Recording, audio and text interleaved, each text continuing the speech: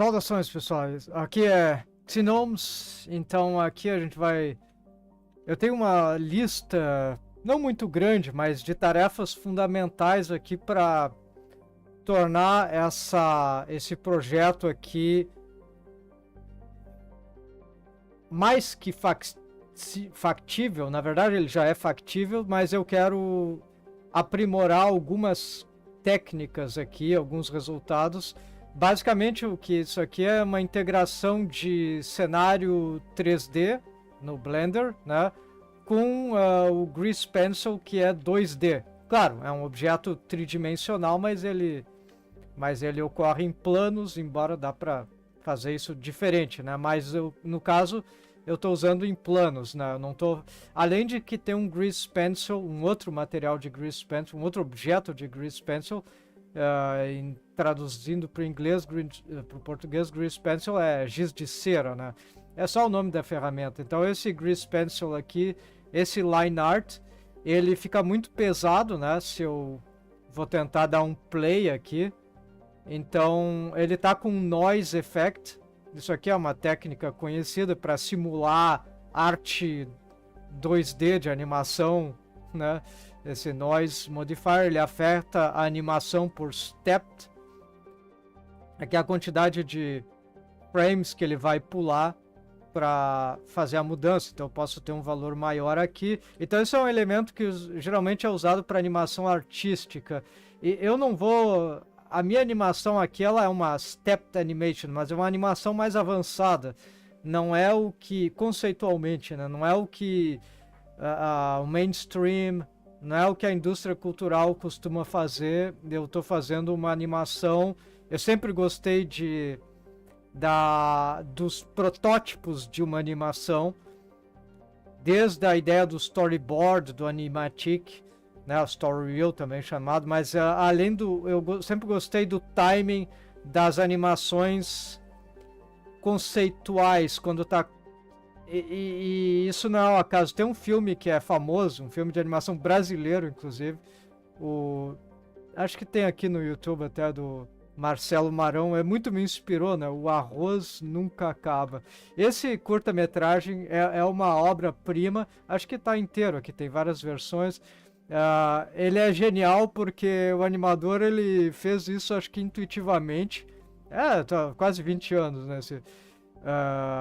E Porta-Curtas da Petrobras, eu acho que foi um financiado.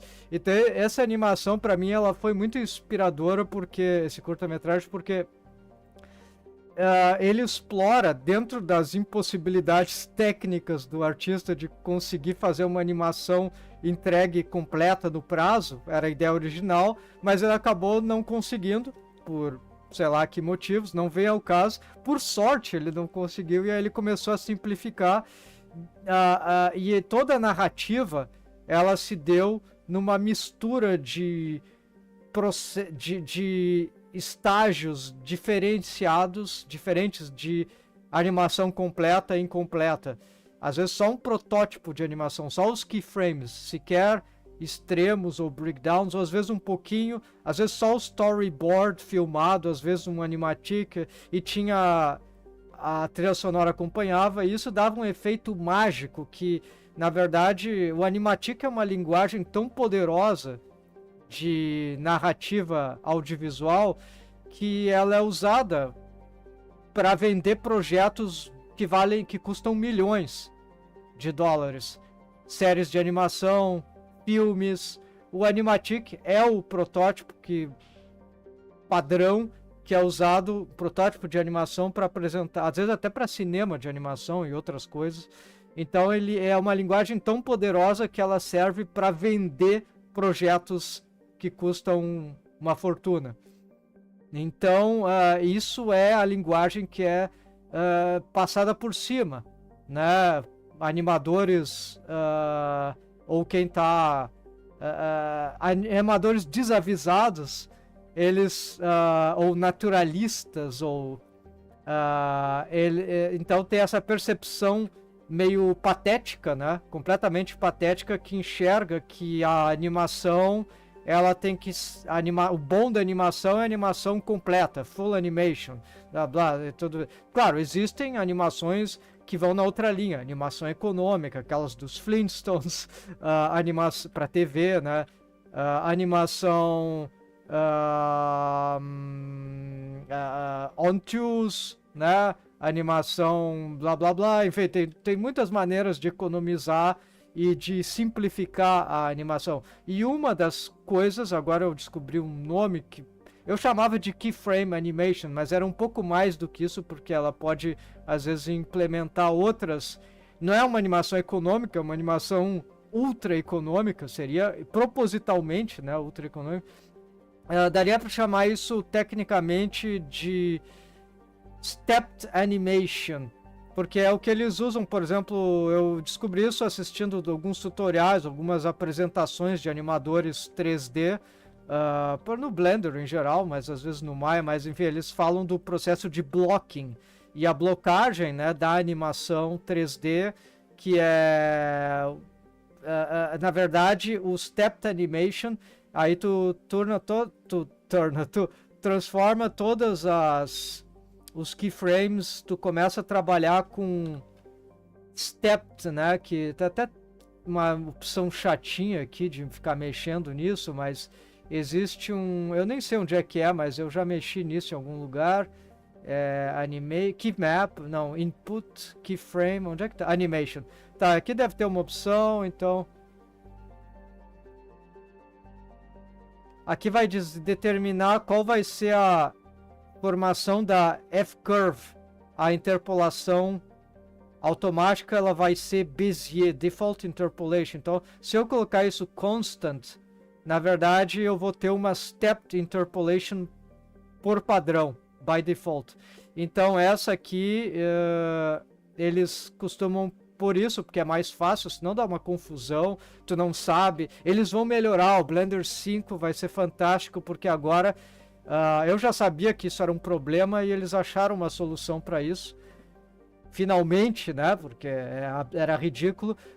Quando tu tem um keyframe, tu não sabe qual é a interpolação dele, mas agora vão ter cores que vão te indicar para cada duplo keyframe, né? Para cada interpolação vai ter uma linha, então não vai ter mais. E essa linha, que nem acontece na. Vamos fazer um exemplo aqui. Se eu inserir um keyframe, se eu tacar um duplicate, aqui tem uma linha. Claro, isso aqui é um grease pencil, então aqui não vai ter essa linha, porque não vai ter interpolação. Ou eu não sei como é que faz interpolação de grease pencil, mas eu não vê o caso. Então vai ter essas linhas coloridas. Eu teria que fazer isso com outro objeto, né? A câmera aqui é mais simples, né?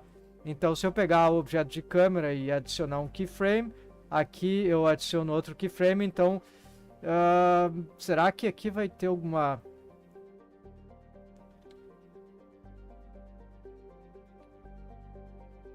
Vamos ver... claro, aqui eu preciso atualizar aqui, então dá pra ver que isso aqui tá errado, né? Isso aqui não te diz nada, só diz que é Bézier, só que isso aqui não é muito útil, né?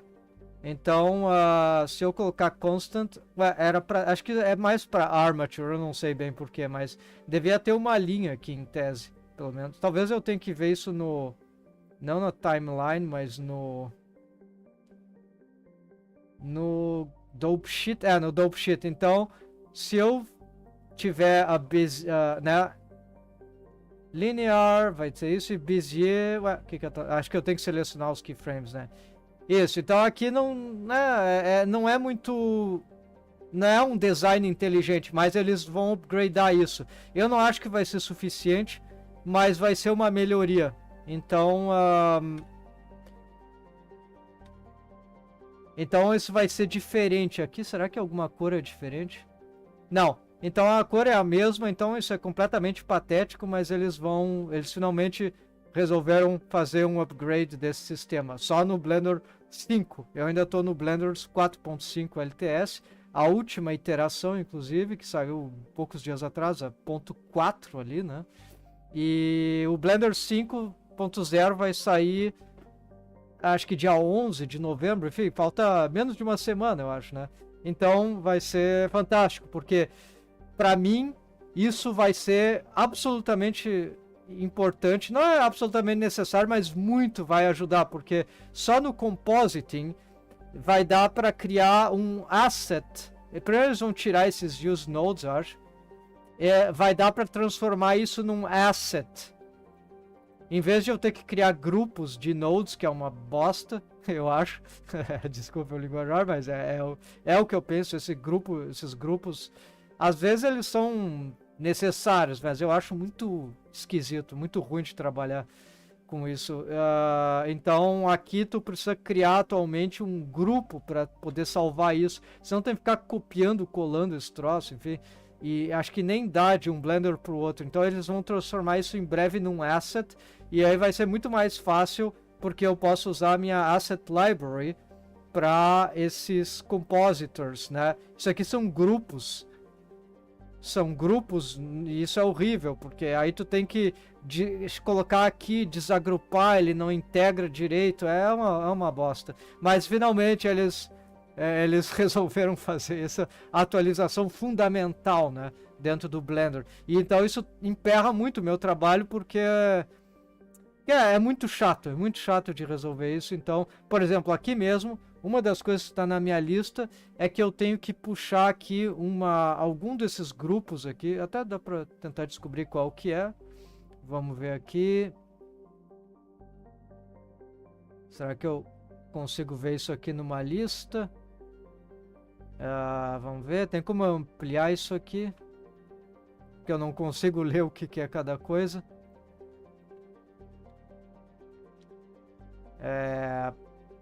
Bom, tá, vamos ver. Então, aqui eu tenho esse Manga Compositor Node. Não, isso aqui não importa. Serve para uma estética grayscale, né? Será que o som da trilha sonora não está muito alto? Ok, esse aqui, Dual Compositing, sim, pode ser esse aqui. O que é esse aqui? Dual Compositing Dorothy. Isso aqui acho que é só para personagem. Dual Compositing Dorothy. Eu não sei qual é a diferença desses dois, vamos ver. Isso aqui tá em Characters. Characters.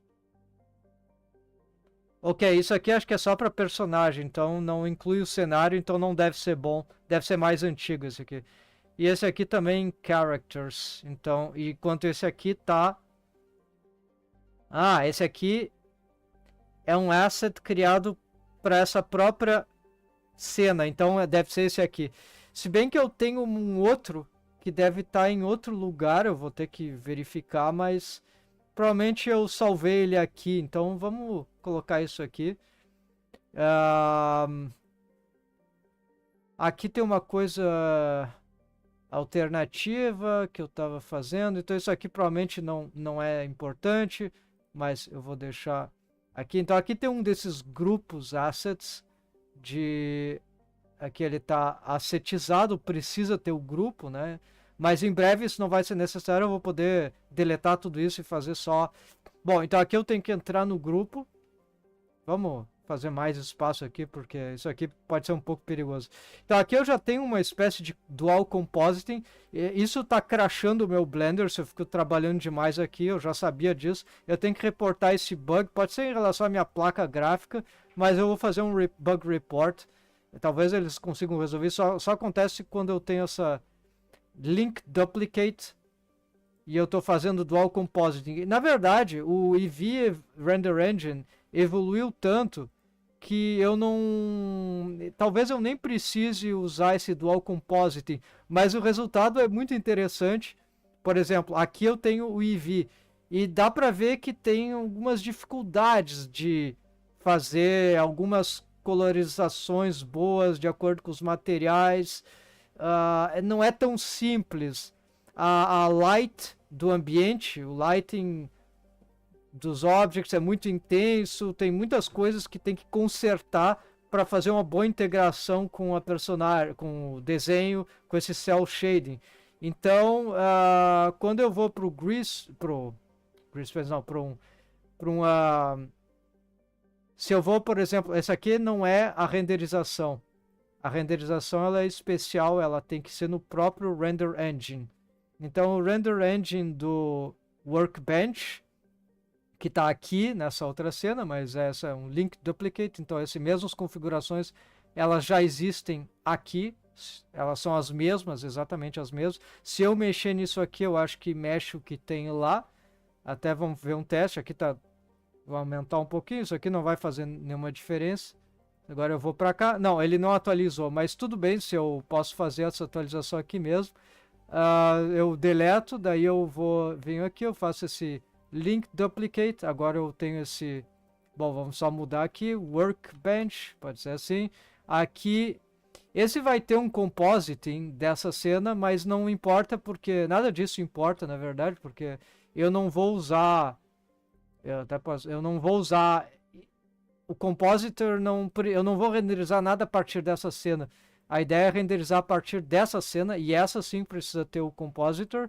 E aqui, se eu for olhar aqui, ele linkou isso aqui. Então, esses dados aqui, eles são tornados independentes, mesmo dentro do link duplicate. Agora, se eu mexer uma coisa aqui, por exemplo, a câmera está aqui, né? Se eu mexer para cá, e eu voltar para outra cena, que está link duplicate, eu mexi aqui. Agora, se dessa aqui eu for voltar para a câmera, eu volto para cá, eu ainda estou na câmera. Porque é a mesma cena, mas algumas coisas são diferentes, como essa aqui, esses render tab, aí esse filme, dá para fazer transparent, mas isso aqui não está funcionando do jeito como...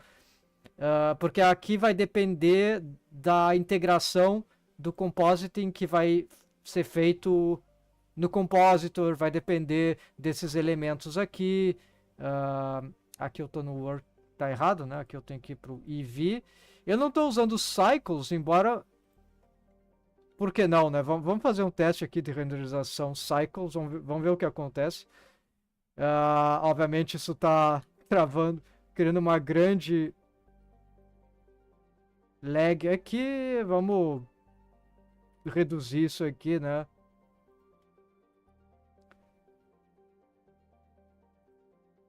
Vamos renderizar com dual compositing de cycles em vez do EV. Só para ver, curiosidade, quem sabe isso... Quanto tempo que isso vai levar? Não sei. Tá aqui, samples. Tá quase concluindo. Ué. Tá. Agora ele tá compondo essa coisa do compositor. Ok. E terminou, é isso? Interessante. Bom, leva muito mais tempo do que o EV, né? Os resultados não estão muito interessantes. Então dá para fazer dual compositing. Ok, vamos renderizar só o EV no dual compositing. Bom, aqui o que está acontecendo é que eu... vamos ver o que está ligado aqui.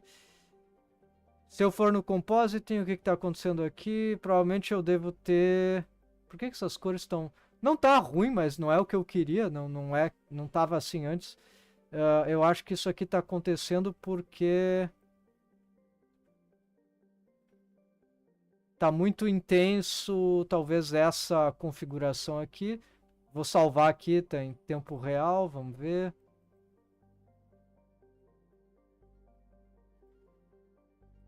Será que é isso aqui? Acho que é essa coisa aqui, né? Tá massacrando as cores, não. Então é mais basal. Provavelmente é isso aqui, então. Não, ainda não é esse aqui. Será que é esse alpha over? Não. É esse aqui, então. Não, claro. É porque, como eu esqueci, né? Tava explicando e eu esqueci o processo. Como eu recriei isso aqui... Eu tenho que reatualizar, senão ele não vai processar. Então eu tenho que atualizar aqui. Ok, vai ser a base. Então os layers, os view layers vão ser os mesmos. Mas eu acho que se eu mexer nos view layers, isso pode dar alguma confusão. Ok, então olha só o que eu estou conseguindo aqui. Eu estou conseguindo aqui... o que eu tenho aqui, isso é só para o Grease Pencil. Aqui eu não consegui separar, né? Porque aqui é só o Grease Pencil.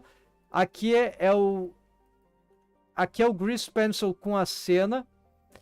Então, na verdade, eu tenho que fazer um overlap disso aqui em cima disso que tá com a cena, então por isso que tem esse... Não achei outro jeito de fazer, o problema é que... o problema é que eu quero ver o trabalho... Peraí. Ah, tá claro, tá claro. Ok, acho que eu tive uma ideia aqui. Então, eu tenho... O que eu posso fazer é o seguinte... Claro, por que que eu não pensei nisso antes, né? Então, o que está acontecendo é que eu tenho dois layers aqui. Eu tenho o base, que é o cenário, mas eu não vou chamar de... Ops, o que que eu fiz aqui? Ok, eu vou chamar isso de scenery. E esse aqui é o Grease Pencil Characters. Então, cars. Ok. Aqui eu vou chamar de 3D Scenery. E aqui eu vou chamar de 2D Cars. GP Cars, ok. Então, o que que tem esse view layer? Não importa o que está aqui, né? Isso aqui vai ser repetido, eu acho, né? O que acontece aqui, dá para fazer isso de várias formas. Então, a maneira que eu tenho que fazer aqui, eu quero isolar o Grease Pencil. Por isso, nesse aqui, eu só vou renderizar uma luz. Uma luz, pode ter outras luzes que vão afetar o Grease Pencil. Então, eu só vou ter essa... Nessa aqui, eu só tenho isso, a boneca aqui em 2D no Grease Pencil. E eu tenho essa luz, porque senão não acontece nada. Agora, importa sim como a luz afeta o Grease Pencil. Então aqui vai ser visto. Embora eu nem precise disso, essa que é a verdade. Porque vai ser renderizado, né? Então, na verdade, eu não preciso de nada disso. Mas, ok, vamos deixar isso aqui para... Quando eu acessar, eu sei do que se trata. É mais fácil enxergar, né? Então, tudo o resto está apagado. É só para o Grease Pencil. E aí eu venho para cá. E aqui o que eu vou fazer... Aqui tem um Grease Pencil de Line Art que não aparece ali. Porque para esse aparecer aqui, ele tem que ter os objetos. Então... acabei de ter uma ideia, peraí. E se eu ligar esse troço aqui, mas eu desconectar tudo isso aqui, desconectar...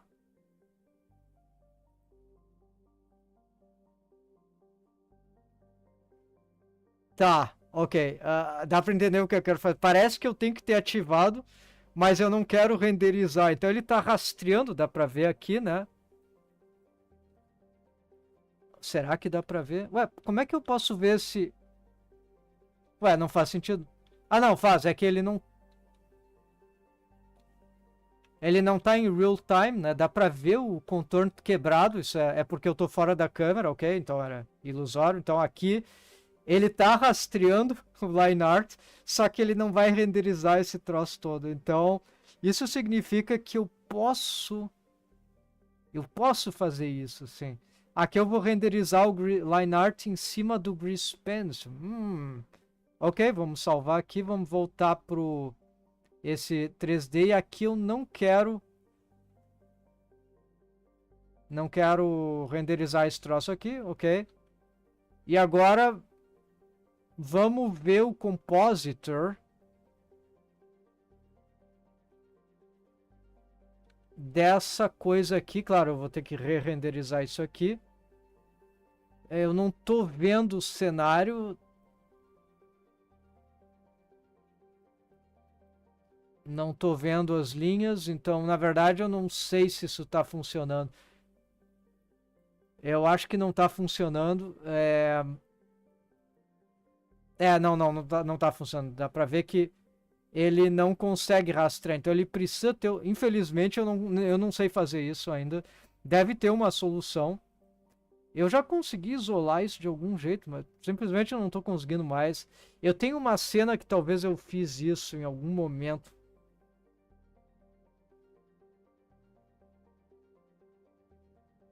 Ah, peraí. Tá aqui.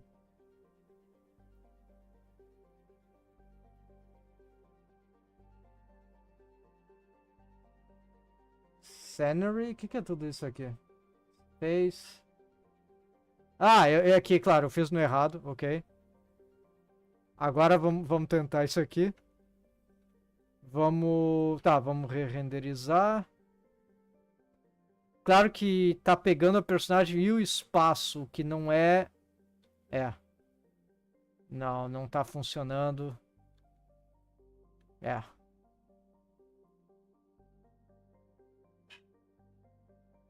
Ah, ele não tá querendo isolar, né?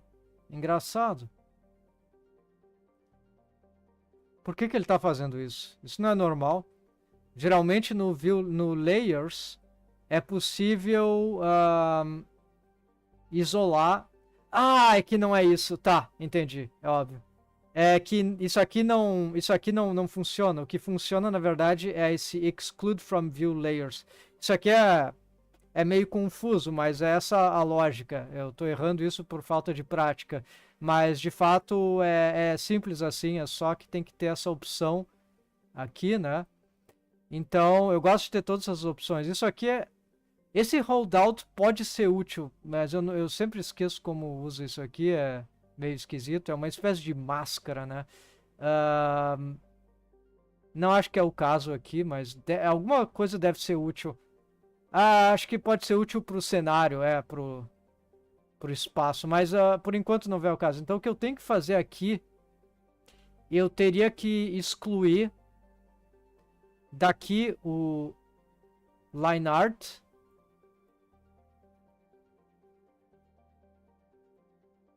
para ele não ser renderizado aqui. E aqui eu teria que validar ele para ele ser renderizado aqui. Mas como é que se faz que o resto não é renderizado? Não faz sentido agora para mim, porque eu teria que... Isso aqui vai omitir as linhas, né? E aqui ele não deveria renderizar o espaço, né? Então aqui... então aqui é o conflito, né? Acho que eu não tenho como fazer isso desse jeito.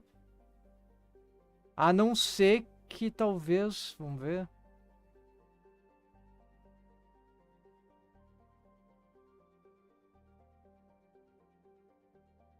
Será que... Isso parece estar desativado, né?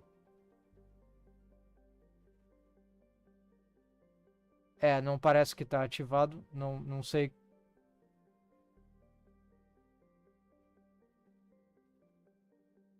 Aqui ele está ativado, ok. Mas... Isso aqui também não deve ser... nota que isso aqui é uma opção que ela é independente. Interessante, né? Justamente para... Mas eu não sei bem como é que isso aqui funcionaria, né? Aqui ele ativou, ok. Ele tá bugado, acho que ele tá levando um tempo para ativar.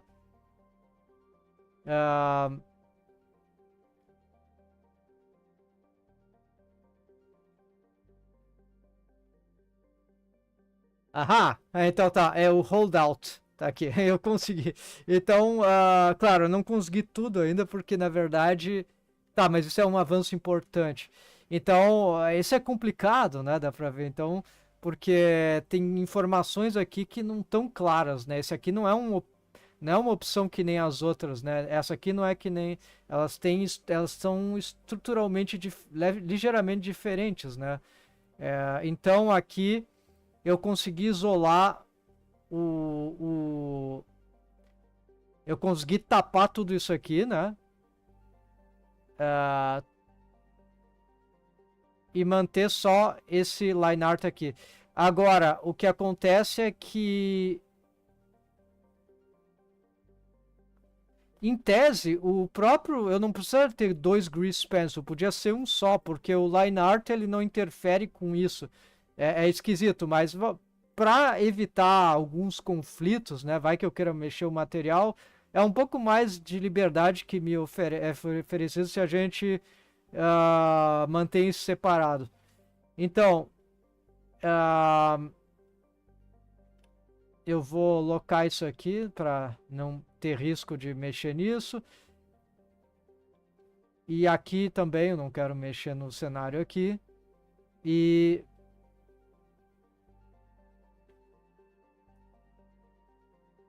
vamos ligar essas câmeras, né? Porque isso aqui não importa. Space, o que tem nesse space aqui já tem uma luz aqui própria do Grease Pencil, mas eu poderia evitar ela e simplesmente ligar isso aqui. O que...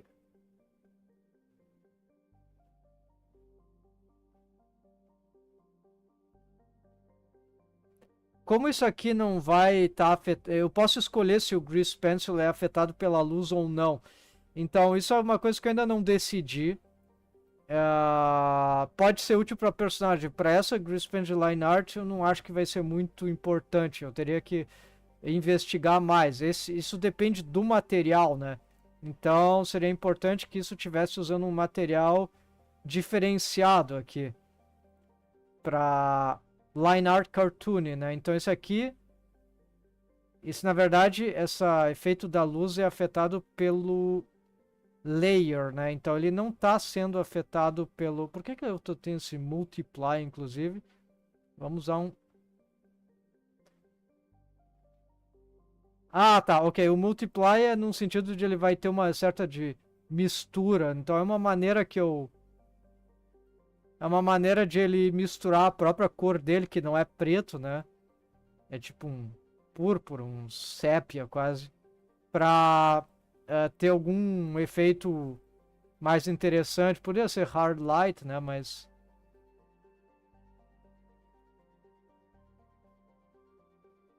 Hard light, por que não, né? Então, não, isso aqui são detalhes, né? Mas não é muito importante. Vou deixar isso aqui. Lights. Vamos deixar lights. Se a gente tiver algum efeito interessante, a gente vai poder...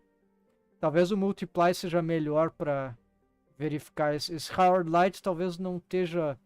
Mas eu prefiro como ele está aparecendo ali, né? Hard light parece que está dando um... Sei lá, um impacto mais parecido com isso. Então vamos deixar hard light aqui. E esse material já está isolado. Esse layer vamos chamar de line art, layer line art scenery, que seja assim. Então modifiers aqui sem ter um line art, dá para mexer na espessura de várias maneiras, né? Lembrando que o depth eu acho que também vai afetar. Então aqui eu ainda estou tentando encontrar qual é o valor adequado para isso. Está muito escuro, né? Nessa visão, mas talvez eu tivesse que aumentar esse sol aqui. Aumentar a exposure dele, porque não? O que está acontecendo no cenário aqui não é muito importante, né? Talvez esse strength 2. Ele tem shadow, talvez esse sol não precise de shadows. Ele atravessa tudo. Então aqui a gente pode realmente... Dá pra ver que esse Grease Pencil não está sendo afetado pela luz, né? Então, strokes, tá. Esse tá... Tudo tá afetado pela luz, ok. Mas não parece que tá sofrendo efeito. Ok. Não importa agora o que a gente vai fazer. Talvez eu queira mudar essa cor desse solid material, né? Porque eu vou apagar isso aqui. Parece que eu...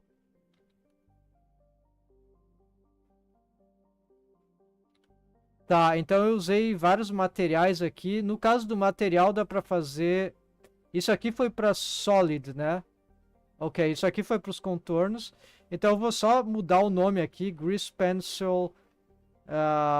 Matte GP, material de Grease Pencil.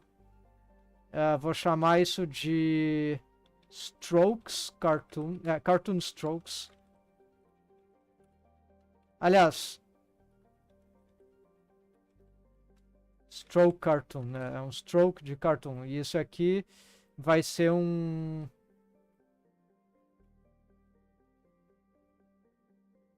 ele tem esses... Tá, stroke. E esse aqui é um fill. O que tem de fill aqui?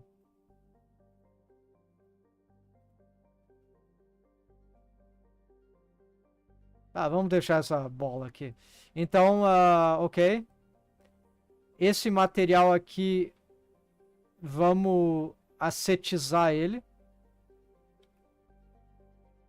Direto dessa cena, sim, por que não? Depois eu vou ter que reorganizar isso, mas... E esse aqui...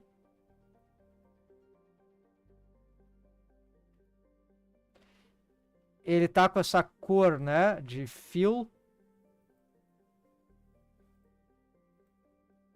E eu vou querer aqui... Acho que aqui não vai fazer não vai fazer diferença no fill, porque o fill justamente é...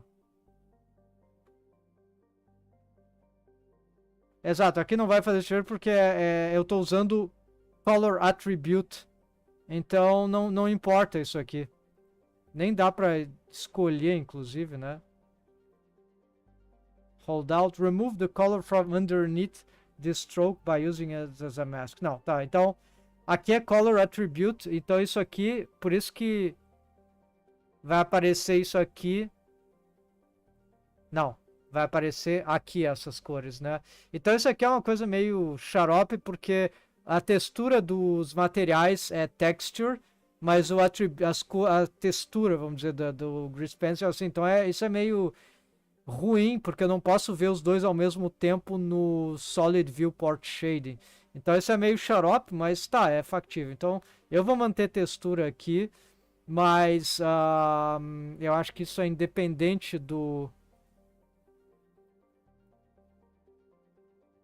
É independente, né? Mas não é independente da cena, né? Não, também até na cena é a mesma coisa, então isso é... Até porque as cenas estão linkadas, né? Ok. Então, aqui não tem muito o que fazer, eu vou ter que olhar isso assim, né? Agora, é claro que eu gostaria de ver... Ué. Ok, eu me perdi aqui, deixa eu ver. Eu tava aqui. Eu não preciso ver nada do que aparece no workbench ali. Eu só preciso trabalhar nessa primeira cena, porque é nessa cena que está o compositor. É a partir dessa cena que eu vou fazer a composição, o compositor nodes, né? Que eu estou trabalhando aqui. Então aqui eu vou pegar... Sim, eu estava organizando os materiais, sim. Então, esse é o material desse Grease Pencil, tem esse material... Ah, sim, isso aqui, né?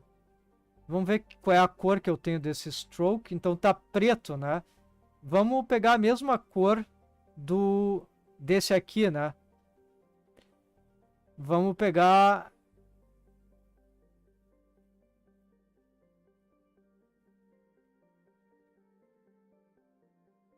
Essa cor aqui, vou até mudar um pouco. Ok, vou pegar... Agora tá mais um sépia, né? E vou copiar essa cor aqui e vou levar para esse aqui. Pronto. Então, isso está acetized, isso está acetized. Por algum motivo eu estou usando isso duas vezes. E aqui ele tem um próprio material que eu vou também mudar o nome. Matte Grease Pencil, para evitar confusão. E Mark as Assets. Já para evitar problemas, aqui a gente vai... para organizar melhor, a gente vai simplesmente puxar a Asset Library aqui.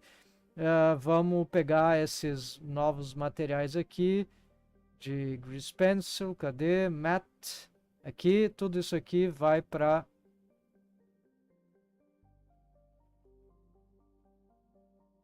esse aqui tá errado ainda.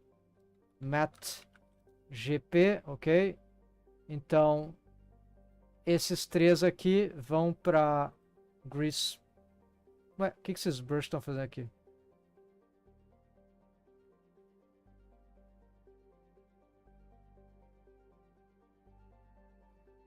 Ok, então vou pegar aqui. Tem que fazer um cleanup nessas coisas. Então aqui a gente vai... Materials. Aqui eu já tenho alguns materiais. Esse aqui era para um outro uma versão anterior, eu não posso zerar isso aqui, apagar, porque isso está numa outra cena. Flat. Isso aqui é um solid fill flat. Eu não sei o que ele... O que é esse material aqui. Vamos ver só, de repente. Não. Criar um novo. Tacar aqui. Isso aqui não vai custar nada. Fazer isso. Então ele é um fill que vai ter um... Ok, qualquer coisa aqui. Ah, pera aí. Isso aqui é um...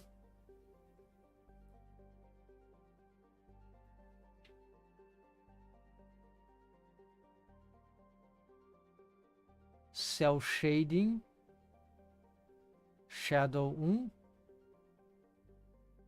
Não, isso independe. Isso aqui eu já tinha. Não, eu tô confundindo. Então isso aqui eu não sei o que é isso aqui. Não vem ao caso. Não parece ser importante. Eu já tenho esses outros aqui que funcionam. Então isso aqui é antigo, depois eu olho. Mas acho que não tem nada de especial. Não é uma brush, né? As brushes elas estão, pelo menos tem uma aqui, mas essa aqui não pertence a... eu não consigo mexer ela daqui. Esse aqui eu consigo? Não consigo. Alguma coisa daqui eu consigo. Current file. Não tem nada unassigned here. Então, não tem nada que eu possa fazer daqui, ok? Então, nada para reorganizar aqui. Isso aqui era de um Grease Pencil de uma abordagem anterior que eu estava tendo, um pouco mais realista do meu estilo, que não estava funcionando para mim. E bom, então aqui eu posso... Vamos ver o que eu posso fazer. Eu tinha mexido nesse sun, né? De qualquer jeito, isso aqui não vai afetar essa renderização de cenário. Ué? Vai? Como é possível? Ok, então isso aqui está afetando o cenário de fato, então isso aqui é perigoso.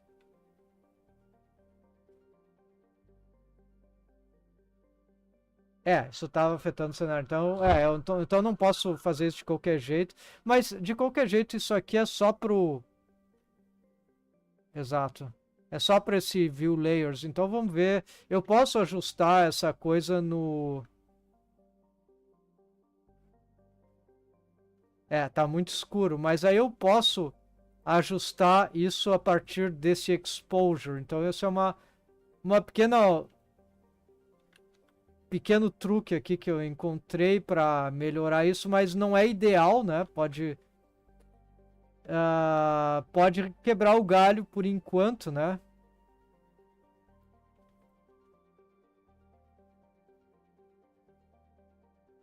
Isso, pode quebrar o galho. Então vamos fazer o seguinte. Eu não quero esse sun aqui. E eu posso manter isso no mesmo coisa? Não sei. Eu vou também assetizar isso aqui.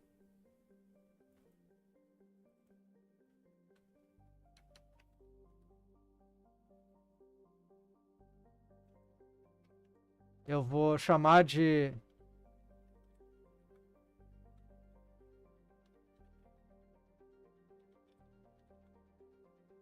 Cartoon Line Art, porque só para diferenciar, isso aqui é a versão cartoon, porque aí quando eu vou... Não, Cartoon Cars. Quando Car 1, né? Porque eu posso ter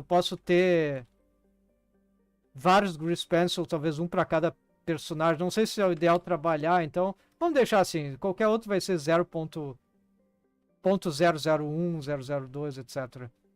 Então, agora sim eu tenho esse aqui. Vou pegar esse Grease Pencil aqui e levar para...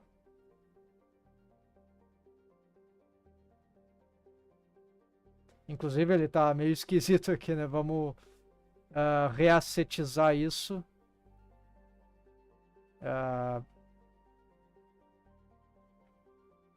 não tá ajudando muito, então não vem ao caso, eu sei o que que ele é, então depois eu ajusto isso. As coisas chatas de manejar, tem opções e isso eles estão melhorando, então isso vai ser uma object, isso aqui é um Grease Pencil Object, então aqui eu tenho isso aqui é antigo, né, isso aqui é o atual, né, cartoon, né, então abordagem cartoon, né, antes de tudo. Então, como eu não tenho esse sol aqui, isso vai ser trabalhado por meio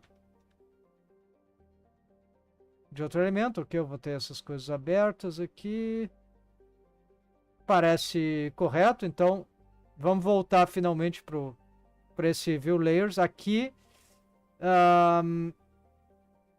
se eu colocar esse troço aqui, o problema é que ele vai estar ativando isso, né? Eu acho, né? Ele vai estar renderizando 2 vezes isso aqui, o que não é legal, né? Então, pode causar algum problema. Inclusive aqui eu acho que eu não sei o que eu fiz, mas vamos tentar. Tá, eu vou tirar isso aqui.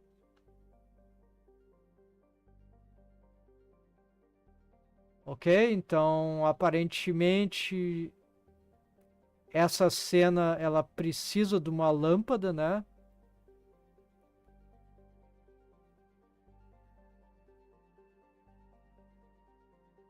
Se eu usar essa luminosidade global, será que ele vai afetar 2 vezes a mesma luz? Não, acho que não. Vai afetar a luz no objeto, né? Exato. Então, por que está... por causa do exposure, é claro, essas luzes são mais fortes, né?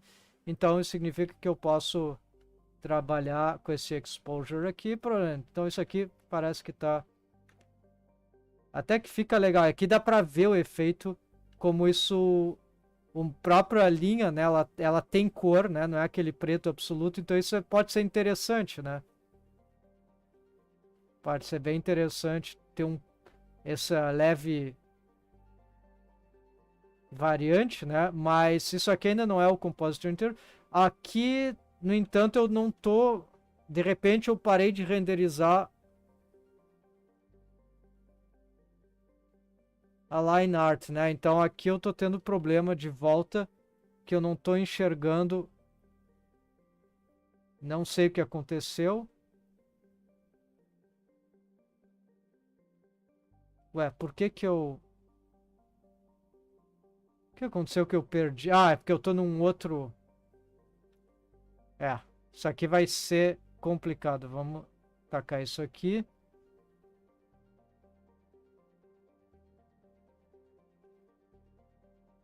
Por que que ele parou de rastrear?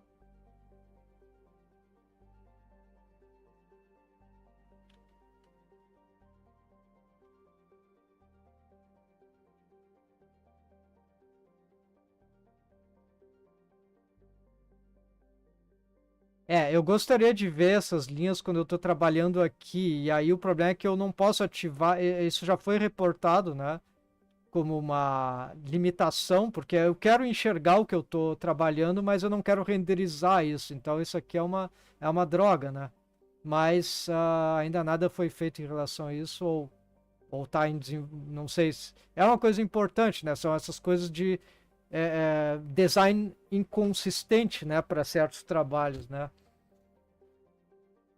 Bom, isso aqui não deve ter nada a ver com o fato de... vamos testar isso aqui.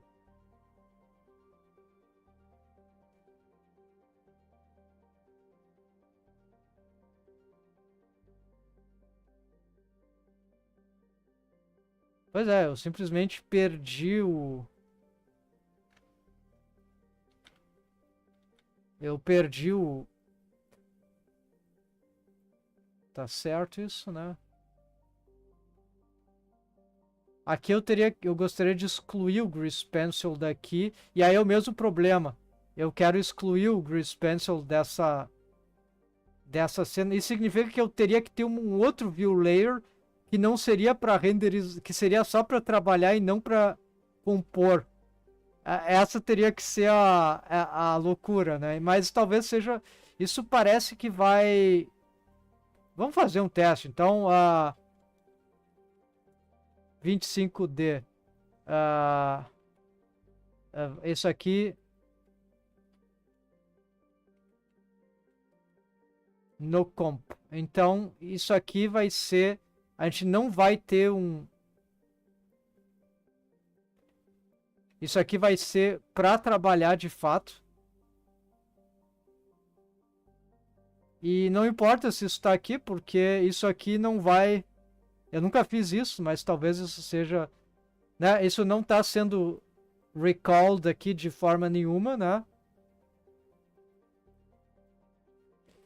Isso significa que se eu voltar no 3D Scenery aqui, eu posso tirar esse daqui. Eu não quero isso aqui. O cenário eu quero esse Grease Pencil. Vamos até mexer nessa cor de volta aqui.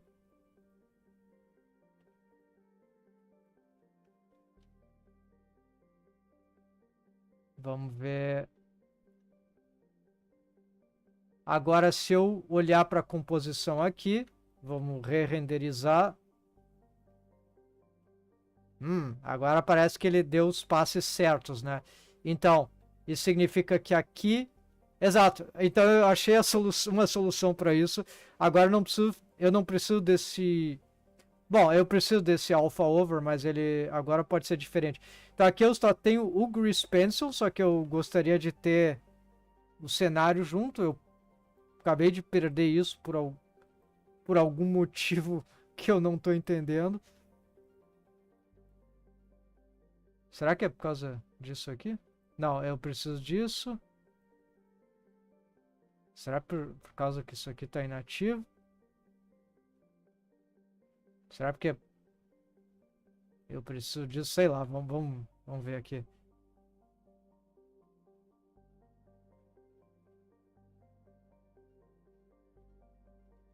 E nada feito. Eu não consigo fazer com que esse line art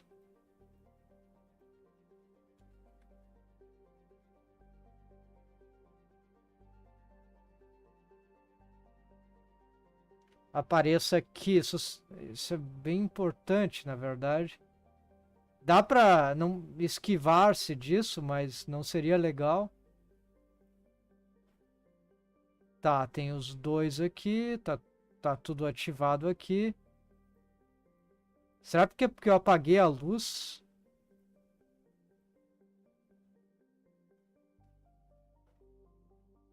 Tá, vamos... Não, eu acho que não tem nada a ver, né? Mas... Vamos adicionar uma luz aqui, não importa.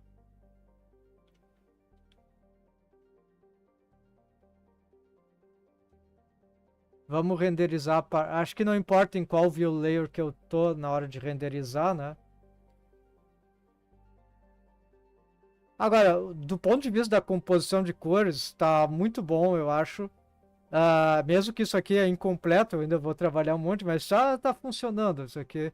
Eu tenho sistemas mais avançados do que eu tenho, mas como eu fiz isso várias e várias vezes, né? Eu até estou gostando dessa, sabe, a maneira como essa textura aqui ela está estourando, né? E no pixel, né? E aí isso está funcionando. Tem um pouco de... Isso aqui é um efeito de final de Diamond Sharp, né? Que vai criar algumas linhas aqui, meio que ajuda a integrar até mesmo texturas. Eu descobri isso recentemente, é bem sutil, mas isso ajuda. Se eu aumentasse esse Diamond Sharp, ele ia tornar mais nítido até mesmo essas linhas aqui, e aí isso dá um efeito ainda mais gráfico, menos pictórico e mais gráfico, e aí integra ainda melhor. Só que assim, mesmo que essa ainda esteja meio detalhado demais, né? Não tá deixando de compor legal com isso, porque todas as cores aqui, as tonalidades, elas foram meio que diluídas dentro de um baldão de tinta que eu quero dizer, um traço meio além disso, essas coisas aqui, né? Então, na verdade, eu tô recompondo um constant com eu tô recompondo isso aqui em cima disso aqui, né? E aí eu consigo ter isso é uma técnica que eu descobri que dá para fazer para estilos gráficos, e aí e aqui tá o Diamond Sharp, né? Se eu aumentar isso aqui, dá para ver onde é que isso vai levar, mas geralmente não precisa de muito disso, começa a ficar... aqui o efeito não tá rendendo tanto, mas dá para ver onde é que isso vai levar, né? Talvez dê para ver algumas coisas... Não, nessa renderização isso não está ajudando muito, mas... Ok, vamos deixar mais ou menos por aqui, que aqui está mais que suficiente. Então...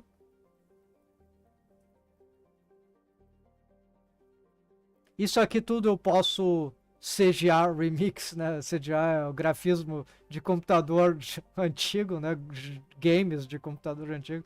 Mas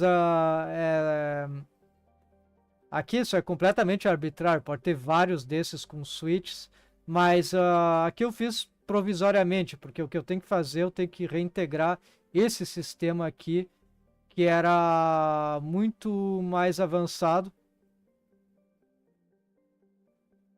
para certas coisas. Isso, embora ele não tenha o Grease Pencil, então isso aqui eu tenho que...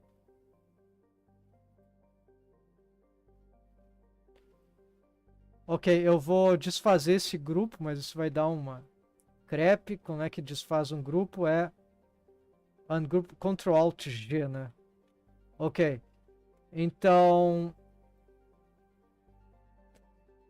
eu nem tenho Ambient Occlusion, né? Então vamos trazer o Ambient Occlusion aqui, que perdeu a base, né?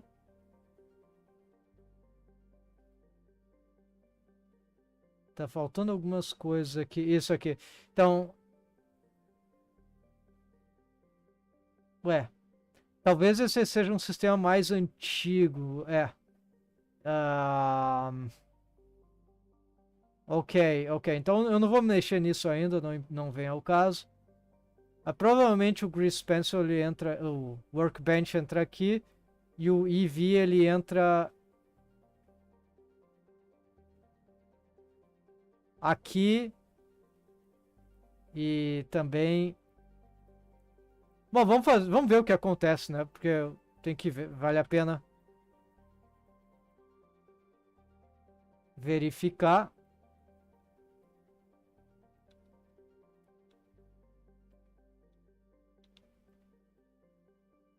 Então, exceto que eu vou precisar desse coisa aqui, né?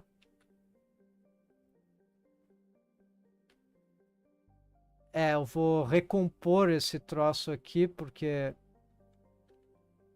senão eu não vou ter o...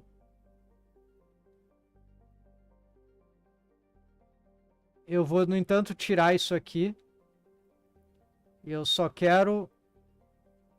Engraçado é que aqui não tem Grease Pencil, né?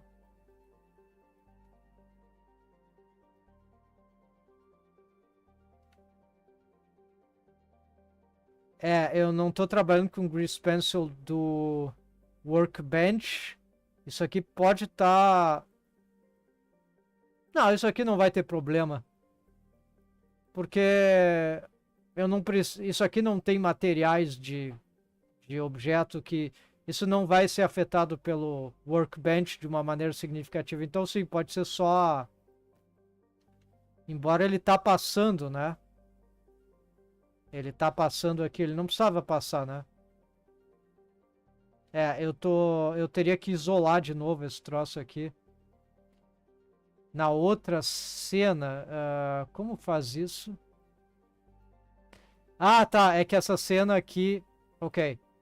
Eu já sei o que eu tenho que fazer. Então, basicamente, eu vou resetar isso aqui. Eu vou criar de novo, porque eu tinha construído esses novos view layers, né?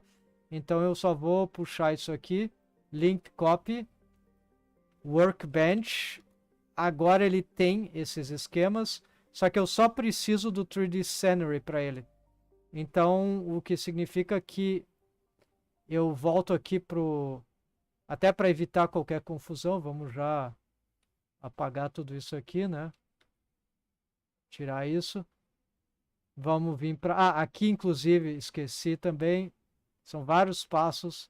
Tá, é esse aqui e é só isso que preciso aqui. Daí eu venho para cá.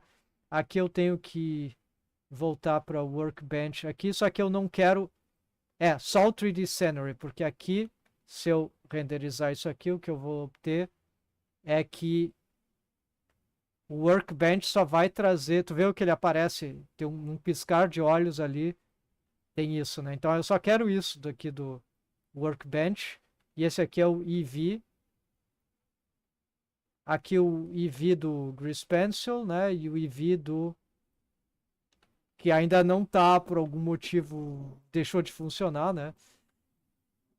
Aqui a soundtrack parou, vamos voltar.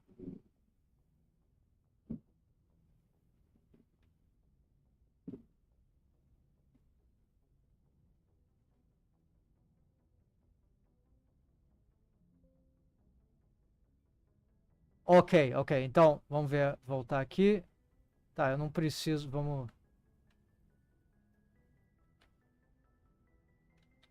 Opa, só quero mudar isso aqui de lugar.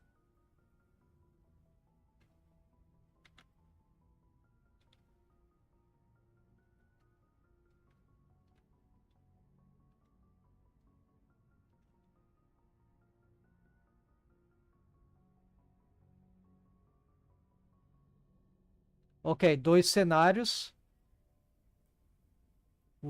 EV Workbench, eu tenho que trabalhar os materiais, né? Tornar eles mais...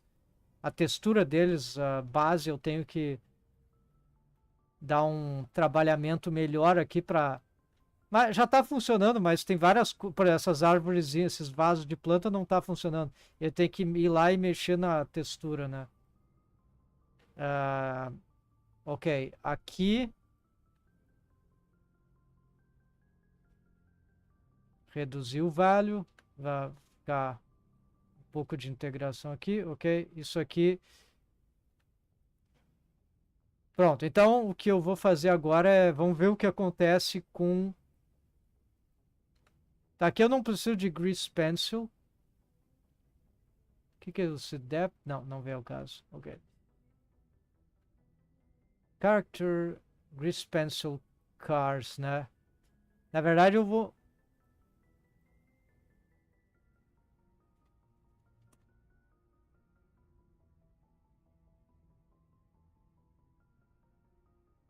Isso aqui pode dar algum creep, né? Talvez eu tenha que dar um refresh, mas no momento eu acho que isso não é um problema. Vamos voltar para a renderização.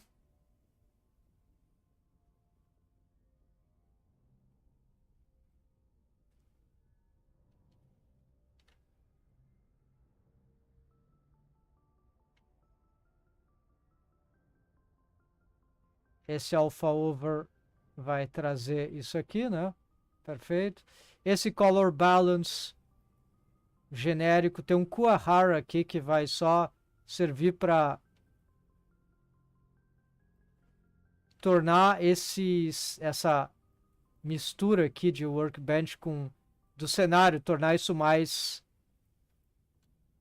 Não é tão forte, né? Mas dá pra ver, ele vai dar uma... Ok, então aqui eu pego isso, ok. E que seja, ok. Então aqui a gente já tem... Passou por todas essas coisas, ok. Talvez aqui esteja um pouco... Screen tá muito forte, talvez.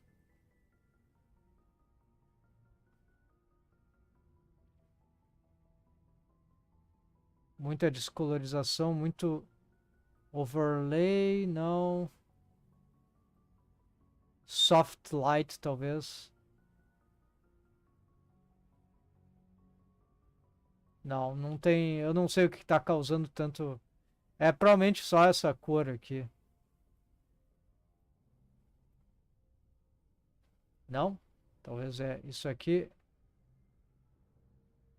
É, pode ser isso aqui que tá. Enfim, é um pouco de tudo, né? Então, provavelmente esse aqui que tá também desbalanceando, mas não vem ao caso. Bom, vamos testar agora esse outro sistema, vai ser bem diferente, eu nem lembro, nem sei exatamente qual que é, mas ok, eu copiei isso aqui, mas eu vou copiar de novo, porque eu fiz alguns ajustes. Vamos dar um Ctrl C, Ctrl V, porque isso aqui vai me permitir reintegrar essas coisas aqui, né? Então, Workbench vem para... Ah, faltou isso aqui também, não?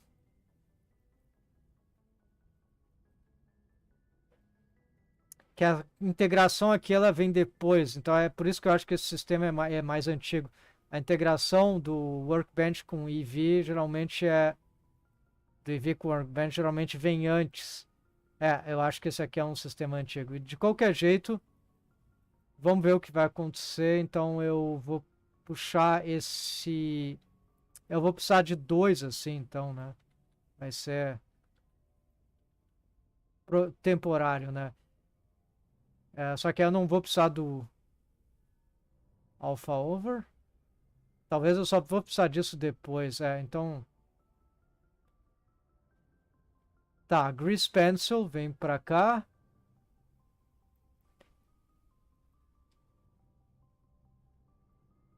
E vamos tirar isso aqui. Vamos levar esse IV para cá, ok? E aí vamos conectar isso aqui aqui. Aqui eu tenho switches, né? Exato. Vamos levar também aqui, isso aqui é o IV, então vamos puxar o IV pro IV do cenário.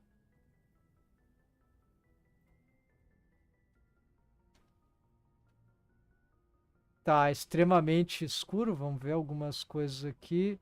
Ah, porque isso aqui mudou provavelmente? Não. Ok, o que que tá vendo aqui?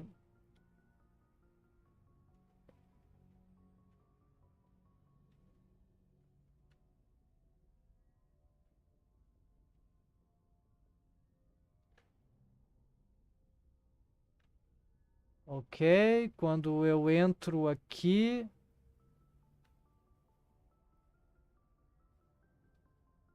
Tá, provavelmente... Ah, é que tem esses gama aqui, né? Isso aqui é...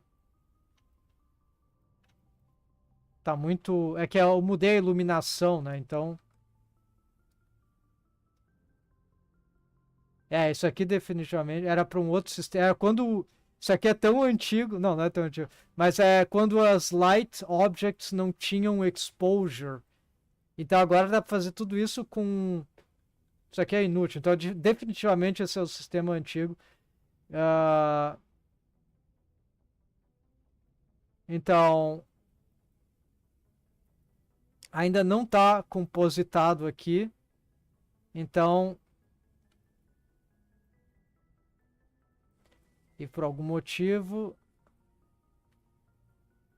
essa curva aqui que está... esse aqui está massacrando o...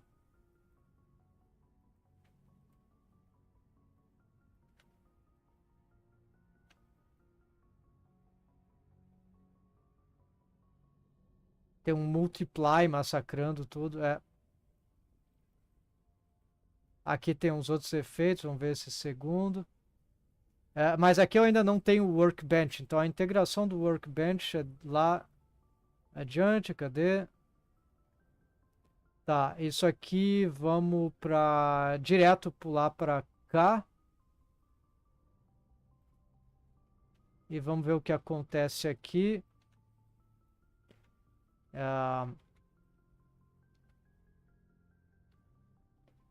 Aqui tem as estrelas, né? Antes das estrelas não tem as estrelas, e aqui tem as estrelas. Então esse setup aqui interessa, né? Glare, dá pra... Mas isso já existe num outro setup, então tem um add aqui, eu vou só... Isso tá puxando lá do EV, do cenário EV. Então eu vou só copiar isso, porque no final das contas o que eu vou acabar fazendo vai ser criar um novo, né? Mas com os melhores elementos de cada coisa. Aqui eu tô com os pedaços de tudo. Então, se eu pegar isso aqui...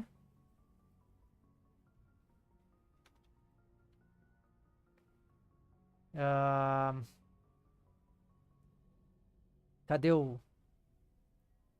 esse aqui? Ok, vamos ver, tentar compositar isso aqui. Hey, you remember me? Sorry, I haven't seen Whip's trick. Yes, welcome back. Hope I wasn't too late in answering. I remember the avatar, maybe. Sorry, yeah, but a long time I wasn't streaming regularly, but welcome back. How are you? Yes, I'm fine. After a lot of struggles, artistic, technical struggles, and some other life struggles as well. Now I'm fine. I'm fine. Thanks. How about you? Hope you're doing well. So I'm sorry I haven't been online lately because lots of change, right? So we are compositing right now. Exactly. So this is, I'm compositing a 2.5D approach. That means that is this kind of technique where we use in Blender in this case grease pencil for characters and maybe other stuff, grease pencil for automatic line arts for stuff in the scenery, maybe some props, but for me I want to keep it simple, so characters, grease pencil drawing, right? And then scenery with a grease pencil line art object. So 2 grease pencil objects, and then of course all the 3D scenery, and so this is the compositor that I'm compositing this kind of stuff, right? And it's kind of complicated, but I found the most complicated, to be fair, the most challenging part is not technical. It's just being comfortable, at least from my experience, right? For me, the most challenging thing in all this process was not learning all the techniques in Blender or no, it was getting comfortable to draw on a cartoon style in green pencil, in digital medium with Wacom tablet, graphic palette, right? And doing this in this integrated form. So it's very, very tricky. It took me a while to figure out. I had to change the way I draw somehow. I had to do big research into... Didn't took a long time, but yeah, overall it took a long time. I had to made up my mind about how I draw. So I had to simplify my drawing so that I could be comfortable. So I had to cartoonize my drawing so that I would be comfortable drawing in a graphic palette. I would be comfortable drawing my style, but in a cartoonified version of it. So I had to simplify everything, right? It was a big change, and that is what allowed me to keep digging into this direction. If I try to keep drawing the way I used to draw, even this style, so but not the cartoonized version, it will be very, very difficult. So this was it was an artistic challenge. Then once I was able to, so this cartoon approach is so easy for me to draw. It's so natural and spontaneous that I don't even sketch to draw this. I can draw this literally without sketching. The sketch is the drawing. yeah, you can make some. So it's very now. I just have to readapt how I draw this for like every single of the characters. I need to create their cartoonistic approach with their clothing, their color palettes, and all that. So this is the big now that I know that I can draw these characters on my style on this cartoon approach. So now I'm not I'm not anymore anime artist stuff. No, I'm a cartoonist artist. So now I can. And this was the biggest challenge here for this 2.5D, because I needed to find something that would render all these things approachable and not unbearable, because it's very, very complicated to do all this. So, yeah, sure, have a question. Sure, go on. Any question about you have about this artistic stuff? Feel free to just I'm be right back. Just as you read, let me just add some. Yeah, just 1 minute. I need to. I'll be right back.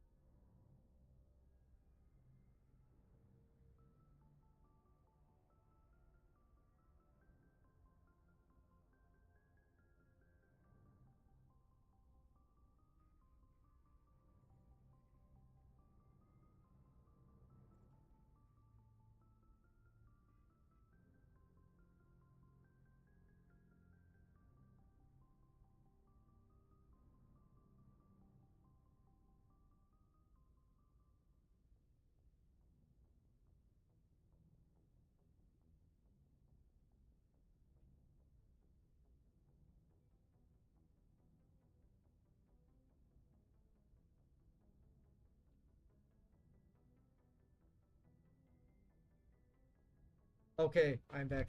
Let's see. Let's take off this note. Okay, let's see. So can I follow your playlist to learn rigging?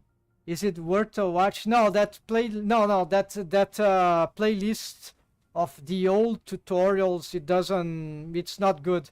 Maybe to learn rigging in Blender nowadays, it's very important that you know what you want to do in rigging. For example, myself, I've been learning from internet, but like in 3 months of learning from YouTube, I was able to start getting in touch. Maybe let's say 5 months to start to get comfortable without a course, right? So you need to focus on the rigging. Is super hard because it's super complicated and it's a rabbit hole. So you know, it's even after years doing that, or just like your character rig. Yeah. So let me see if I have. Let's check something.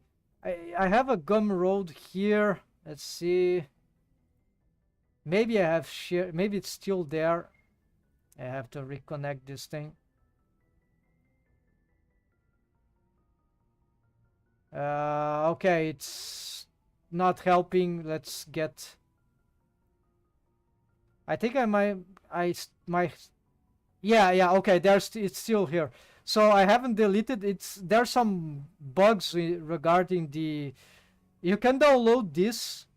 This is a rig that I've done. It's a lot of problems. It's not completed, but it's a custom rig. I have made it available. You can check a lot of stuff there. It's I think it's just the armature object, but it has a lot of automations and setups. You can check this. I think here what's going wrong is the custom properties, they weren't exported properly. I was about to delete it because of the bugs, but for everything else, yeah, be aware there might be some bugs, but you can essentially there are a lot of structures there that works, and so you can download this and you can look. This Gumroad page is it's in my channel, so maybe sometimes if you look at other rigs, maybe if you don't know how, even if you don't know how to reproduce them, if you analyze the rigs, you better use this with Bone Manager extension, which is free, right? Just get the extension, so there you can see the bone layers in a more appropriated way, right? Like get extensions, Bone Manager. So yeah, this one. So then you can then you have to validate it here as well. Yeah. And then you can, why don't you make a rigging tutorial for custom character? Yeah, because I'm not doing tutorials for a long time. It's too hard to make tutorials for me, right? And actually that could be a good idea to make a refresh tutorial like for a custom rig. It's because the custom rig, it takes a lot of parts, so everything in the rig of a 3D character, depending on the features that we want, and there are a lot of features that we might want, everything is a niche thing.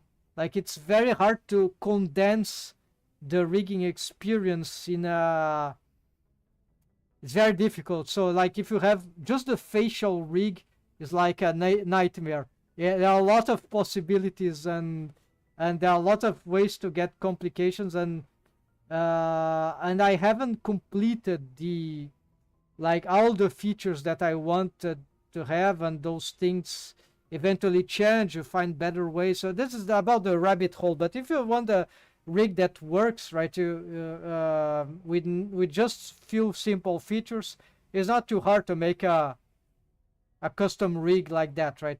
But then this is not optimal, right? It just works, but it doesn't have a lot of features. So I could make a tutorial like that, but it would be very limited. So for me, it's like,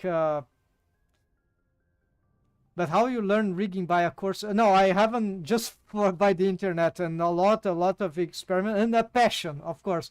I just spent a lot of time learning rigging because in Blender, because I fell in love with the experience. But that was a rabbit hole. So at some point I found so many problems in the Neolithic age of rigging, 3D rigging, and even 3D animation, because you rig, what is the rigging for? Is it for 3D animation? Usually it's for 3D animation, but sometimes, let me give a concrete example.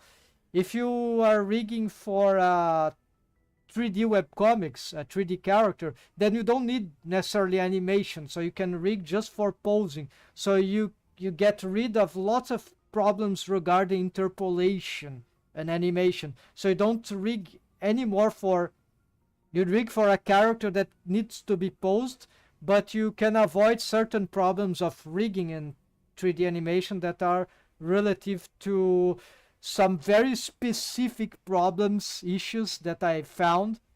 I thought 3D animation was good. It's horrible. It's yeah, self-taught, but of course with the help of all the tutorials and documentations and contents out there. So of course not self-taught, just a lot of research. It took me years to let's say, to master that to a certain degree, and I didn't specialize in a lot of because, like, I would say there are two big things in rigging.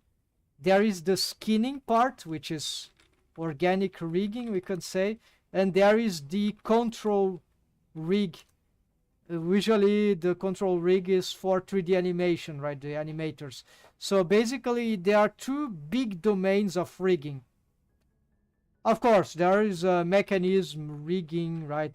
Machines and mechanisms in general, which are at the same time important for skinning and for the mechanism of the body skinning, and you need the mechanism rigging for this, right? You need to, and also for the control rig, because you need to devise mechanisms that will operate in. Let me give you maybe some.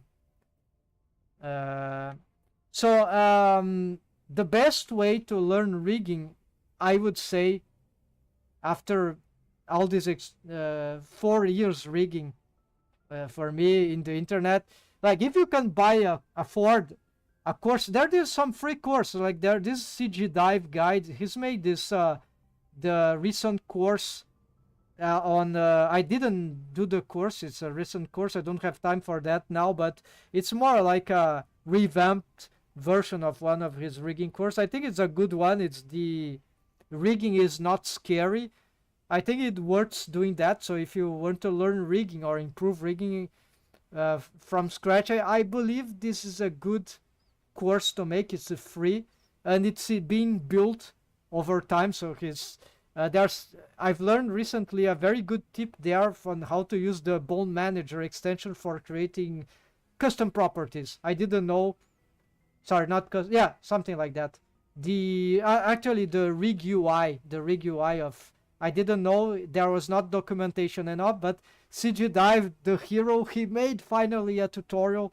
It was in one of his videos in that recent course he has made. So he filled the gap in documentation for the community, and that solved a big problem of Bone Manager and this rig UI stuff. You know, those panels that you devise, there are various ways to do this. You can do this directly with Python scripting. It's not too hard, but it's complicated if in the beginning. I know CG Dive, he has a playlist about, yeah, so many playlists, right? But the last playlist he has made is the one of the, but myself, yeah, I recommend you to look at that. But in my tutorials case, you can look at the most recent tutorials. If I have any recent tutorial, like there was, I remember I've made one about, maybe the last one, that about bendy bones, structures, mechanisms. So for a spine example or tongue example, something like this, I think this is a good tutorial. But like if you want to use bendy bones for something, maybe if you follow that tutorial, you get some good insight. It's not the best stuff, but it's some good stuff. Rigging is like, the problem of rigging in Blender is that everything is too niche.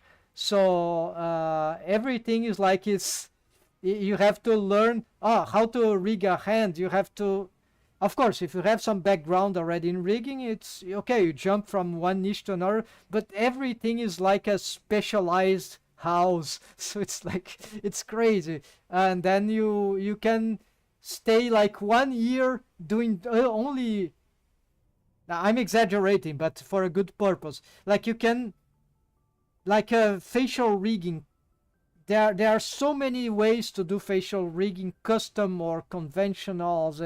It's like, it's crazy. You could spend like years just to learn the best techniques or different approach to facial rigging, and you might never get actually good at it. You can get good at it, but it's very hard, especially if you're trying to do very, very expressive rigging techniques. And nowadays there's the geometry nodes things, and I don't touch that too much because for me it's overwhelmed. So I got so much overwhelmed by rigging or 3D characters because I thought that I wasn't going in a good direction. I was, but at the same time I figure out that, yeah, the it's not me that I'm not good enough in rigging, or it's just that the techniques that we are offered, the technologies of rigging, they are horrible.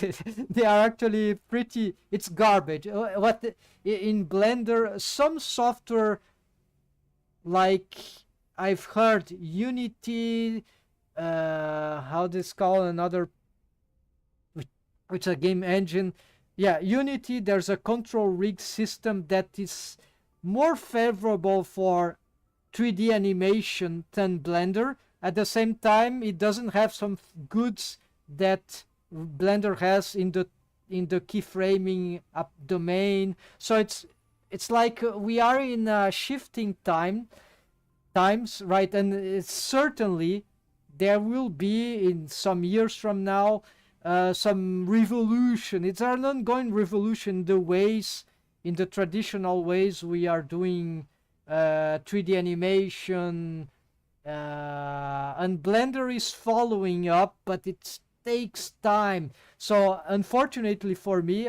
when I try to learn rigging, 3D rigging and 3D animation, it was in this moment that the systems are very, very crude. I thought that animation, 3D animation, was good. Now I understand it's very, very bad. Like it's much worse than I thought. And then the problem is that you rig for 3D animation. If you rig for 3D animation, you need to devise rigs that will solve problems which are Stone Age problems. So it's like a cyclic thing. And so this is what led me to the point that, well, I know how to draw characters. If I can just adapt my style to this grease pencil. You see, now I don't rig anymore. I don't animate it anymore because for my artistic project, this is more personal, but I don't need to do... I'm not rigging anymore because I don't want to waste my time with these garbage technologies. Maybe in the future they make this better. If I get paid, of course I rig, of course I do 3D animation, but for my artistic projects now I prefer to draw, and I just want to spend my time with something that is more valuable to me. So, but rigging, like, it's like the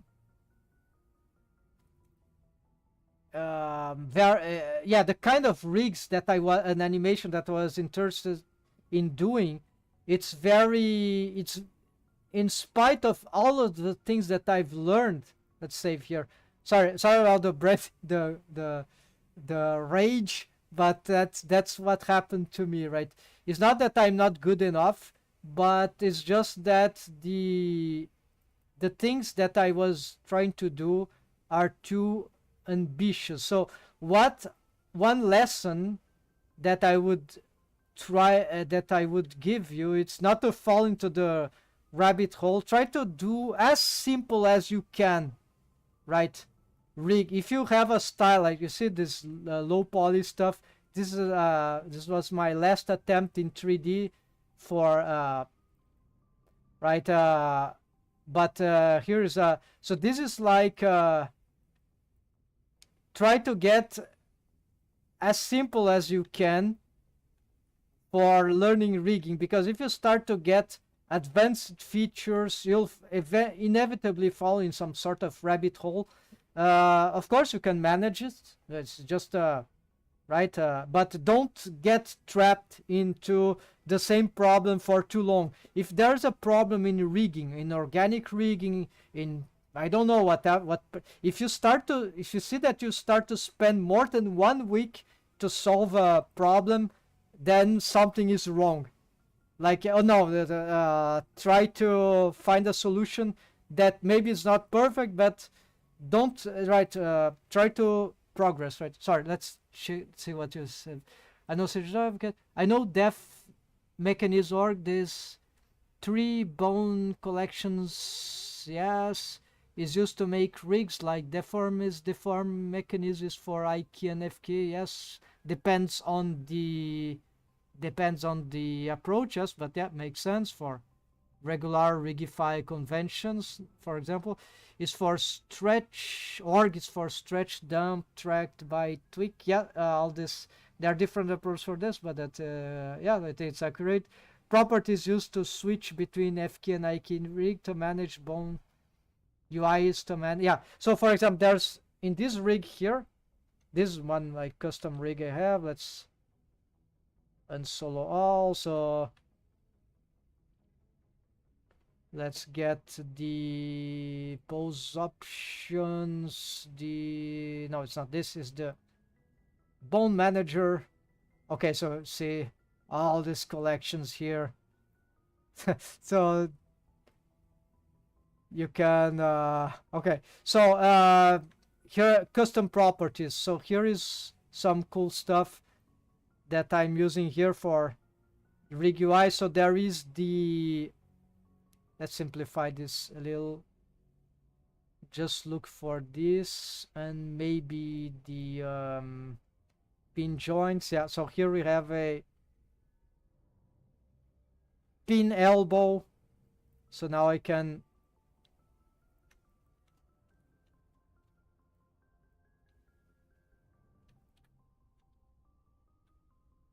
see I can manipulate the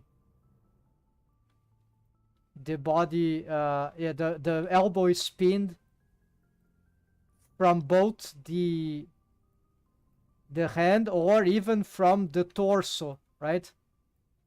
That is very important. So, but I hate the custom properties. One of the reasons that kind of break my,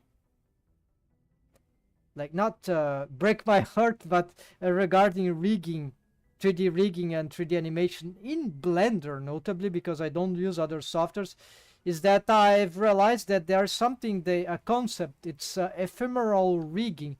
Maybe you'd ephemeral explanation. Okay, so this is very interesting.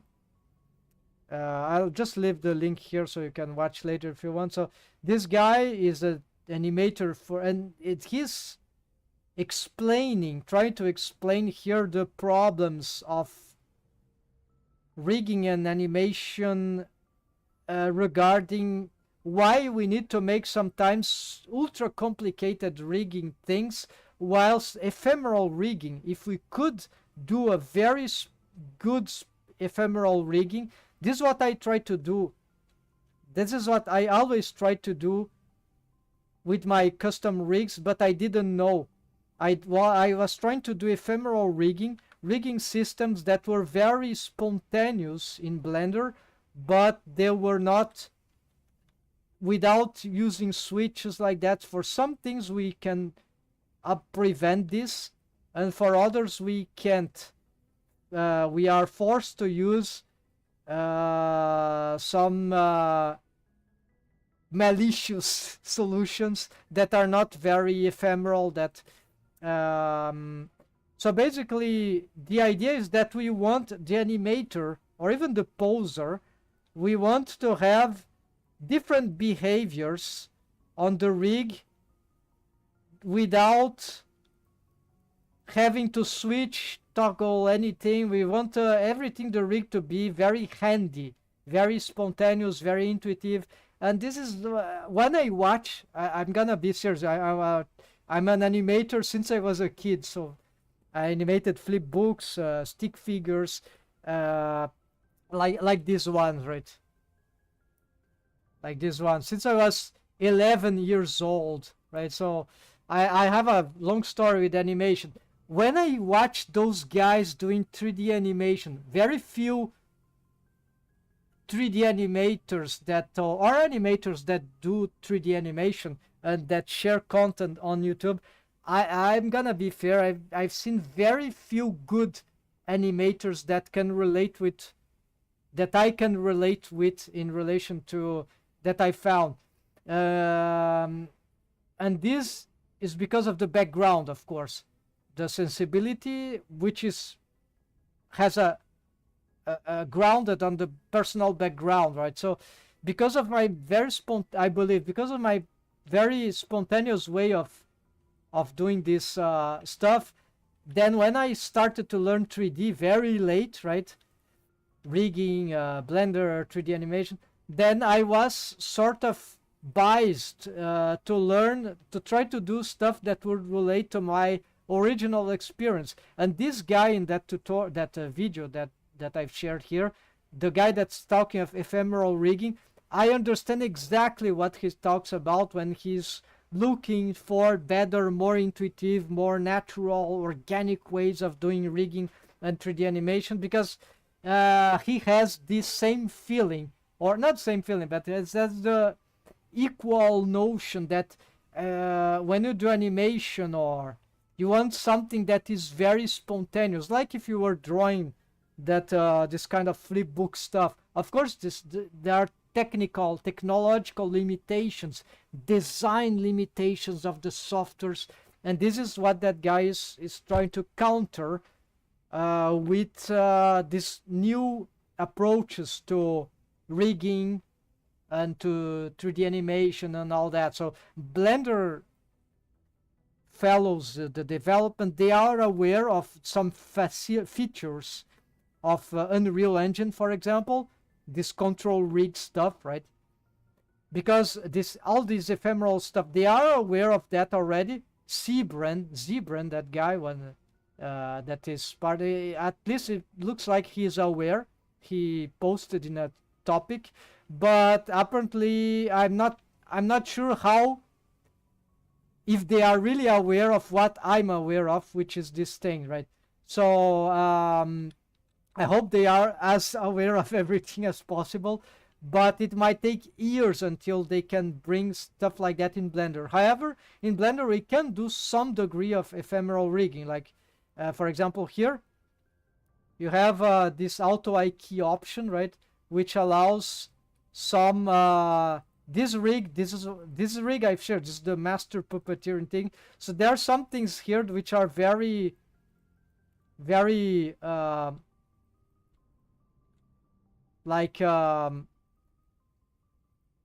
can do this, like you can do this in Rigify, you can't do this in Rigify. There's a glitch there I've reported, but it's just a glitch.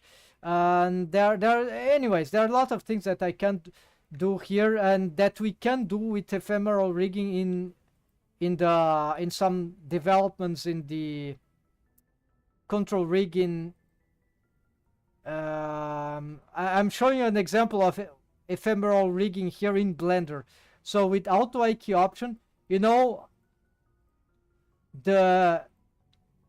look at this. So I can control this like this, right? And I can pin at least the tail of the fingers just with a single control here. So it's not pinning, or it's not pinning. Now I grab this one, it's spinning. Yeah, it's not pinning great because there are some offsetting, but this is just because of the organic rig here is a little problem. But I cannot pin the joints. This we can do in Cascadeur and in Unreal control rig, I believe. So this will need a structure like this. So Blender is incapable to handle this kind of problem. So but at least I can easily, I don't need to switch anything, I just have to use a different controller to pin this joint. So this is an example of, so changing the control rig behavior by some options, some stuff here. In the case what I'm using is it's called a auto key option. So this is what allows me to do the pinning, right? Because I have a special structure here that is totally non-orthodox, which allows me to, so here I have discovered after a while, and this is completely non-orthodox. And of course this is also non-orthodox. You grab this and this and you have this behavior. See, I can grab the shoulder, only the shoulder. Yes, I can include the shoulder into the, there's a little problem there that anyways,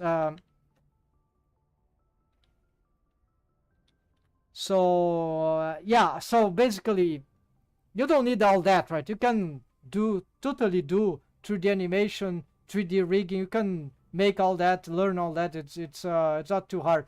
But you need to find the good, what you want to do, right? It's very important. And if you can, try to use this in most simple characters as possible, right? Not this character is not that simple, right? So it's like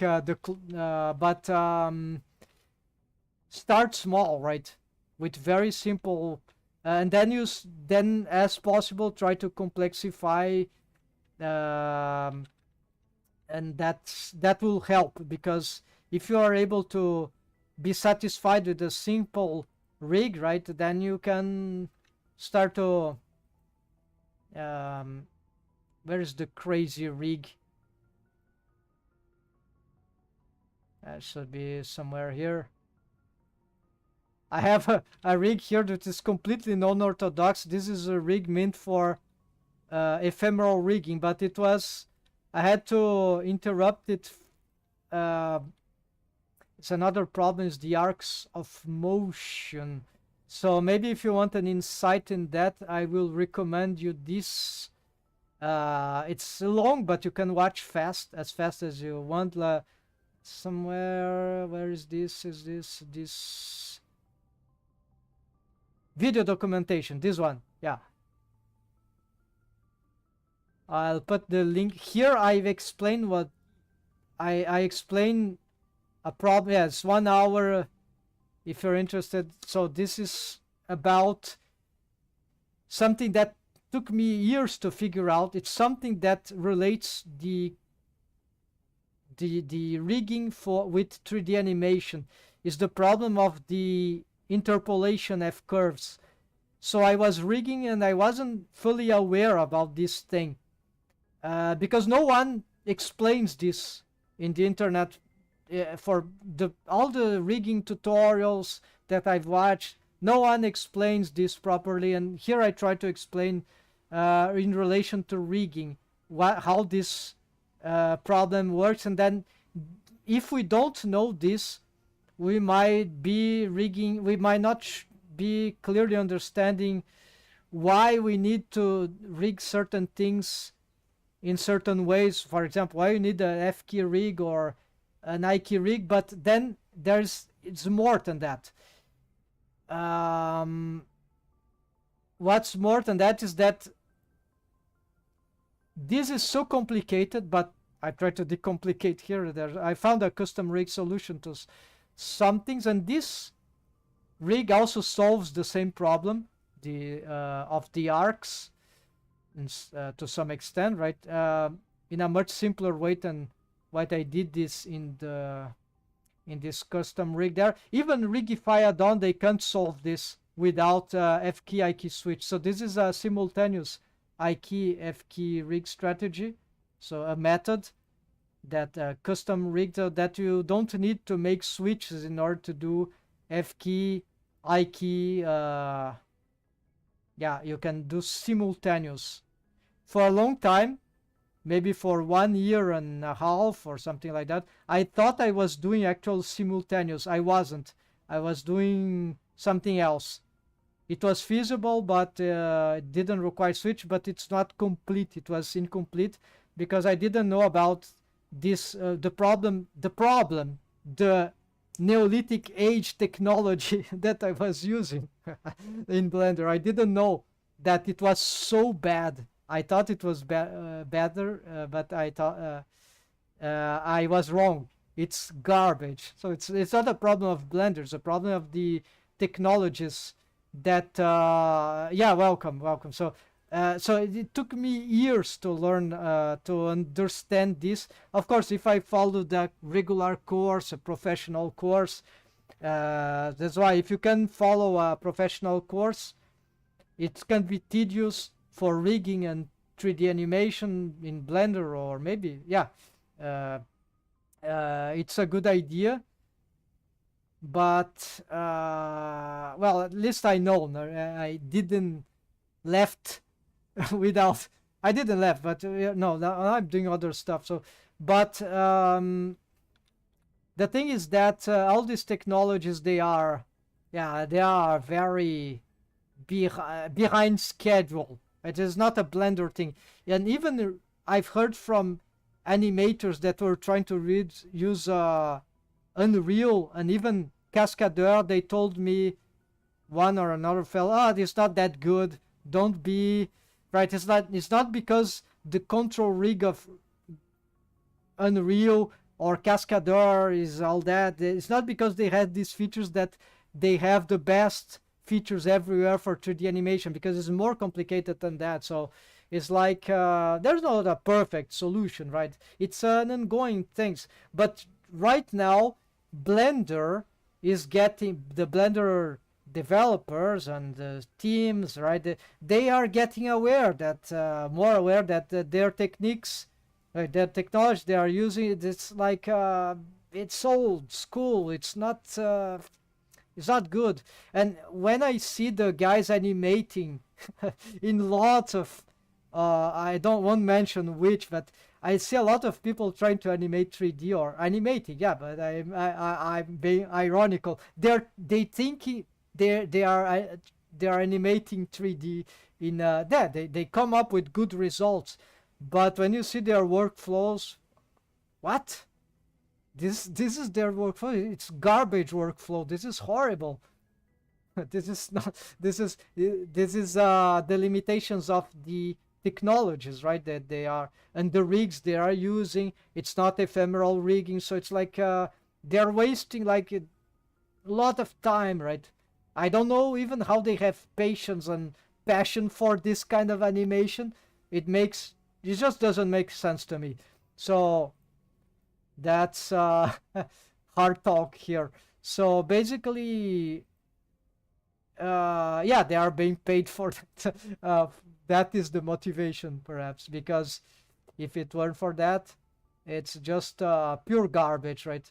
This CG thing is like still, some areas in CG are still Neolithic age, some are Paleolithic age, some are Bronze Age already, and some are a bit more advanced. But rigging, it's certainly Neolithic age. 3D animation is starting to get Bronze Age, and some areas maybe rendering, sculpting, maybe those areas are Bronze Age, Iron Age, maybe those areas are a bit better, right?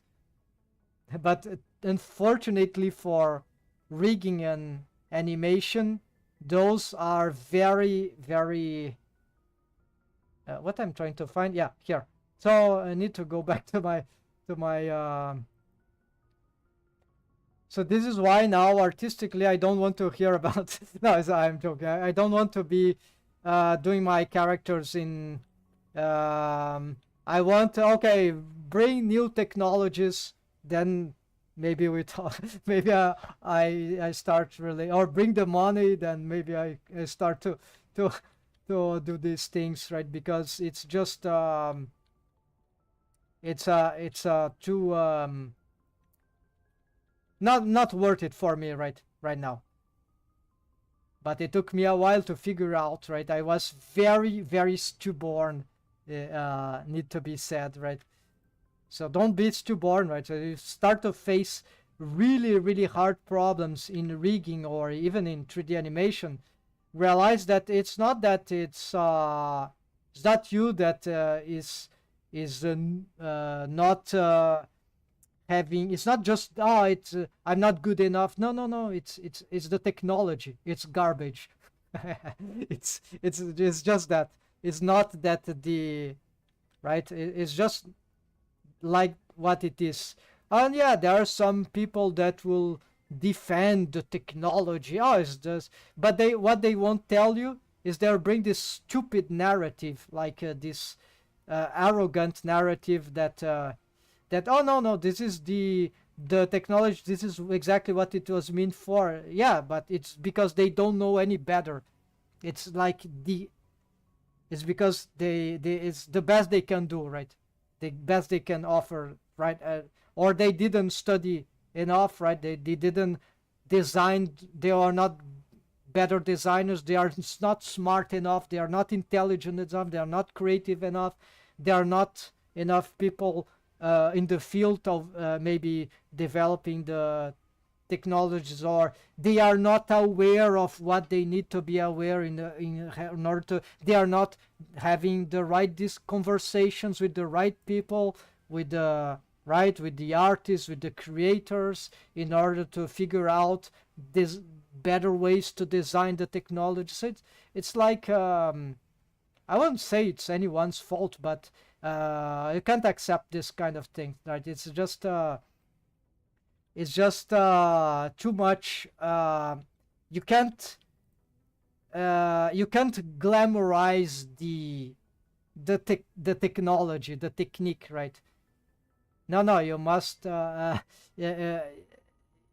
see the things as they are. They are crude, they are raw. Skinning, organic rigging, the skinning methods we use, they are horrible. They are not organic. They are not devised for artists to achieve good results in an easy way. It's just completely garbage. Linear blend skinning, dual quaternion skinning. It's like, but they pretend. No, they don't pretend. If they are honest, they don't pretend. But some people, and I pretended for a long time that, oh no, if this is, we can handle this. Yeah, we can, but it's like, in the end, it's, the technologies are very ancient. They need upgrades.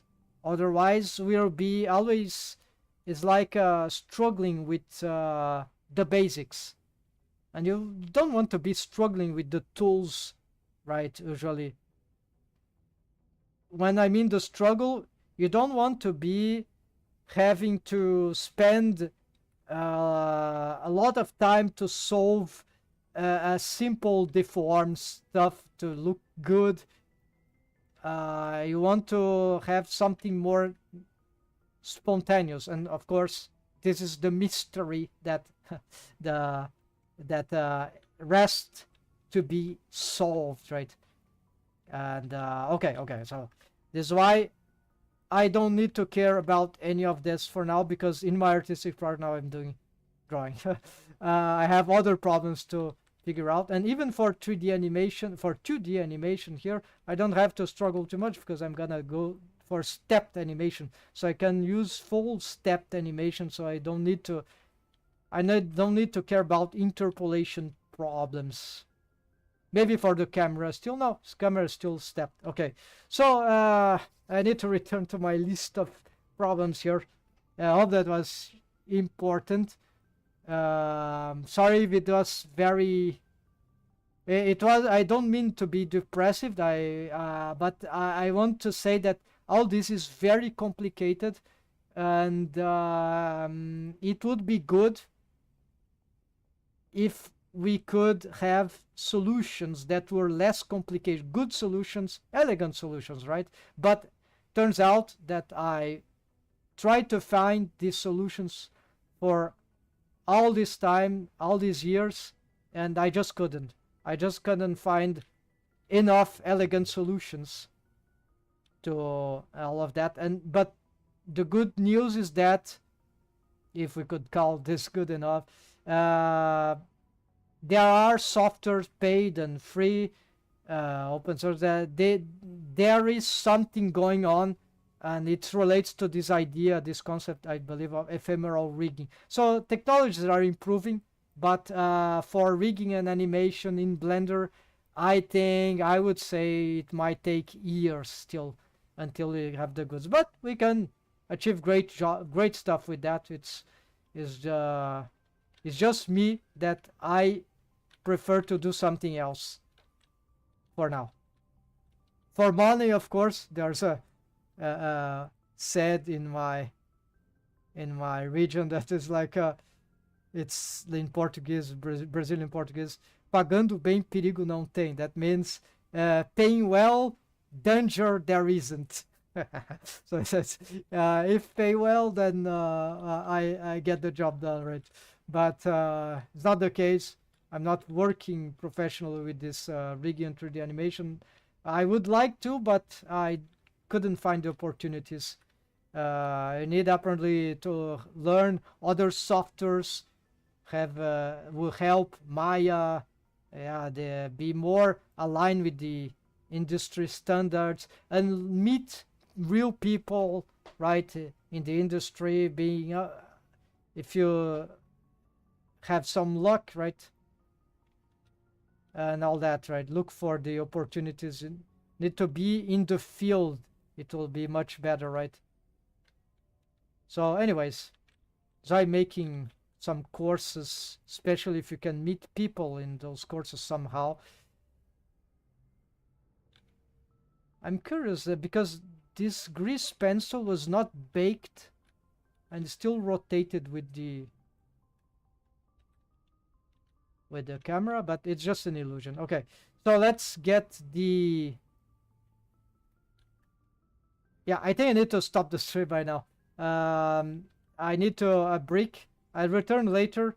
I'll bring more of this stuff, but I was doing compositing. I need to bring here the other compositing. Let's look. Let's just find it. It was in another scene,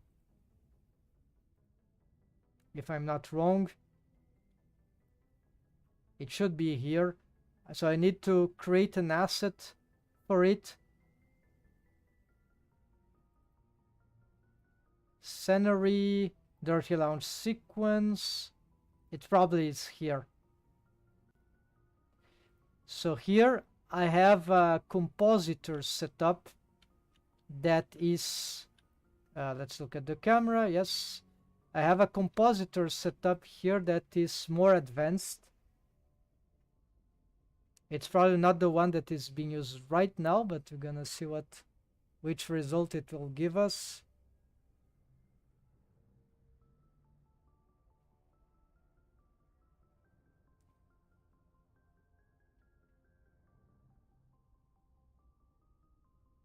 Okay, it's something like that, but there are some changes here. Of course, the lightings have changed in Blender structure, so this is why this scene needs some update, but essentially what we have, do we have dual composite? Yeah, we have dual compositing. So here's the new setup. Yeah, so let's see if we have this thing here in an asset library, because I couldn't find it. It is called... It doesn't have a title, unfortunately. So Blender 5 will solve this. Let's see, Shift F1, let's get here an assigned current file. Compositor, no compositor here. Okay, so workbench fake procedural texture. So this is it. So this is what I need to turn this into. Wow, that sounds complicated, but what is this? EV image, then alpha. What is... Oh, okay, this is for the background. Alpha mist environment. There's no grease pencil here because it was for 3D character, right? Ambient occlusion, all right.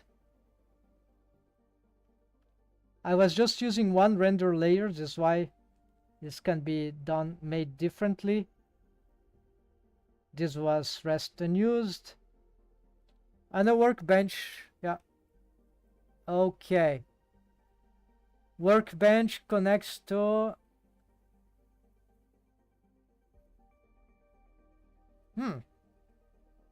Ambient occlusion for workbench 2, okay.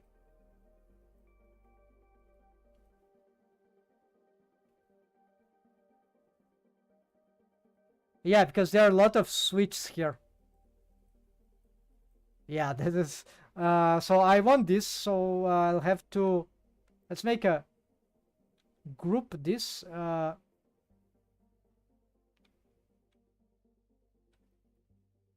Okay, add group, make group, okay.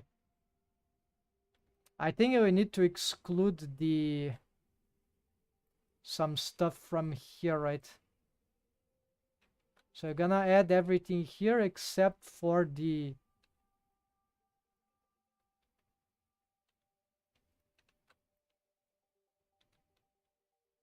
nope, can't add this.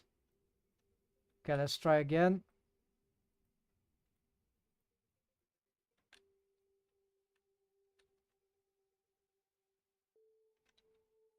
Okay, I've grouped something here. There we go. Okay, so there's a group here. Now we can assetize this. I'm gonna call it compositor nail. Yeah, nail 5, whatever. So now we're gonna mark as asset.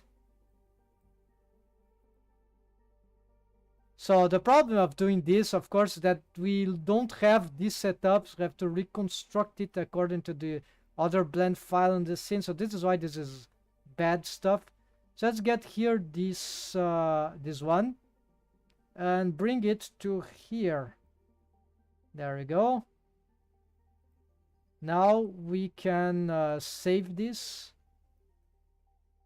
Actually, let's Control Z this because I don't want this group here. Wait, no.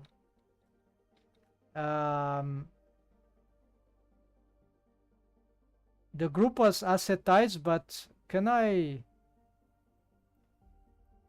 Control J? Can I unmake the group?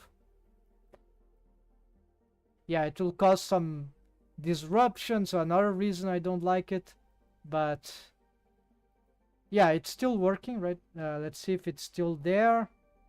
Yeah, it's still there. So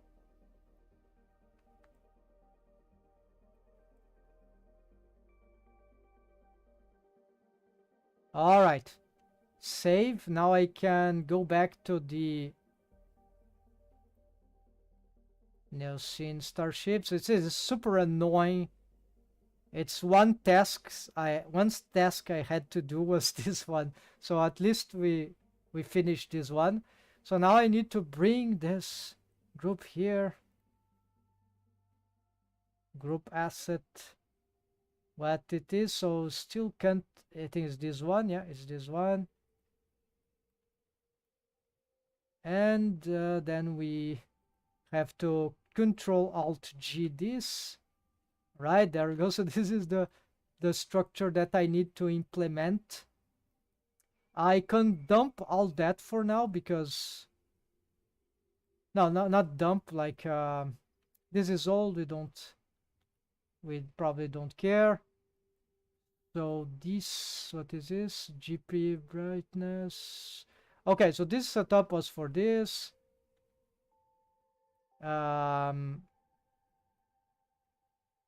We need to unconnect all those things. Yeah, this is all. Gonna just what to do here. Yeah, I'm gonna disconnect all this. It's not like this. How I disconnect?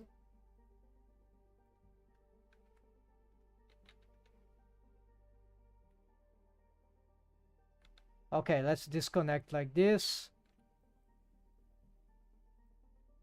And like this too. All right. So this was an older setup. We don't think I'll need this thing. Yeah, this stuff. Yeah, no, we're not gonna use this. So I need to implement this one, and we want to include the grease pencil here. So let's save already. Since I have this older one,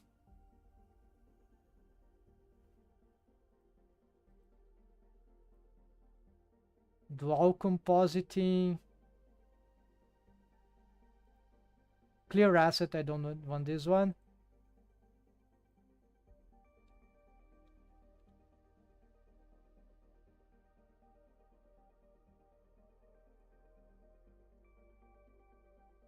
Let's render this. How do you connect the last one? There's a shortcut for that. Shift control, no, shift control, there's a way to connect it to the very end, I think.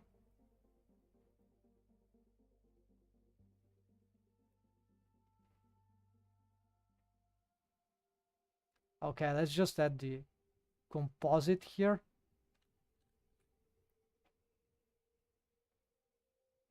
Nothing here matters, is it's trying to read, right? So okay, so the first thing,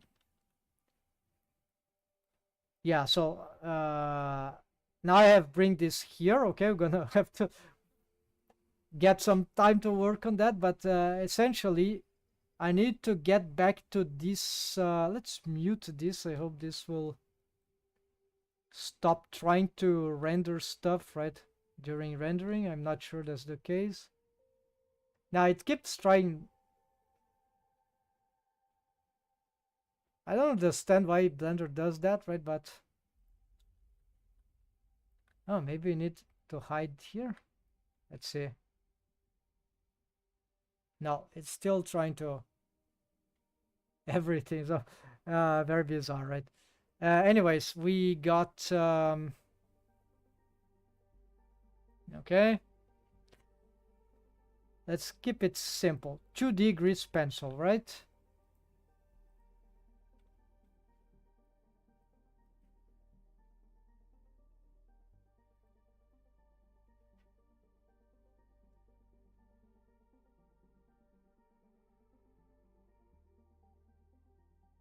.3D scenery doesn't have the grease pencil, but has the line art, right? Isn't there some sort of conflict? I don't think it's...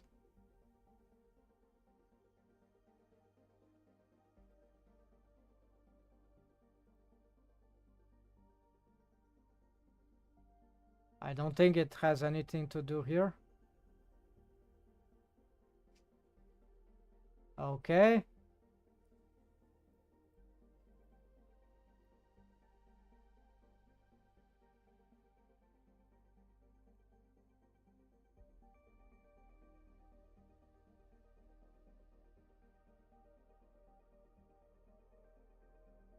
Oh, wait. Is it possible?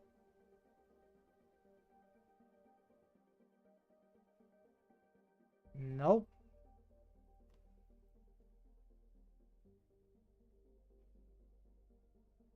You see, this delays my process, right? So something is not allowing the grease pencil to be identified. Maybe it's the light. Yeah, let's try to disable the light.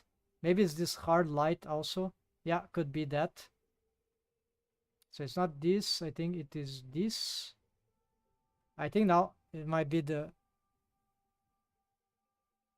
No! Okay, so still not. We got some light here. We got these lights. We got these lights. Two lights here. They are bright, so there's no reason why.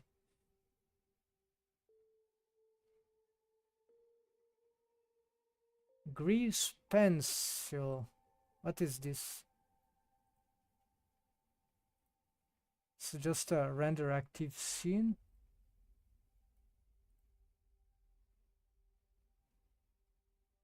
Okay. I think I need to... Maybe I have to isolate... Okay, hold on. Maybe we got something else from...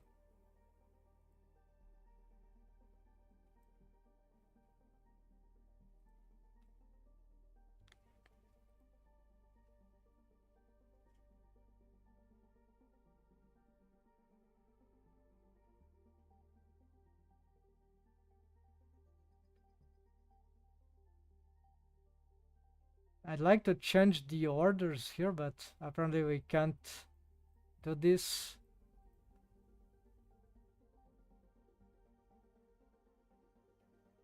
3D scenery.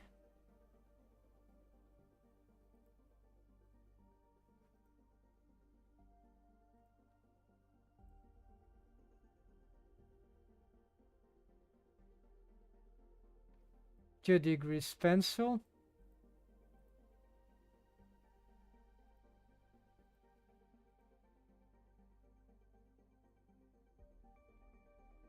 Okay, so we know these are different, right? Already.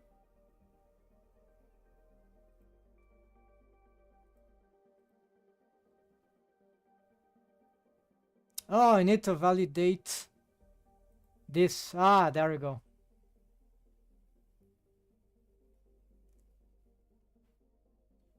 No, so still not.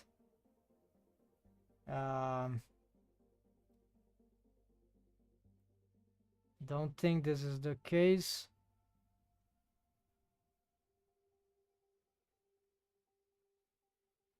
Yeah, still not.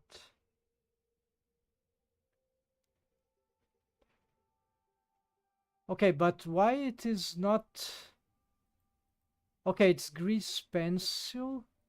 So it just renders grease pencil. We can't define which grease pencil. There's something here that could matter.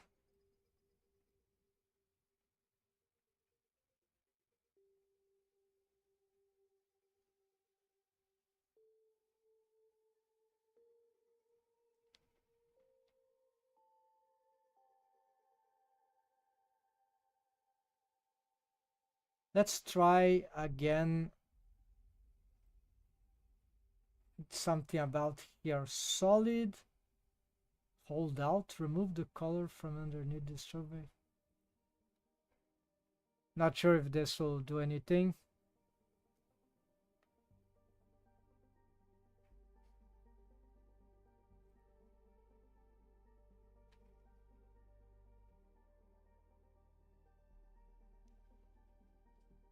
Yeah, no, it's not that. But I think it might be the hard light. Yeah, it might be this garbage here. Let's try multiply. Ah, there we go. So it was the hard light. So, wow, that was the mystery. I don't understand, but it doesn't have a description, a good description here, but that was multiply works. Regular also should work, but I think the multiply would be better. Let's try a comparison here.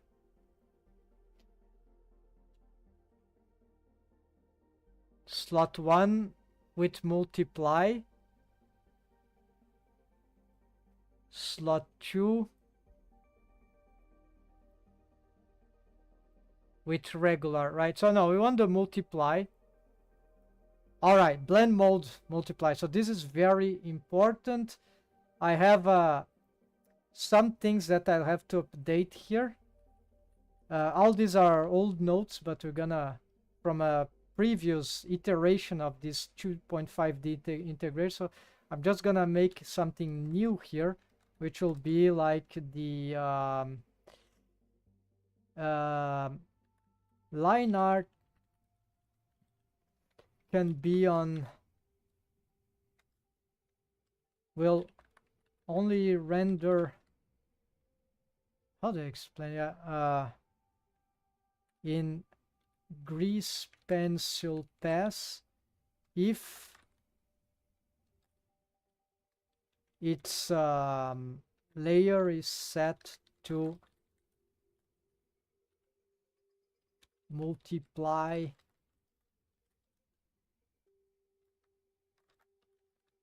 normal. What's it? No, it's not normal, it's regular.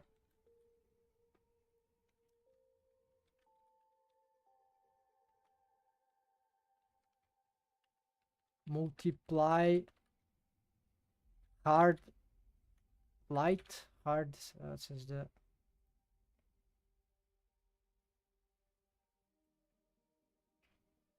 blend mode. Yeah, if it's blend mode is set to not hard light.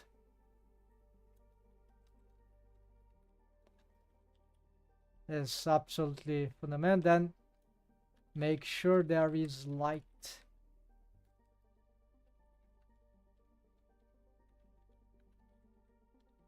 And hold out, check, how do you call that thing?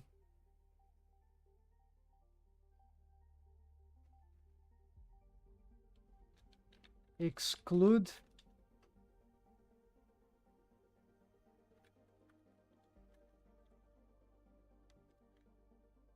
On the 2D view layer.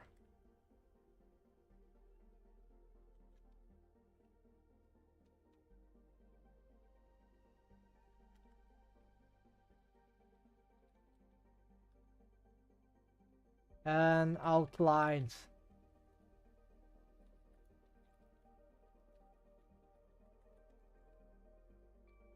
Okay, so that took a while, right?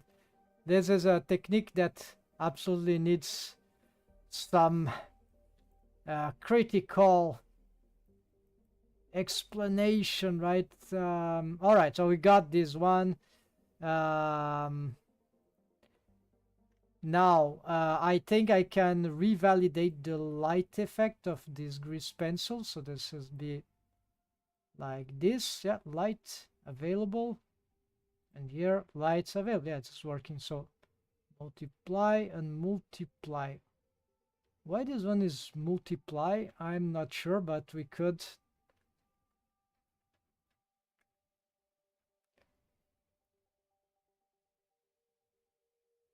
Regular. Oh, no, this is the, of course, this is per layer, of course. The other has just one layer, yeah. Multiply, regular. Can it be multiplied too? Yeah, it can, but no, not important.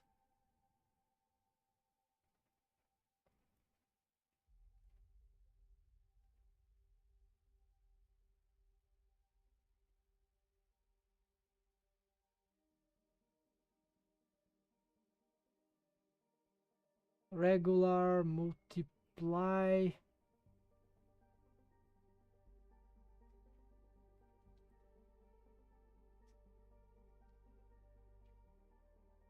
Okay, let's use the multiply.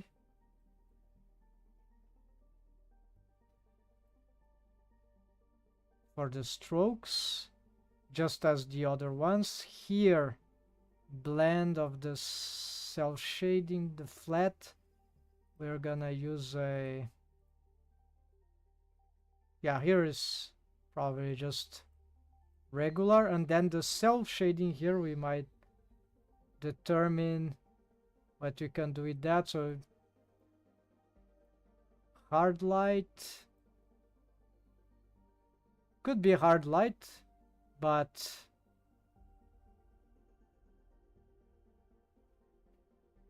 multiply, add, let's see.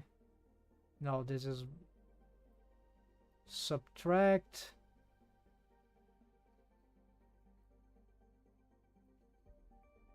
Multiply. I think multiply is still fine, right? It's like, it's not too dramatic. It gets the job done, right?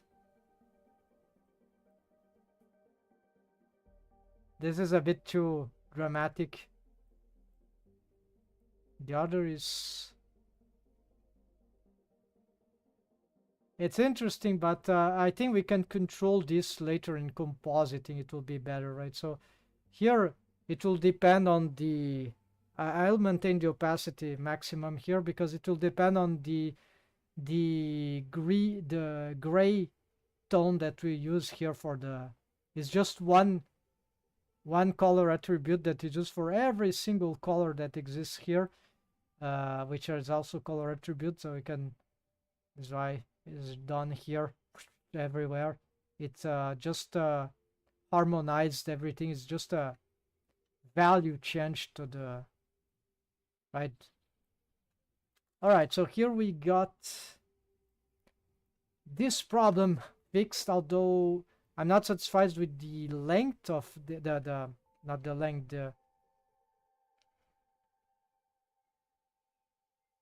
the yeah, this stroke doesn't seems to be very nice. Maybe we need to readdress the thickness here. It's on the modifier. I don't know what happened. It just doesn't want to. Why it's inverted here?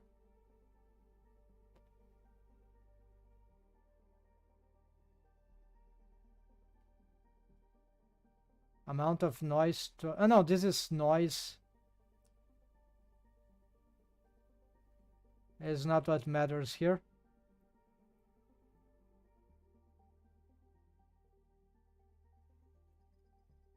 Okay, it's actually here. So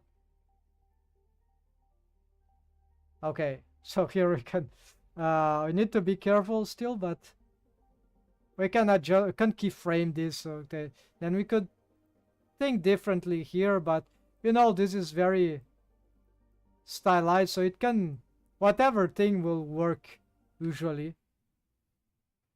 And so now you have the isolated grid. Yes, great. So still, yeah, then you could how I control my own graphical strokes here will be another question, but this is good. You see, apparently the depth is doing some job here. The Z pass, even though I'm not even using it, I'm not sure if it's automatic somehow. Yeah, maybe. Seems to be some difference. So I don't even know how to use this Z pass, although I've watched some tutorials, but apparently it does a difference. It's just you click there and it does the job, right? Definitively it is doing something. Wait. I'm not sure now which one is which, but okay, let's try again. This is the first. I need to report this. I don't want it to be passing. It's just consumes times. It's completely useless. Okay, so slot 1. And then we have slot 2 without Z.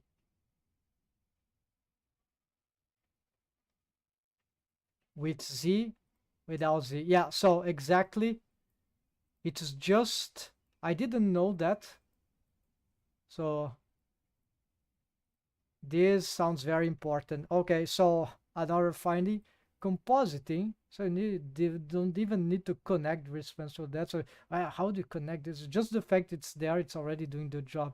So it's not explained anyhow. It's crazy, right? Or maybe it's explained, but very hard to, yeah. Z pass is just check.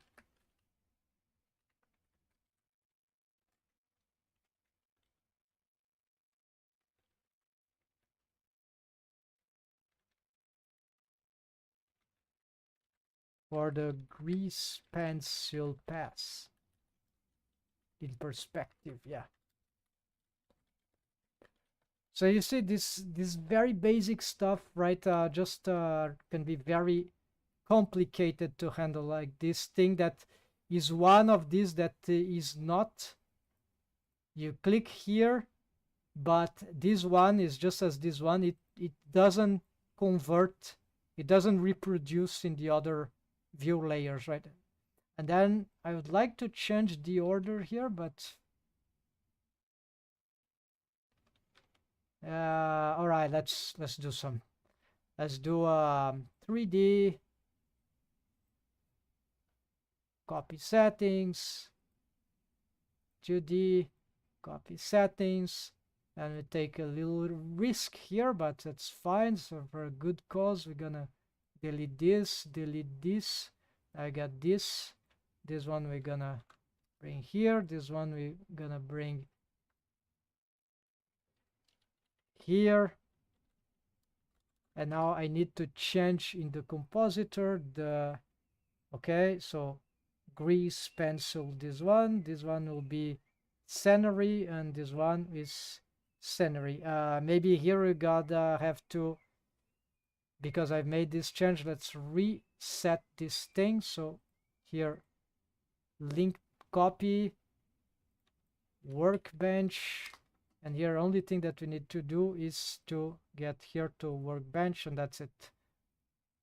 The workbench will be just equivalent to what we have adjusted here from the original scene, which is the EV1. So if you want to touch, we can touch that directly, but that will be unsafe. The best will be to do it directly from here. Let's adjust here in real time and see what we want, and then we can just revamp, refresh by deleting and doing all that. Yeah, again, so it doesn't, we need to be careful about the view layers here, and about yeah, the compositor things here. Yeah, here for example, let's update, and that is, I want the scenery here. Yeah, a few more steps, but that I think it's still worth to get this thing. Let's not forget here EV, and this one is workbench. Yes, so now if we want to look here, what we can do, let's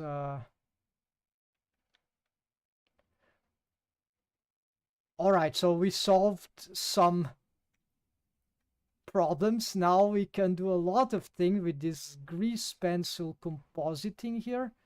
Yes, we can. Let's see.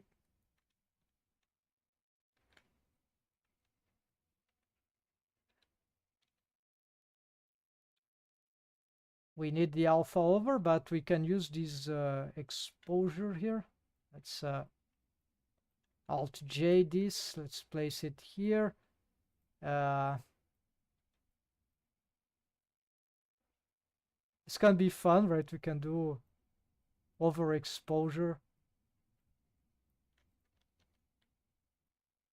according to the what we have in the scene, right? And but does it affect the rest of the grease pencil? Doesn't seem to be affecting the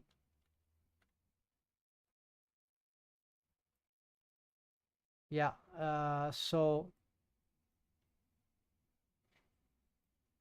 I'm not sure why not, since the material strokes multiply.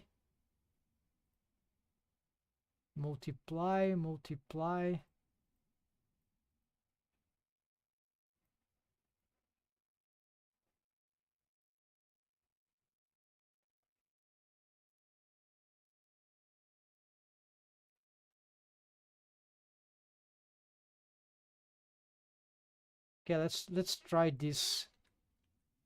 Maybe I shouldn't use this exposure.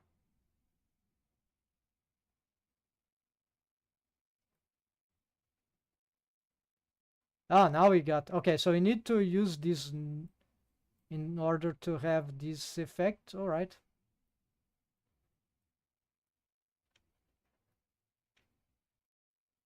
It's not transparent, it's just a... We could use a hue, maybe. Hue saturation. Let's see.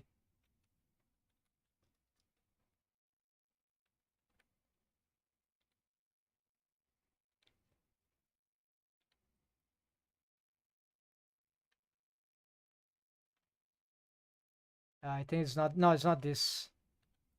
It's hue saturation value, this one. Okay. Oh yeah, this can be funny, right? Yeah, this can be super funny. But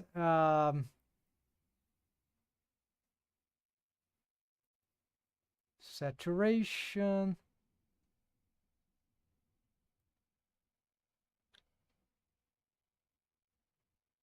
There are some problems with the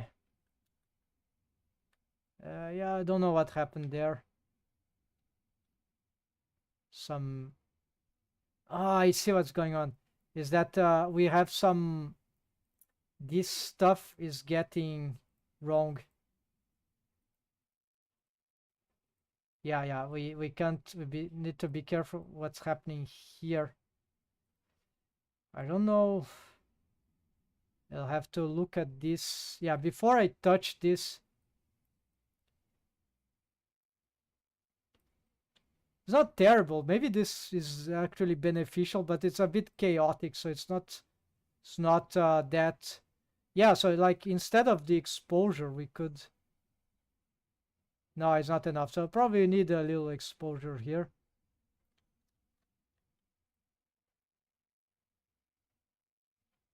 Plus the value. Yeah, the value is also good.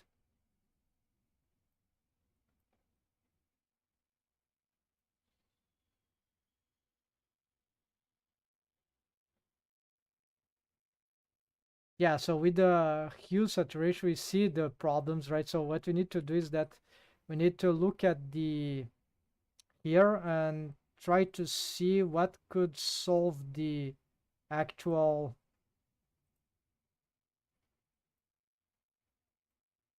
Hold on. Let's see. Let's close some stuff here.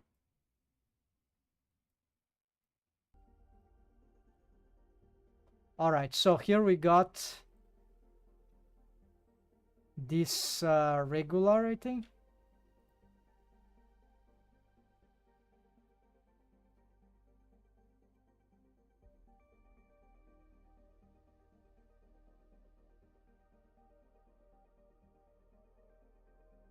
Yeah, I don't want. For now, I don't want those things. Will just cause confusion. These are onion skin. This is for animation, other stuff. Okay, apparently regular here.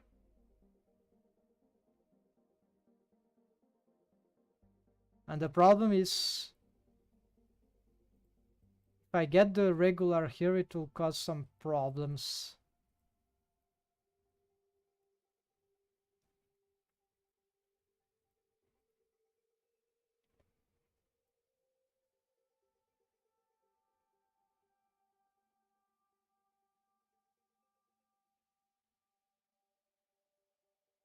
So the multiply on top of colored strokes, which are regular, that will cause problems, right?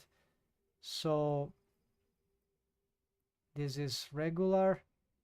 Yeah, I have a little problem with my technique of current technique of shading that I thought would be good, although I knew that could cause some issues on occasions. I see what's happening here. It's not good. So we need to. It's a little thing. Okay, if I do regular.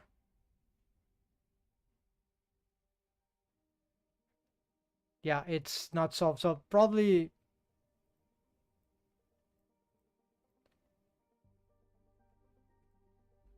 Okay, let's try this.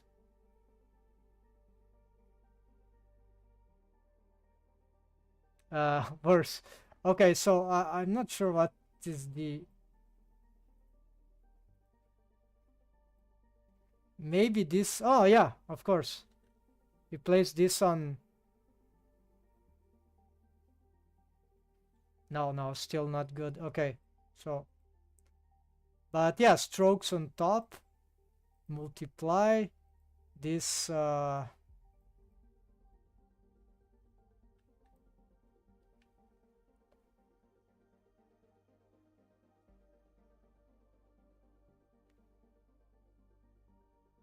It looks like I'm missing strokes there.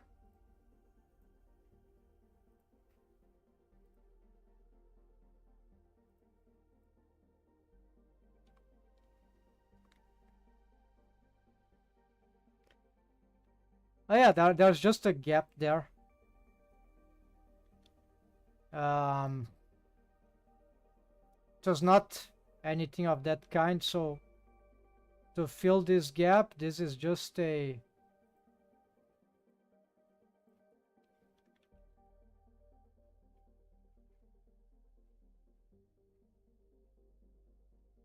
I don't remember seeing this before, but it's this one, right?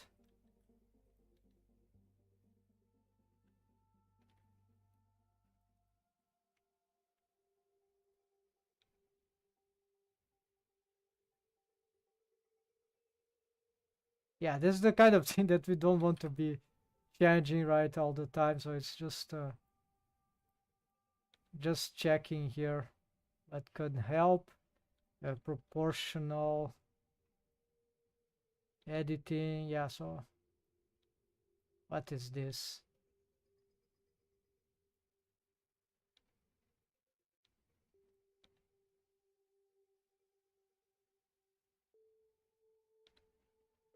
Yeah, whatever. Let's see. Now that seems to be working. Then maybe, yeah, leave this stroke on top.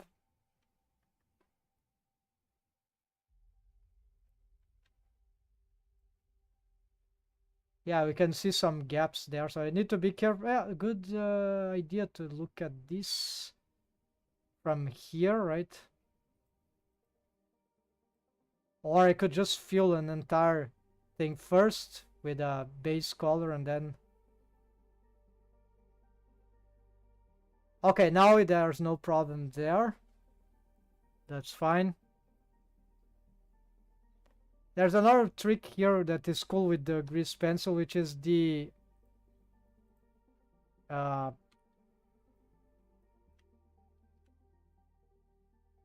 we don't need this, right? This is stupid. Just a test. Yeah, okay, this is perfect. Now we need to get the there's that the... oh yeah, here. Okay, let's see this hue thing, what we can do here. Saturation, yeah. Value.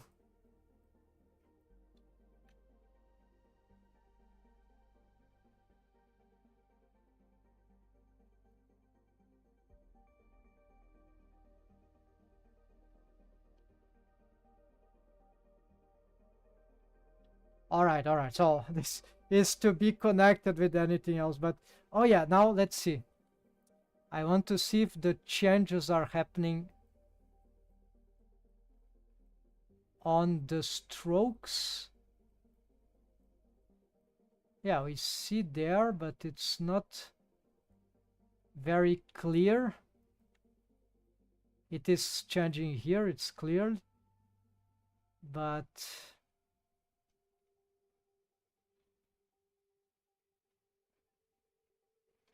for some reason it doesn't seem to be clear everywhere.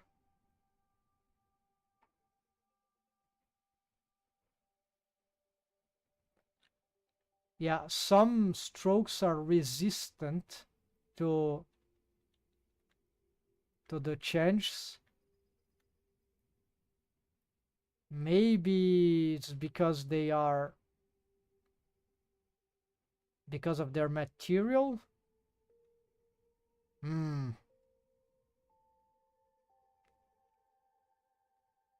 are not resistant to exposure, but they are resistant to the hue saturation, right?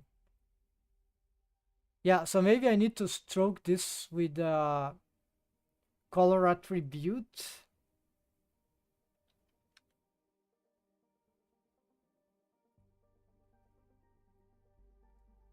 I'll have to make a test, yeah, so...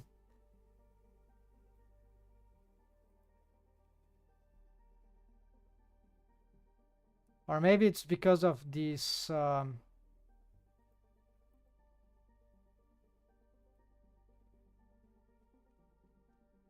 multiply.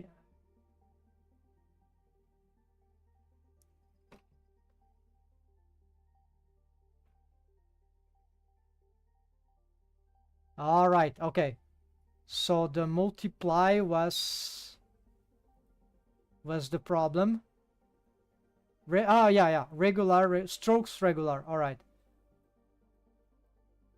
I think this is better. Better choice.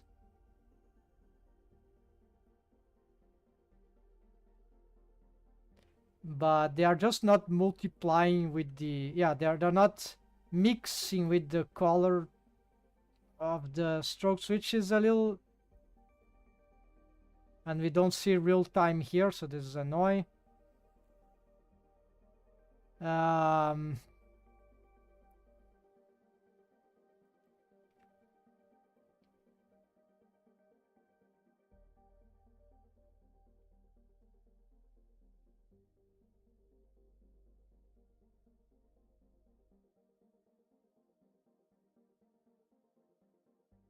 yeah, and here only certain react, probably the ones which are filled behind. Yeah, so this is more chaotic, so it's not very good. So let's just go back to regular.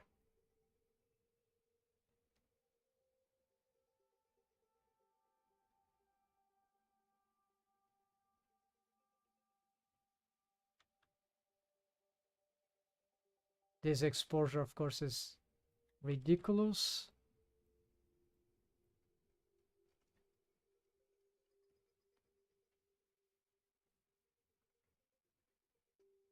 All right, so there would be another way of drawing where each you could draw multiple stroke with different colors, but if I get used to that technique while drawing, sketching these cartoons, then that will be nice because yeah, you can.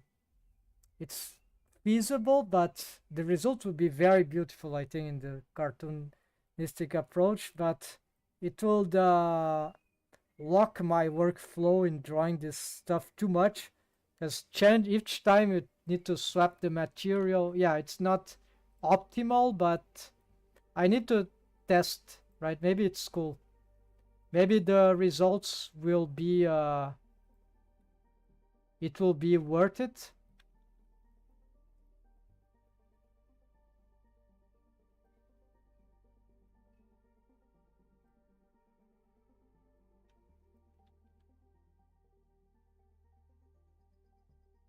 We can also change the color of the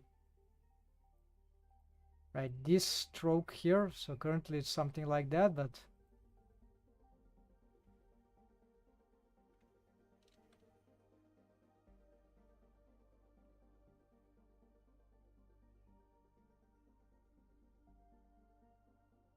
yeah, so we can do this kind of crazy stuff, but it's the same color here. So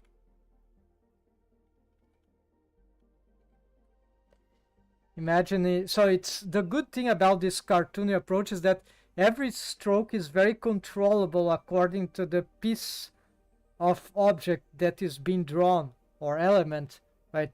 This is the leggings or the pantyhose. This is the torso. This is the jacket. This is the hair. This is the face. So everything is very. This is the asset here, the boot. So it's very.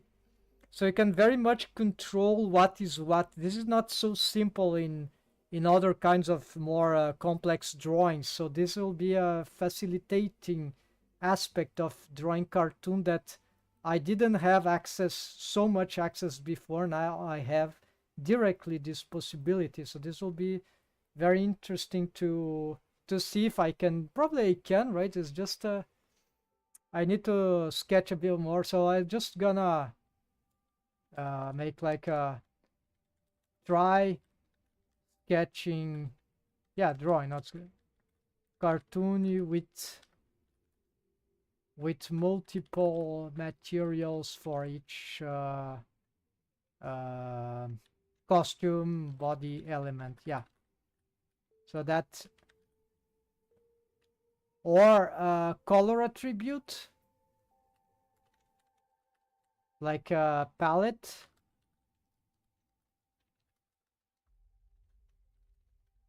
An extra palette for this, I'm not sure. So this could, then we need the strokes to multiply or something like that. Yeah, anyways, or something else. They need to become darker, right? uh, than the much darker. It's the same technique of the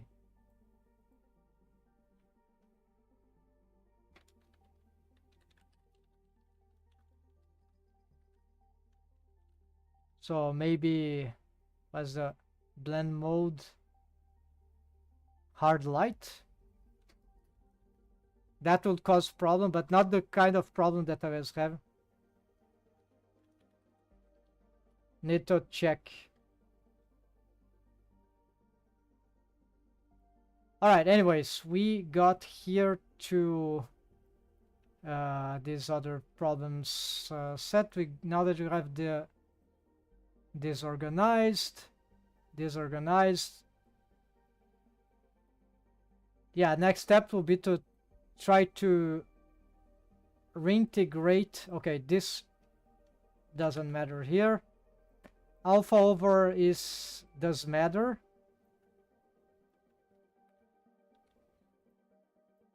This might not matter anymore now, although I'll keep it because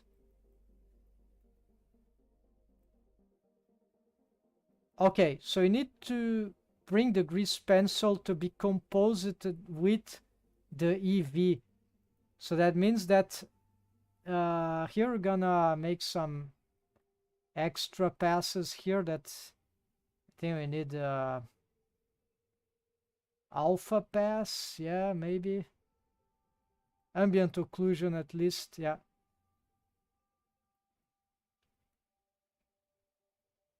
Actually, environment, ambient occlusion.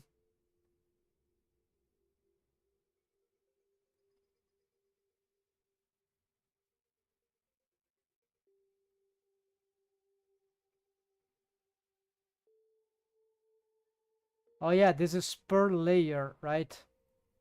Mist. There's the mist pass.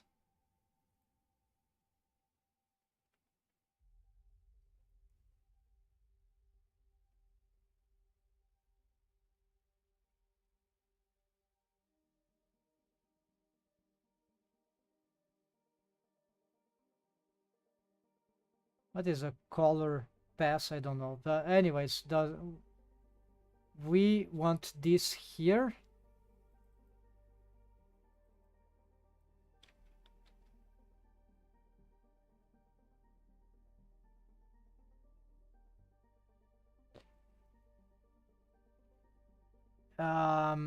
This ambient occlusion here we can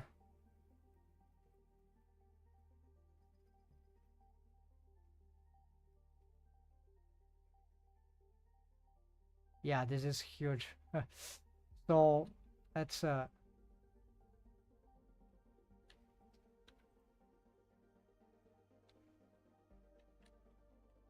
let's move these ones away for now because they are a backup of what I was doing for this particular sample. Exposure, so here we could make this into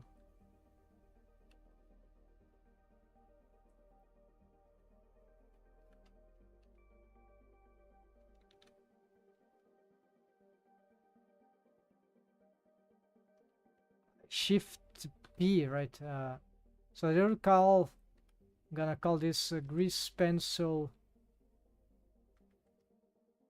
overlay. Yeah, it's not the best names, but okay, we got this.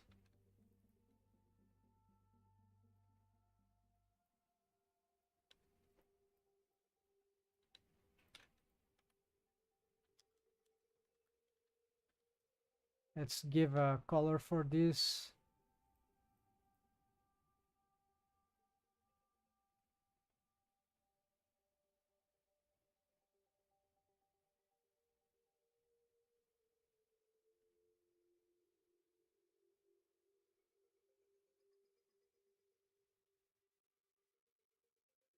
Okay, grease pencil overlay. Then we have, I don't remember if this is here or there. We're gonna check. I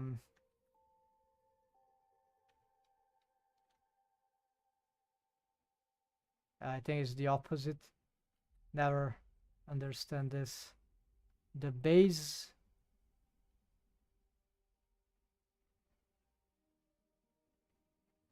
Okay, so this is fine.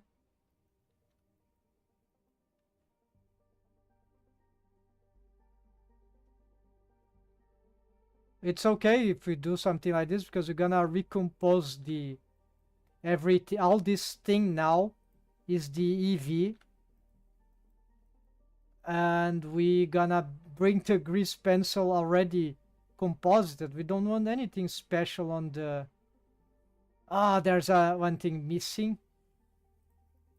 Yeah, there's a little problem here. Let's see. There was another step here that I missed for... We're gonna bring this Kuahara here.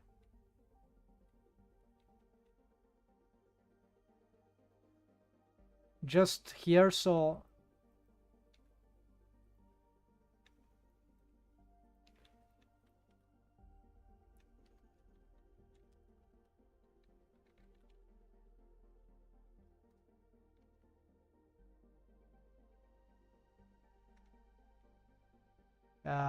all right, what is doing?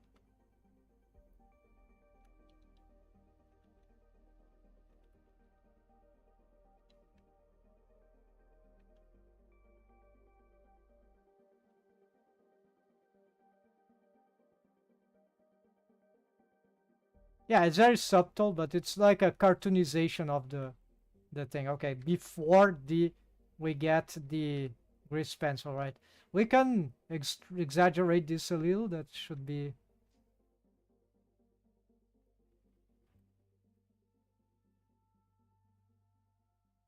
Yeah, whatever. It doesn't... It's just... It's subtle. It will make the scenery a bit more cartoonish. There might be other ways to improve this, but for now, then this should be sufficient. Then here, what we want is to connect...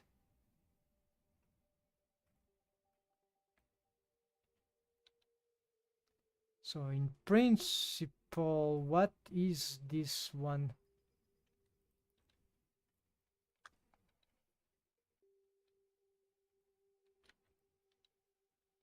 Diamond sharp EV basic composite. Okay, this is EV. So this one is here. Workbench. Okay, so this is EV, and so if this is EV, then this one is workbench. Which I've lost. Okay, EV basic compositing. Just switches here. Where... Saving here. This is because of the grouping madness. It will destroy everything. It's very bad. Because you can't assetize the compositor node. You need to make a group. I hate groups in Blender. Okay, so here is the star background. Okay, that means that... Where does this come from?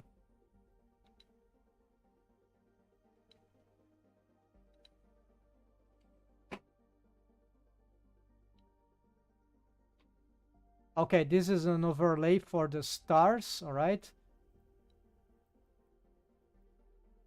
This I don't know what it is right now.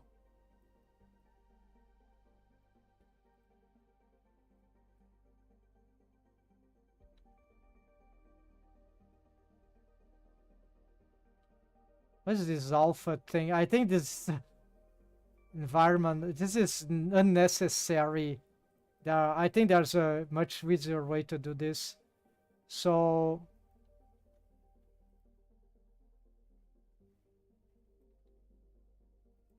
yeah, at least I want that. So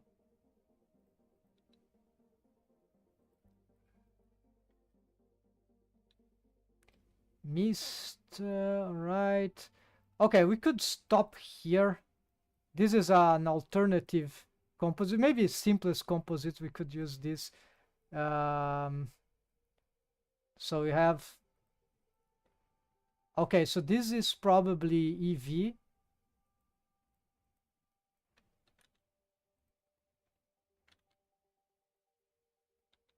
Yeah, this is EV. And this is...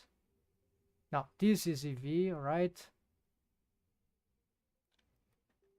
and this is workbench. Okay, we got it. So this is workbench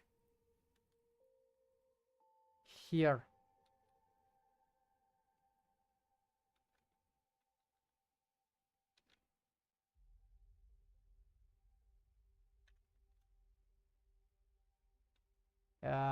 This one is already, we can do something about it already.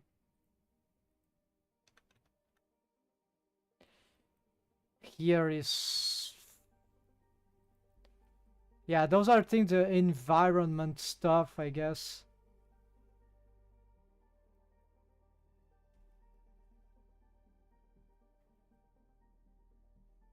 This is alpha, I think. Yeah, this is not good. Maybe it's getting again the environment and the alpha. Yeah, environment alpha pass. So strangely, I'm having, without transparency, I'm having on film somewhere here, render tab. I'm having the scenery, the background composed already without any of this, so it's weird, right?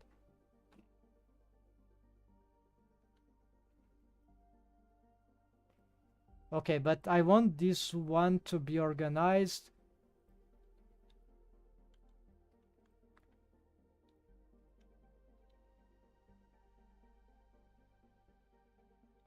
What is this one?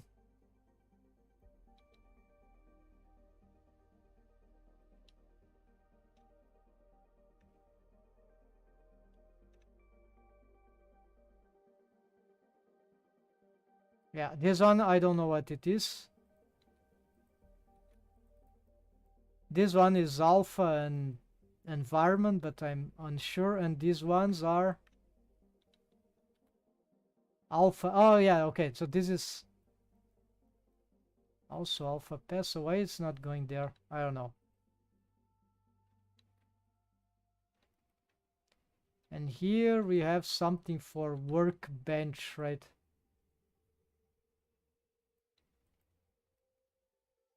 But it's disconnected. So I could check this in the original still. But for now, what matters, we're gonna get the composite. Gonna try to connect this stuff here.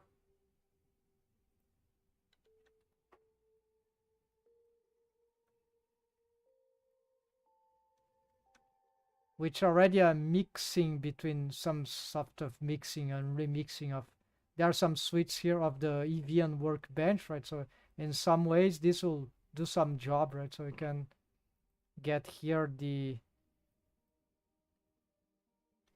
composite and the test.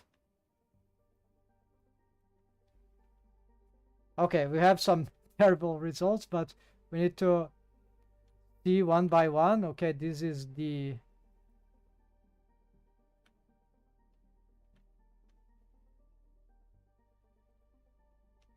okay, EV workbench. This is a mixer, and for some reason of value, and for some reason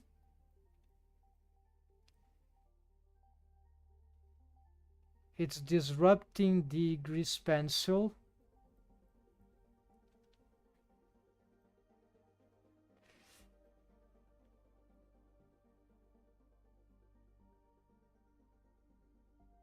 So maybe this is the problem of the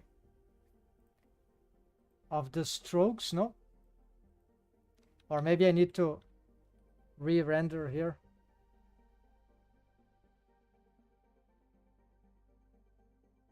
Yeah.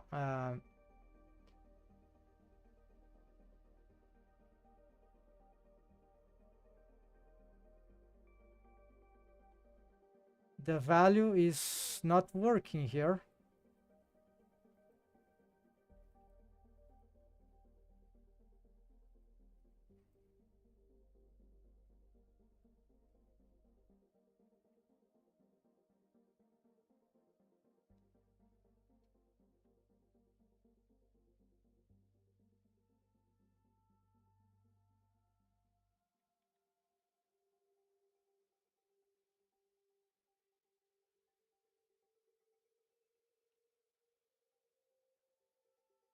Now this has no problem, so maybe I should avoid this one.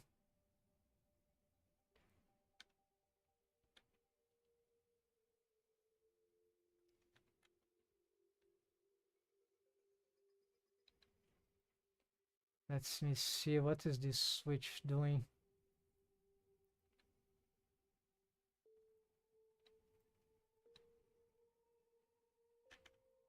EV workbench.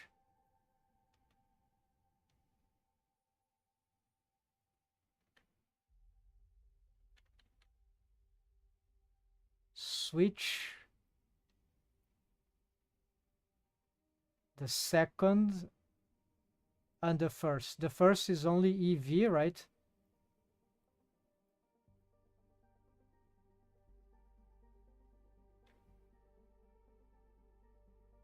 Okay, so this value here is not working, so we need to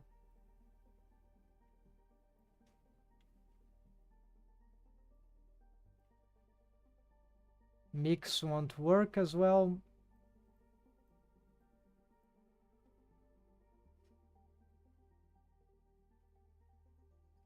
Overlay maybe? No.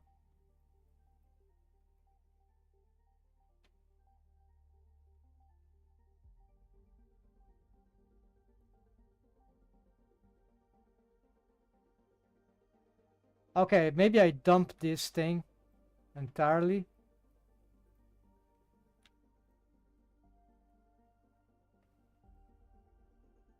Let's try something else. Okay, EV workbench. EV exposure, a lot of exposure. Hue saturation, color balance. This was done when they were circles.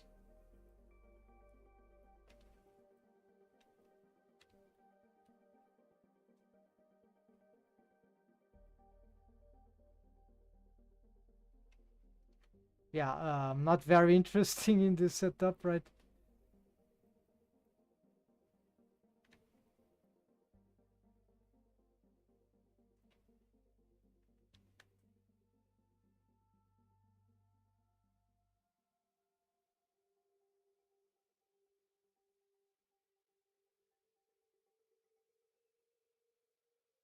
We are not mixing the workbench yet. Okay, this maybe doesn't have this simple thing. I could do an entirely new one here because this is clearly not. Yeah, this will be for mixing, and I had probably the value with the grease pen, so I don't know why it is happening. So I think I'm gonna dump this one, this stuff here. So we're gonna, yeah, this solve this. We're gonna just connect this one here. So here we're gonna try again, and we have the same problem here once again. So here is the workbench, and here is the EV. Oh, yes. Yes. Okay, what's happening is because the value requires the... Okay, so we need to, in order to make the...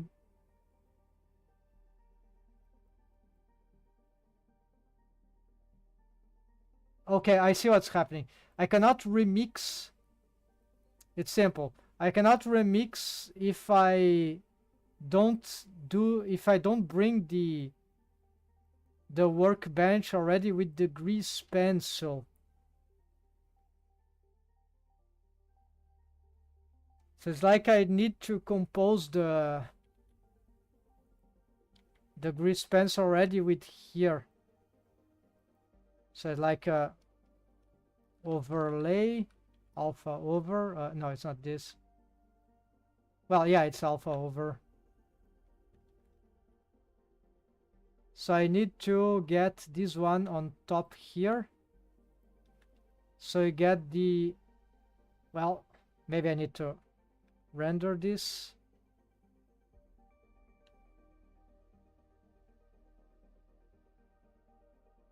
Okay, whatever this is doing,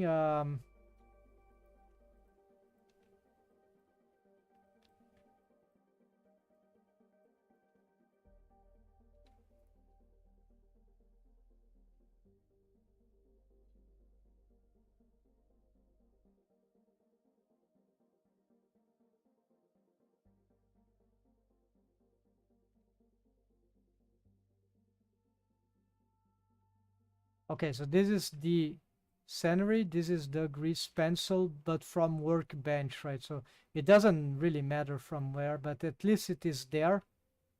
And if I get here, we're not getting, yeah, it's mixing, it's not doing the job, so maybe we need to do this. Yes, so exactly this. And now we need to bring this back to, okay, we're gonna test this one. Okay, so now we have some, probably some value mix somewhere. Yeah, this value mixing. Hue saturation.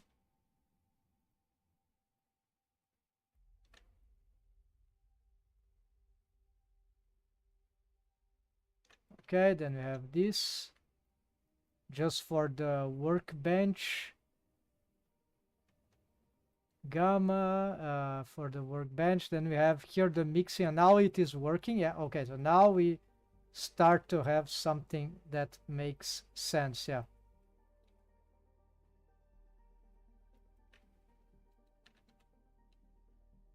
I've destroyed the other one, so, but it wouldn't change too much. It was just another system like this one, right? So nothing really thrilling. So I can work with this. See, maximum value is not, it's still cool, but maybe just a little less. We don't have, yeah, there's some shading that are interesting. Oh yeah, let's leave the maximum and let's play with this. Strangely, I didn't have any crash. Okay, let's leave it here. Hue. Let's reset this.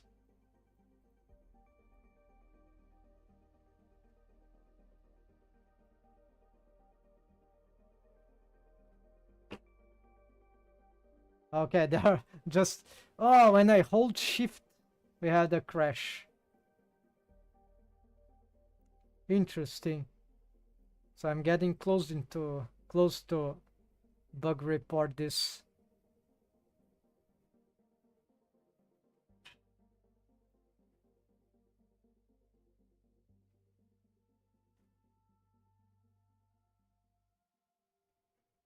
Those errors are just assets which are missing. I couldn't solve.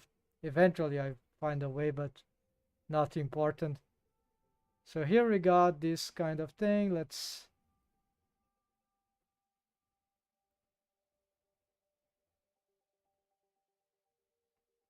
value.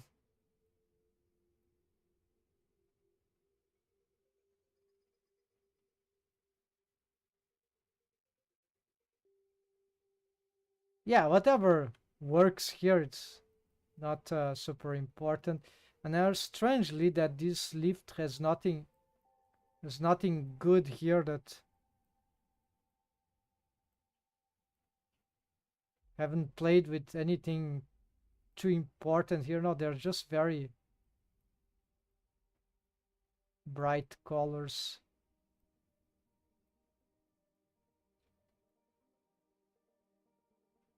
Okay, let's use this one. And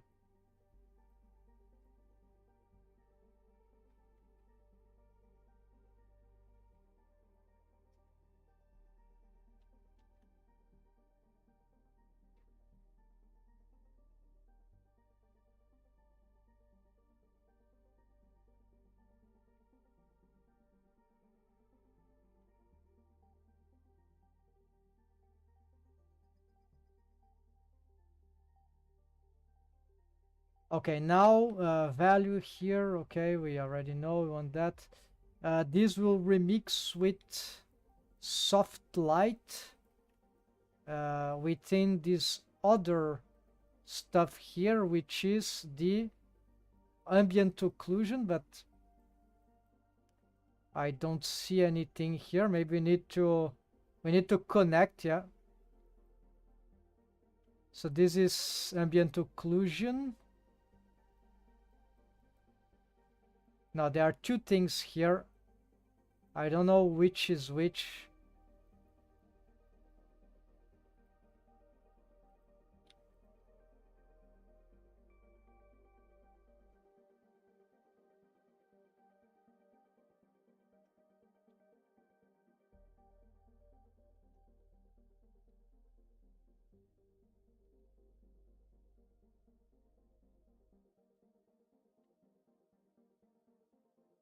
Yeah, let's re-render this.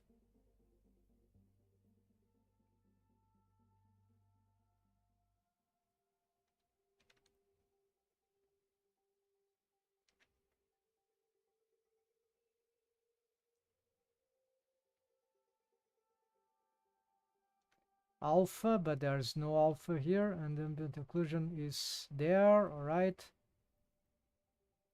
Okay, whichever it is just, they're just going there. We just have to change the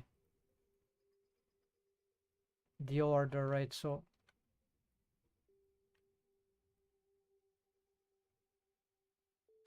ambient occlusion and alpha. I don't even know why I'm mixing this thing. Oh yeah, because of this dark thing is probably we got it wrong.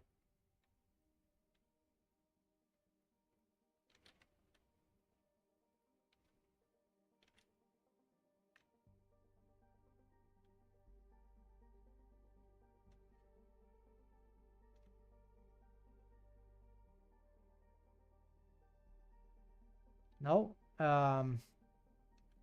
this is blank. Probably it's not working.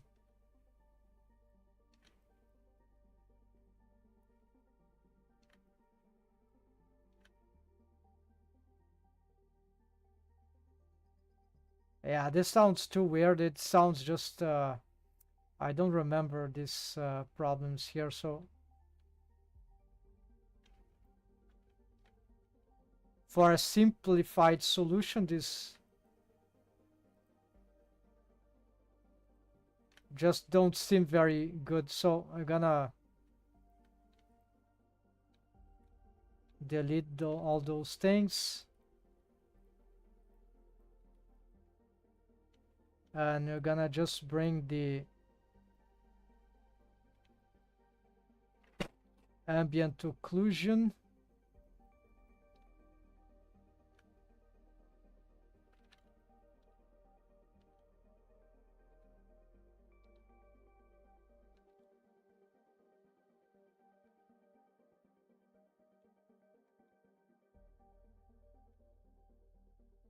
Okay, now I'm struggling with the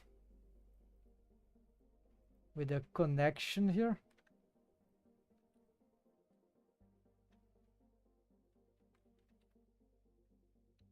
What's happening here? Okay, let's delete this and just reconnect here. Okay. Okay, now there's a good ambient occlusion. So what we bring this, we connect it here. Let's see. We got this. And then this is a factor. Yeah, here we go. We got some mixing with soft light. This gives some extra texture, which is interesting. But it's affecting the, yeah, it's causing some trouble with the,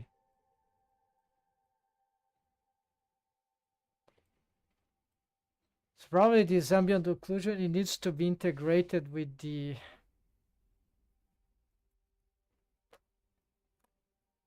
it needs to come with the EV, I guess, not after.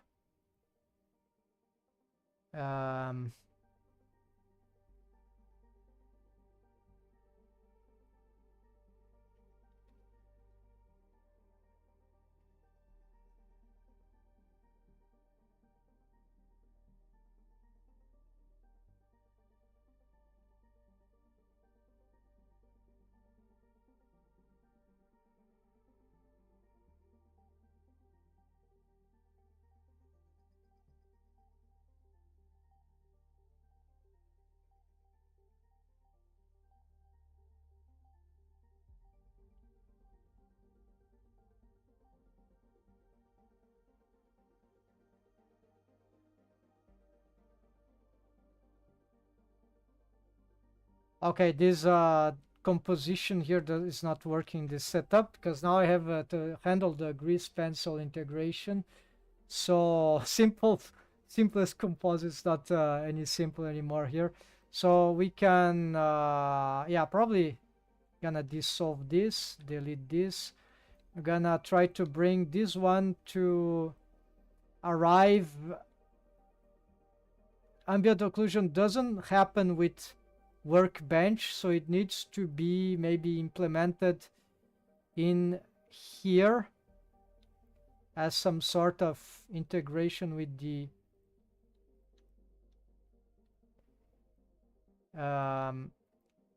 or let's say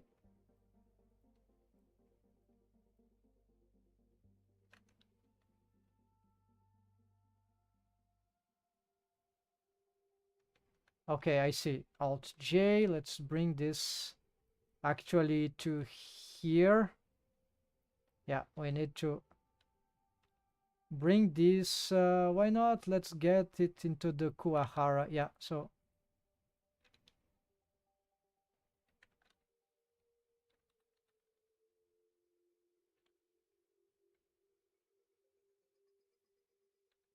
that you're gonna get this. Okay, the ambient occlusion will be here, and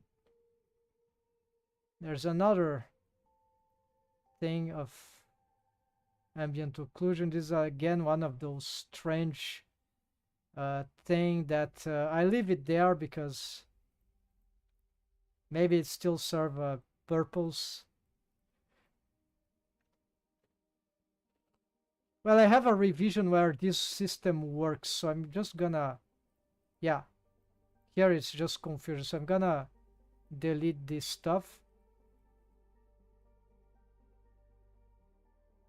Yeah, leave this one here, okay. So just some sort of masking, disparate masking solutions to solve problems. I was not using multiple render layers here from, yeah, literally render layers. I just to compose, so it was an approach that leads to other kinds of problems. Okay, so here we got this thing. And we can, I like the straight lines now. Maybe this could be useful, but we can play with this in various ways.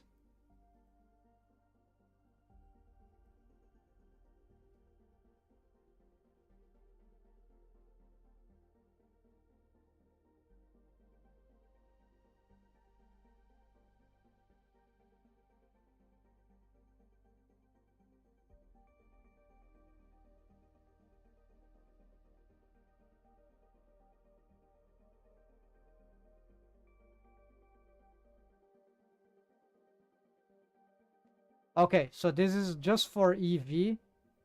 And then we need to, I guess, how do we mix this? Yeah, some sort of, let's say, mix color.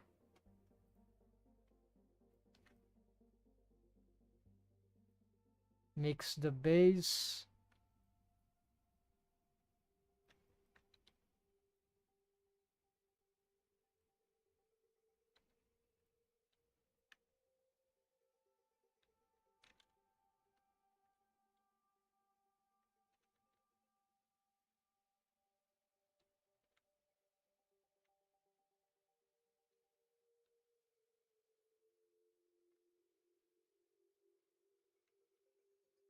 Okay, so this mix, oh, that's interesting, right? It's like a way to, never thought about this. We can actually like workbenchify the the EV or something like that. It's not the workbench, it's AO ambient occlusionify the. This is crazy. This can be very useful. Okay, let's compose, and then we get this stupid here thing that, yeah, this is garbage. It's could do anything with this. We should probably get... Yeah, nothing will happen here. Yeah, it's just uninteresting. Okay, there we go for the crash. I think I hold shift for a moment. Alright, so I found something much more interesting than all this, so I think I'm gonna just junk this out. This switch is no more necessary. We don't need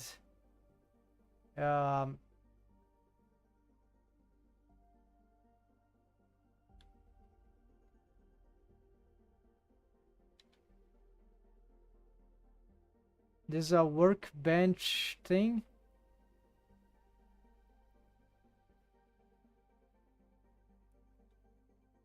Okay, we're not gonna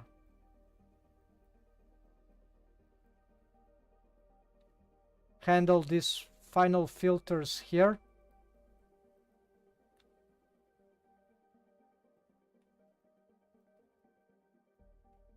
Okay, this is important, but we are already...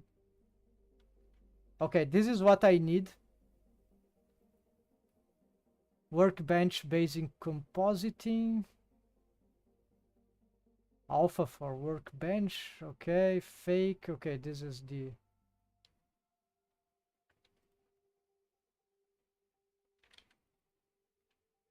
We have what we have here.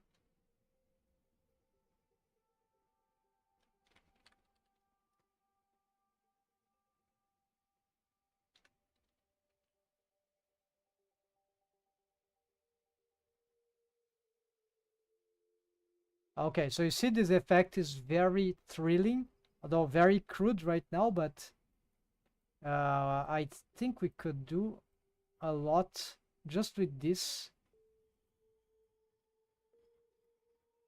Not sure about these other things, but they can be used in sync, right?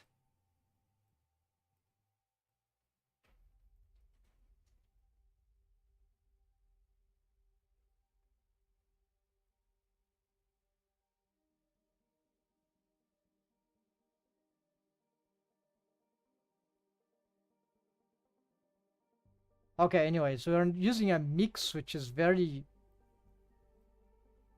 aggressive, right? So we might want to usually multiply for this, would be better.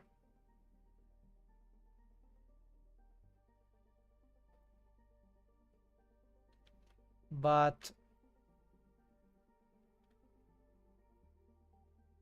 color burn, I don't know. There's a lot of possibilities here. Assuming the order is correct. Linear light, no, soft light.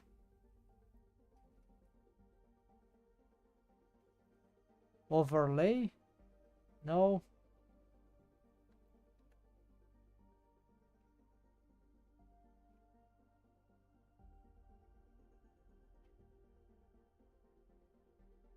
Okay, in this case, soft light.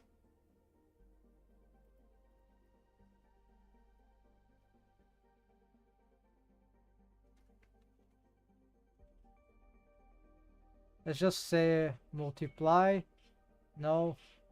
Color dodge, add, overlay, value. Yeah, no, it's a soft light. It doesn't affect the grease pencil because the grease pencil doesn't accept ambient occlusion. So, and if we were to use the one on the background to affect it, it will create some corruption of the, right? It will appear like transparent is not good. All right, so here we got then the Kuahara, which stops for some... Wait. Okay, this doesn't include the grease pencil, of course.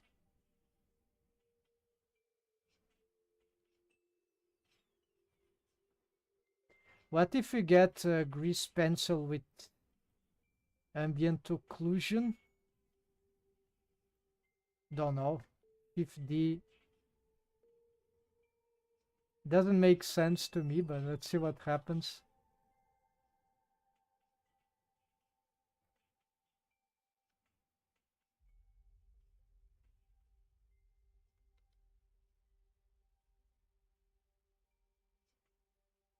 Not alpha over, actually this one.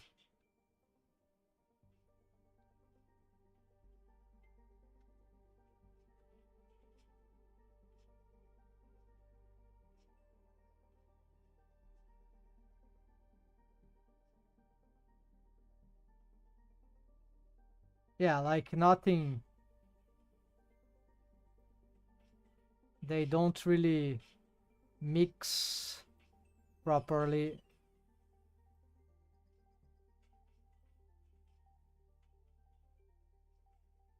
Yeah, no, nothing seems to happen here, so never mind. Let's continue here. And okay, so you have this small ambient occlusion. Okay, it's just a texture, but whatever. I'm including some ambient occlusion. It has very slight effect and influence in the right. It's just a trick that I know that can be positive. Right now, it's yeah, just this is seems to be okay.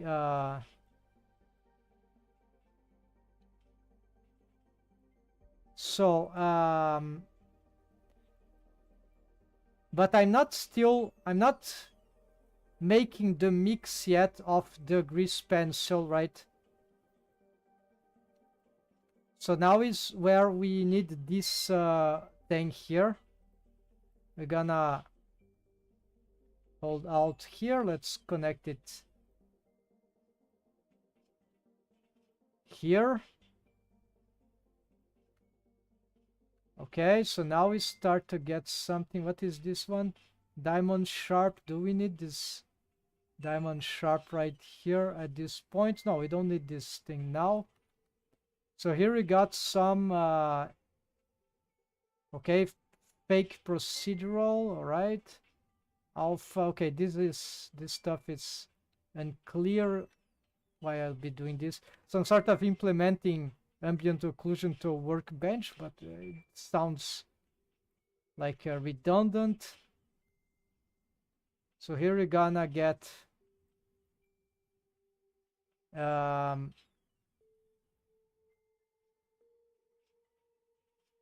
yeah, so this is a workbench thing. So here we're gonna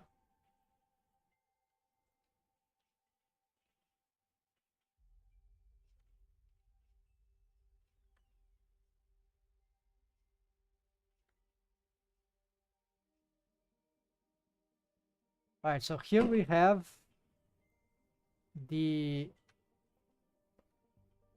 this value mix is getting the texture of the into the workbench.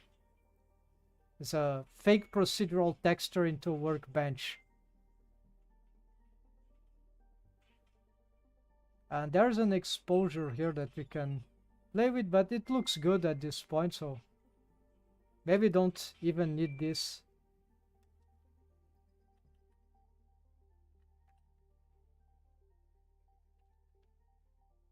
No, maybe it's yeah, let's leave this. Okay. And so there, this is for the ambient occlusion, but it's not really necessary, so we can instead just go directly here. And here we have, so this is the workbench, this is the, no, this is the EV, and we have some options here. So let's see what we have. Yeah, nothing very thrilling after this change. I don't like they changed this node. It's very hard to use now. Okay, so using the yeah, let's use the second here. That's fine. Then we get this is still not mixing. Let's check this one. So we have the first, the second. It's very hard to get good stuff with this at this point, because it's already very simplified, so I don't need all those setups. They were for more detailed environment, so it's like all this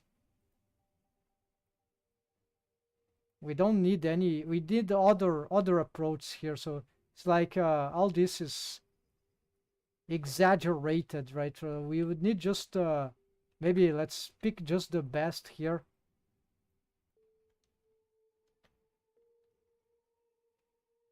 Like the second one seems the best, so we can just oops, gonna Control X everything here. No, it's not like that.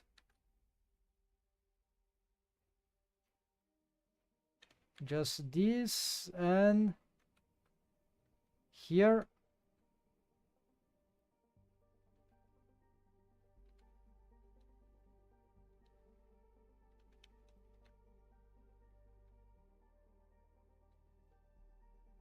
this exposure also, it's usually pathetic. This was because we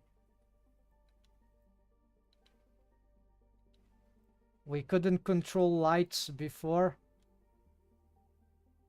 and here is just yeah. Okay, so you have this just before the combinations. Here same thing, we're gonna clean up this.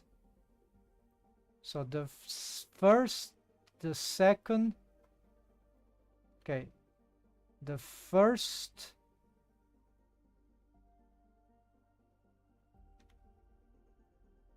the second, and the third. Okay, let's keep the first.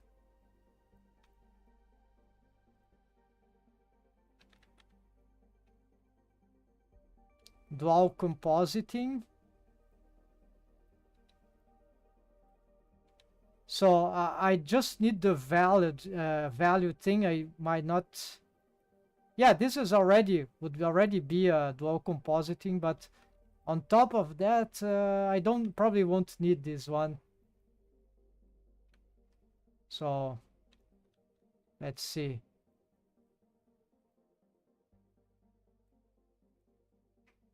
Yeah, definitely all this is not. We can achieve this. Yeah. So I'm gonna dump all that.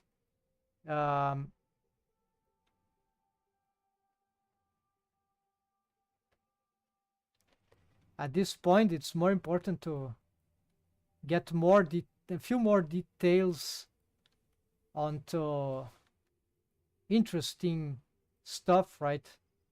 That might combine well with the graph. Let's see what this is doing.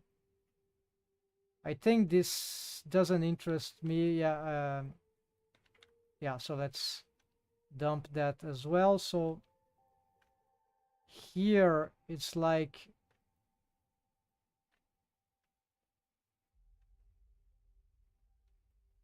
yeah, exactly. This is already the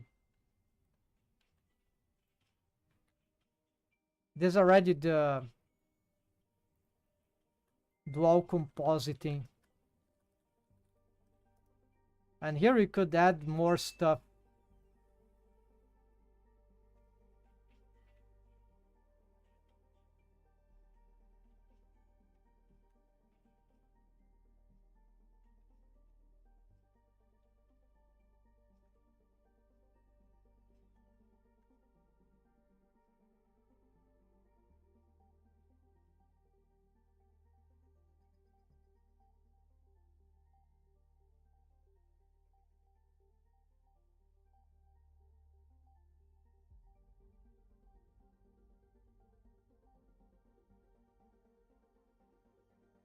Okay, now there comes the other. Okay, this is way more interesting now because this would bring some other effects. So, okay, there's stars background. I don't know why they are.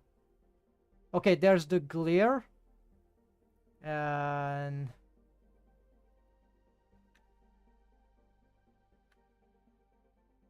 let's get the glare.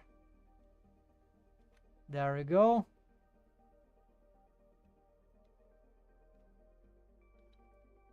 Then we need to add this with Kuwahara and Diamond Sharp. Yeah, no, not important here. We already have a Kuwahara. With the Kuwahara will disrupt the grease pencil at this point, which already has a lot of noise effects and stuff like that. So I really need to add this together, so have the, and we have some problem here with the configuration. So we cannot have this kind of setup here.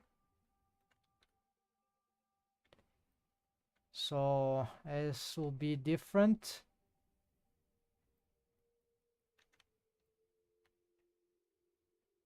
So maybe this is a alpha over thing.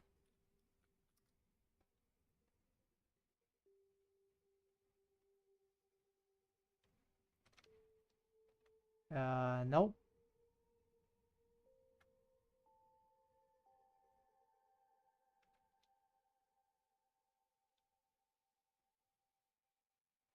We need not to have the background into this part. So we need to isolate the, we need to, in this image, we might not want the environment. So it's like we need to disrupt the environment. So this will be more complicated. I'm skipping this. I just want to add this glare. Okay, let's, I can ignore this for now.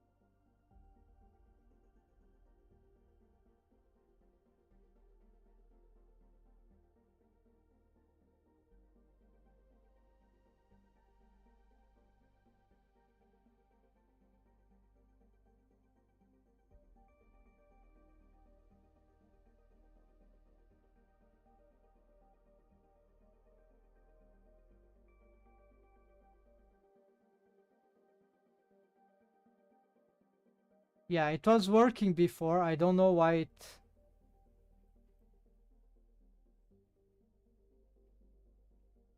I can't have it work now. Okay, anyways, it's probably because of the, we have twice the background. This is horrible. And then it's a simple thing, but very difficult with the wrong technique. So we're gonna just try to figure out. So for now we can just mute this, and we're gonna get this away from here. We're gonna get into this. Oh, this is can be interesting. Okay, mist glare. So I think this is the mist and glare. Okay, so we have a mist pass that I'm not sure how this will work with the grease pencil, but we're gonna try. And a lot of, yeah, there's way more stuff in this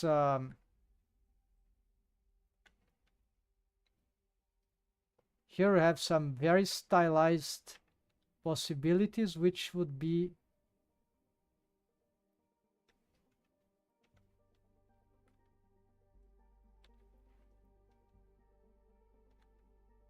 okay. Probably need to render this.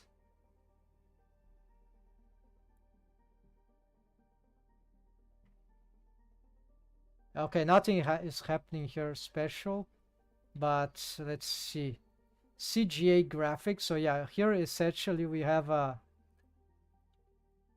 some ways to get.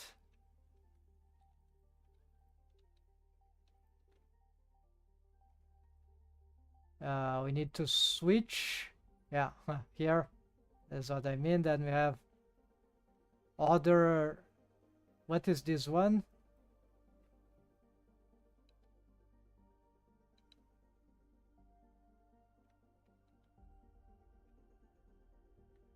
I don't see anything happening here. Wait, there is. Yeah, it's a very subtle mist. It's integrated with a. Why you have twice glare here? What is this? Ah, it's bloom. It's a different. Okay.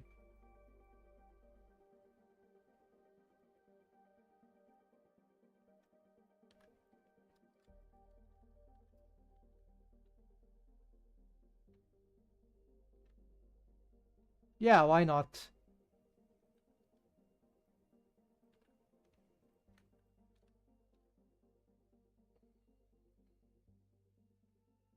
It's affect the grease pencil as well, so it's interesting. Yeah, okay, let's augment this.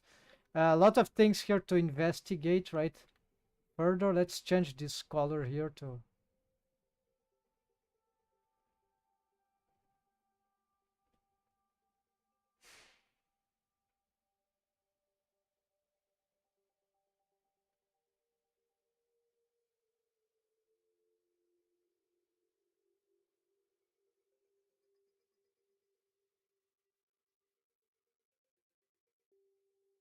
Ease, okay, ease. Then we have soft light. Yeah, this was a decision some time ago. It doesn't seem.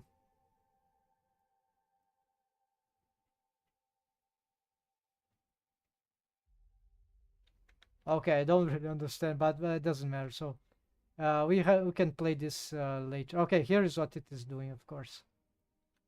All right, so okay, crashed. Let's reopen.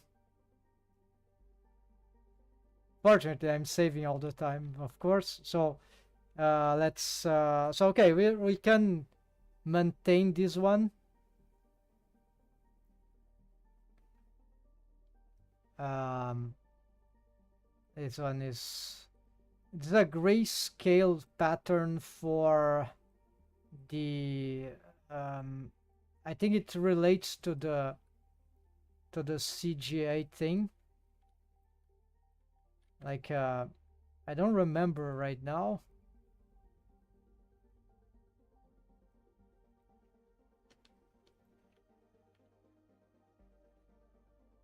Like I'm not looking for this kind of rendering here, and in the grease pencil is very bad, right? So, but let's see if we. Usually this is used in combination with the with this.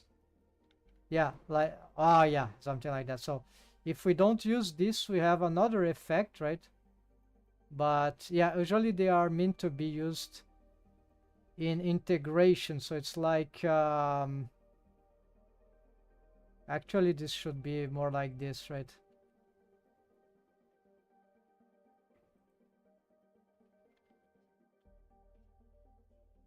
Yeah, so this is cool, but it's very disrupted right now. So you need to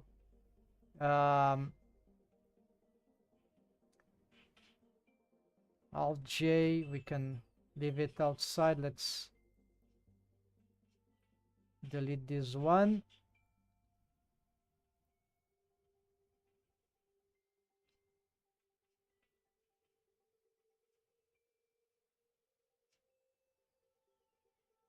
So here we need to do something about the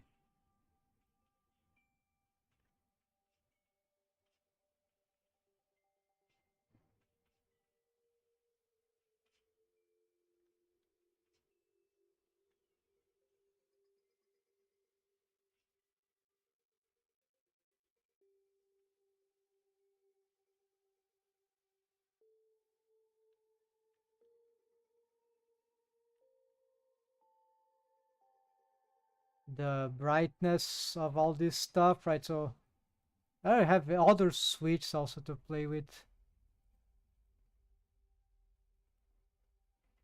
This one doesn't seem to be working.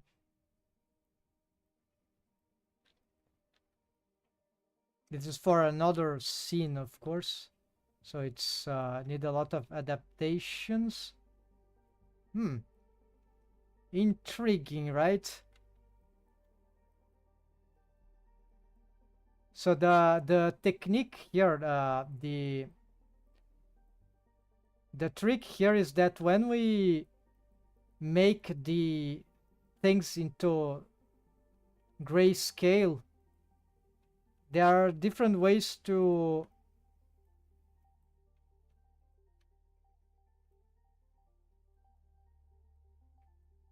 when we transform things to grayscale, not necessarily constant, although there is a constant thing here.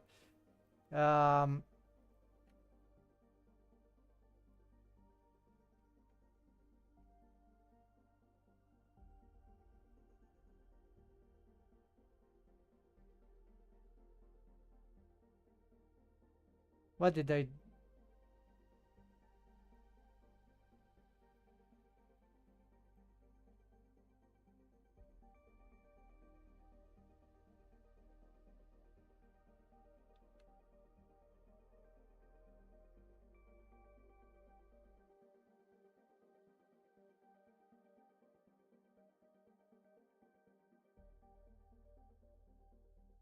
Okay, so it's something about the...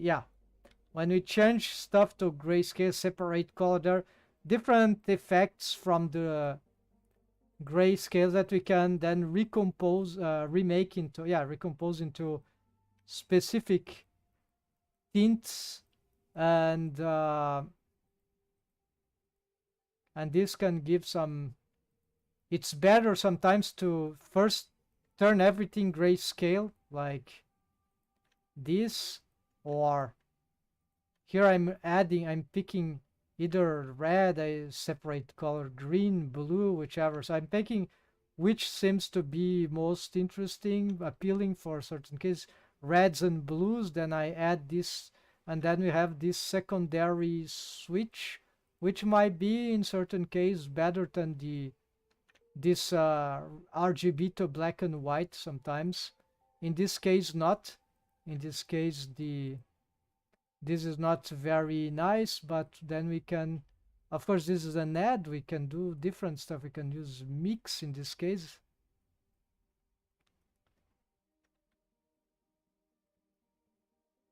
But we can entirely change also the one that is being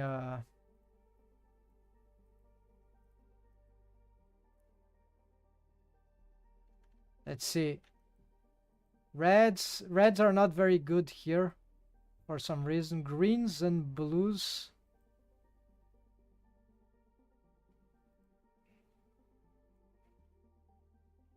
Greens and reds. Okay, so let's try to...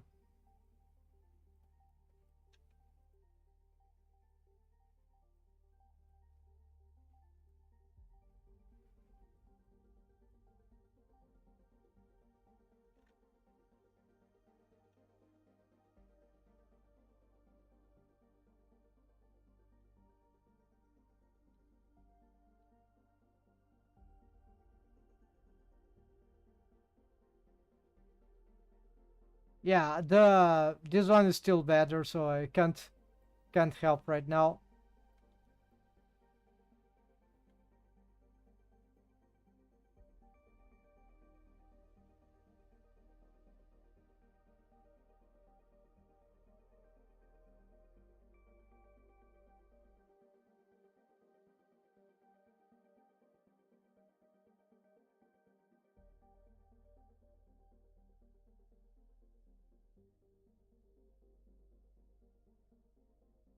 Okay, I like this one.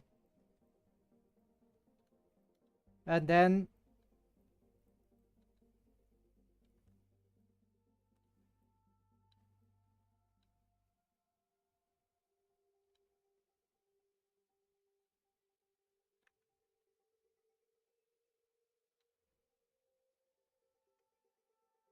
out of this we can then we do we need to be constant all the time? Then okay, so this one is disruptive. both of them are disruptive to the grease pencil, although in the end they, for some reason, they work, but we are sort of ignoring them. Then we bring this one, and here we can decide, okay, this one is too bad. This one is also very inadequate. So probably it might have worked in another scene, but here is like we can dump this. So it will be more about something like this, and here we can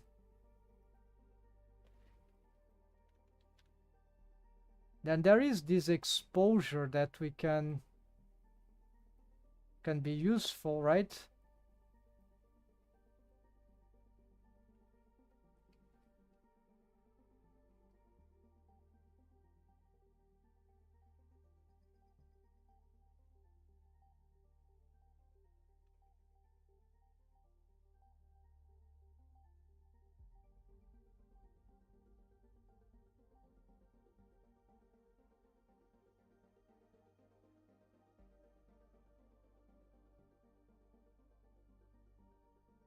And on top of that, I think something else is happening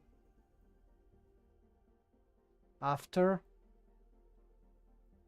There's this color RBG curve gamma,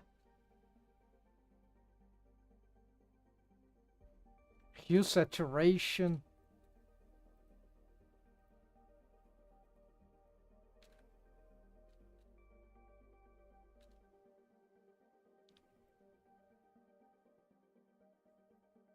Oops. Okay, let's but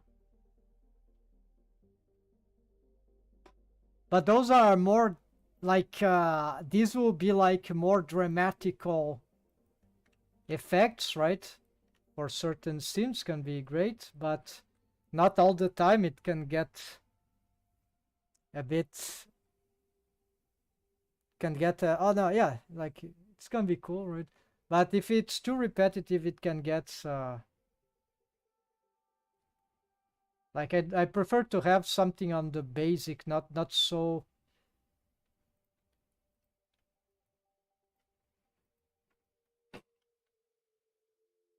not all the time like this, right? Because this is also cool if we can improve a little, right? But this is a complete different thing, so it can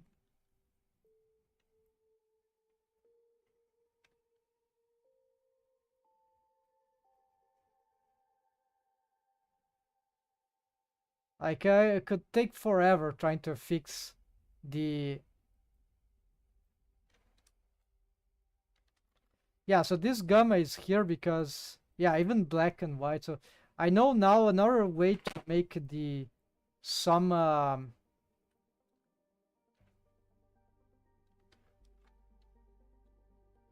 yeah, 1 is actually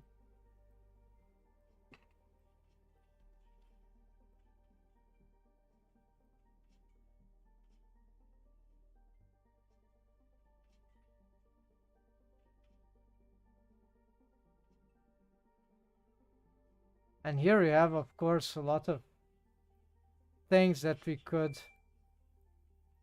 refine, but it's very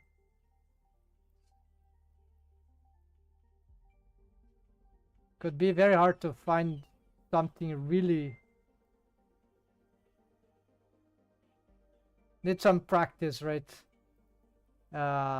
What would work, right? Like right now it's a bit too dark, right? This one is work, but even all this, maybe it's not necessary. We can go directly like here.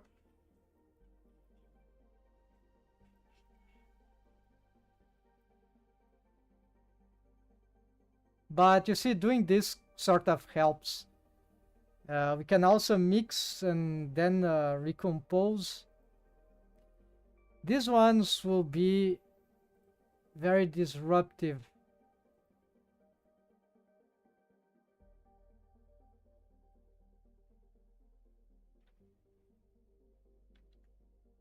or not.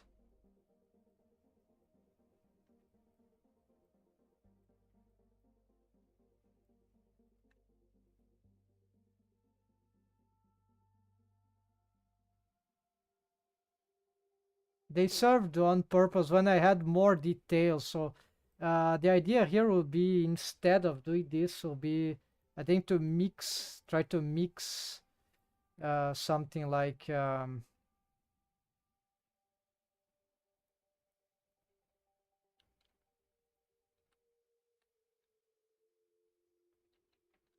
mix color. Let's try. So I'm gonna mix a one that is like this with one that is soft.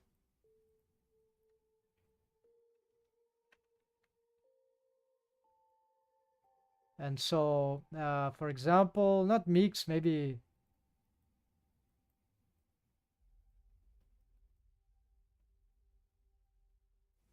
soft light or linear light. No, there's some problem with this thing here that I haven't solved yet.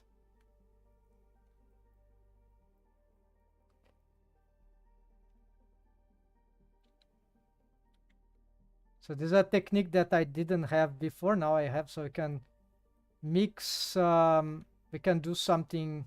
Ah, here is something that seems a bit incorrect, I guess. Don't know if that was on purpose.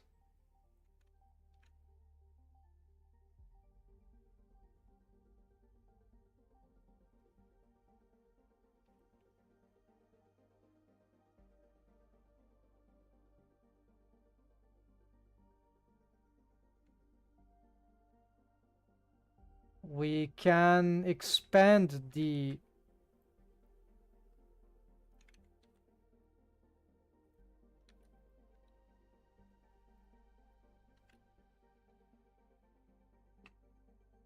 these ones, so it's easier to make these manipulations. Here we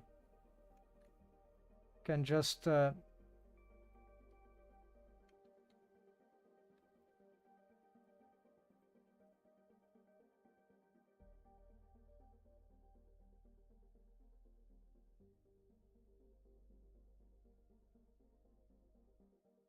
do this. Color, not alpha.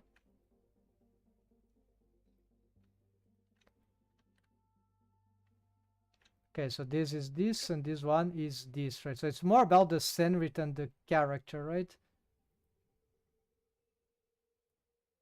Because the character is already self-shading. So this one we could have.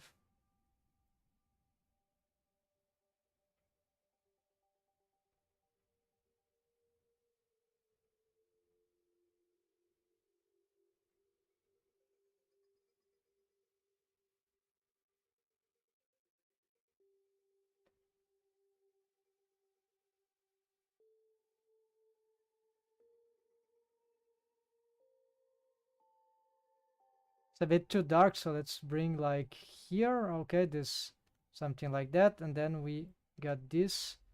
This one here there's more things to play with, so we can yeah, crash.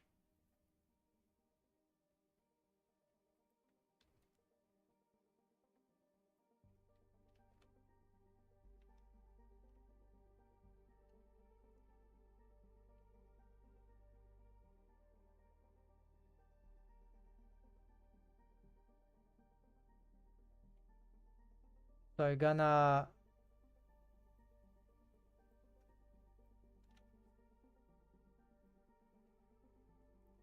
yeah, this, then here we can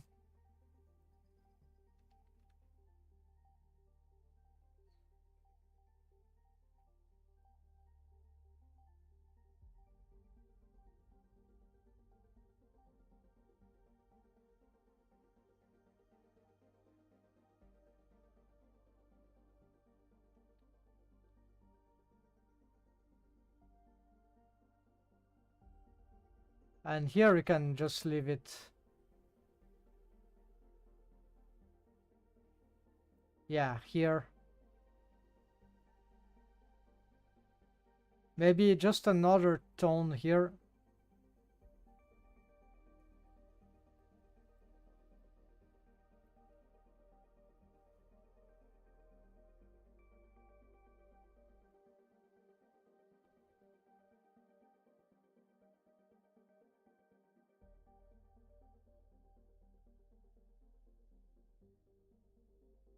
Okay, that. Still a bit too...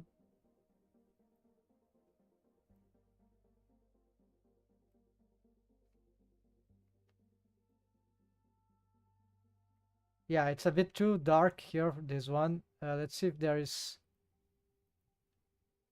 Oh, no, this is the constant. Okay, so this...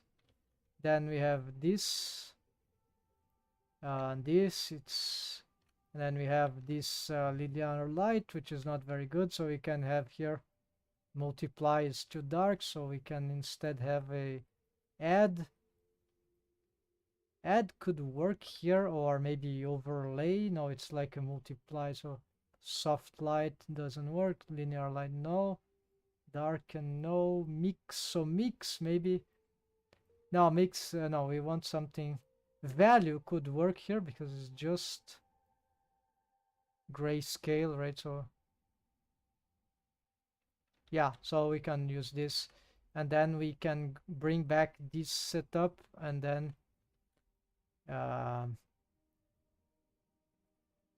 get this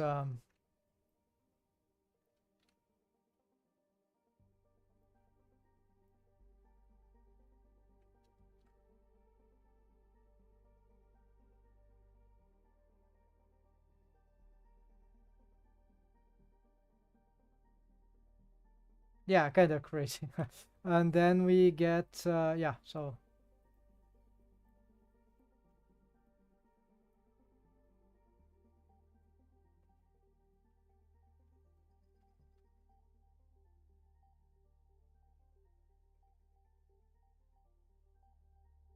after so many changes here, we got I don't know. Okay, anyways, it's another option. This is why I have this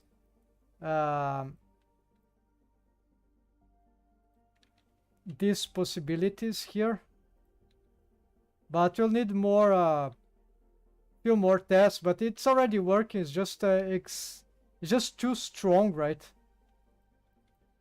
The effects are a bit too brutal, but the direction is good. Look at this.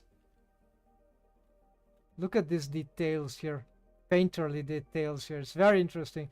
So it's very hard to get every area of interest with this, but with more lighting in the scenes, light objects, that this shot here is not very good at lighting yet, so it haven't completed. We can actually get very impressive results with this stylization. But here we're gonna revalidate some stuff and see if we can render something here. Then I'm gonna... Yeah, so this is very interesting already. So let's just save here as a memory. So where's the renders? No, it's not here. Yes, renders here. So composite. So we are almost validated this compositor setup. This is very relatively simple. What we need to... There's might be something here of interest. Like this is one and art of that kind. Yeah, well, I was doing this. So like this, I could try to...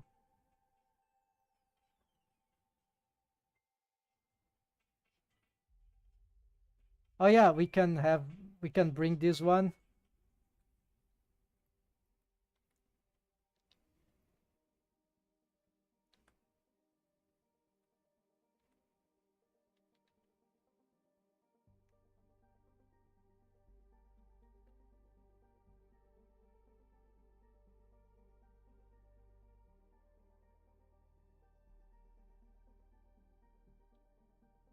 Yeah, so this is very nice, but maybe a little less.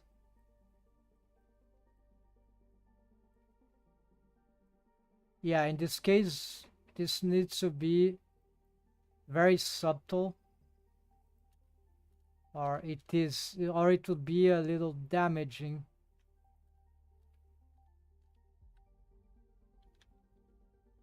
And then, okay, this thing we can already try to bring here. I'm deciding what I'm gonna do with this. There's also some sort of CGI remix. So you see, this is just a recent recreation of what I had there. It's just gonna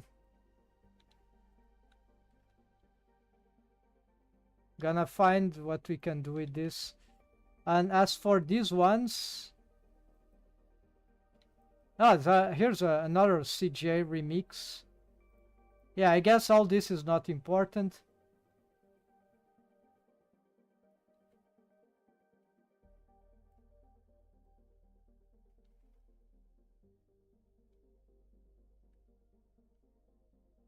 Yeah, so it's more of the same.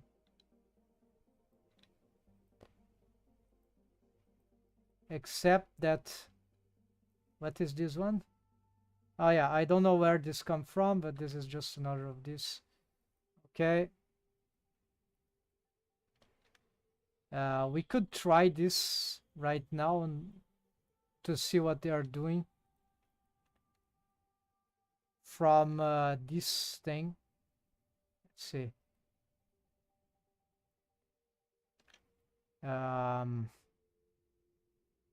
We need to connect some stuff, I guess.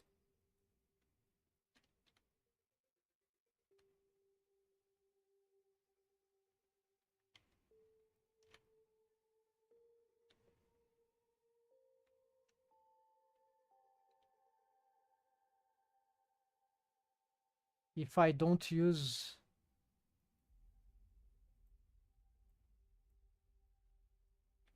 Yeah, okay, this one is already usable.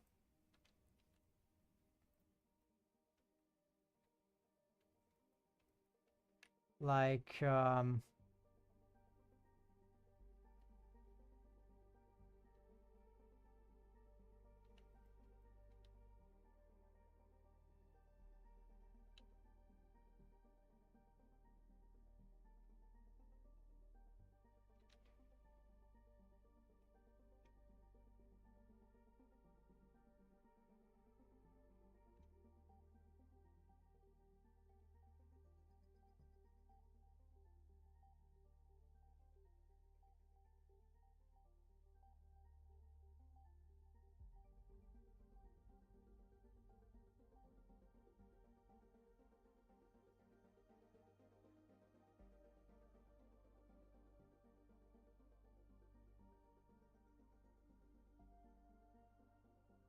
like the same setup here, but for colors.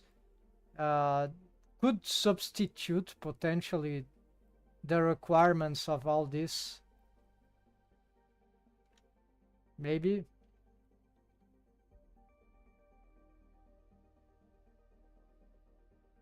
No, it's still good to transfer. Yeah, it's still, this is grayscale pass is still interesting to have. It neutralize everything, so it can, it's good for this.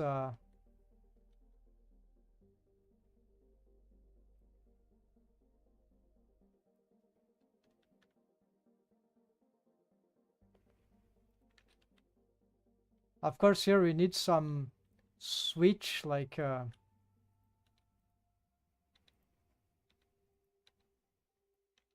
all this stuff.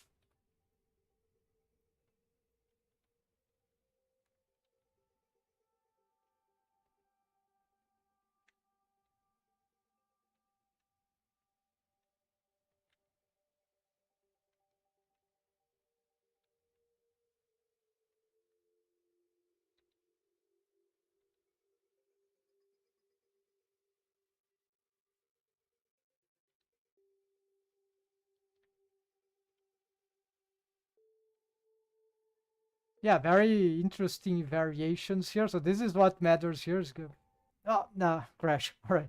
So for this time, it will be this, folks. Hope that was interesting. So see you next time, and take care and happy blendering.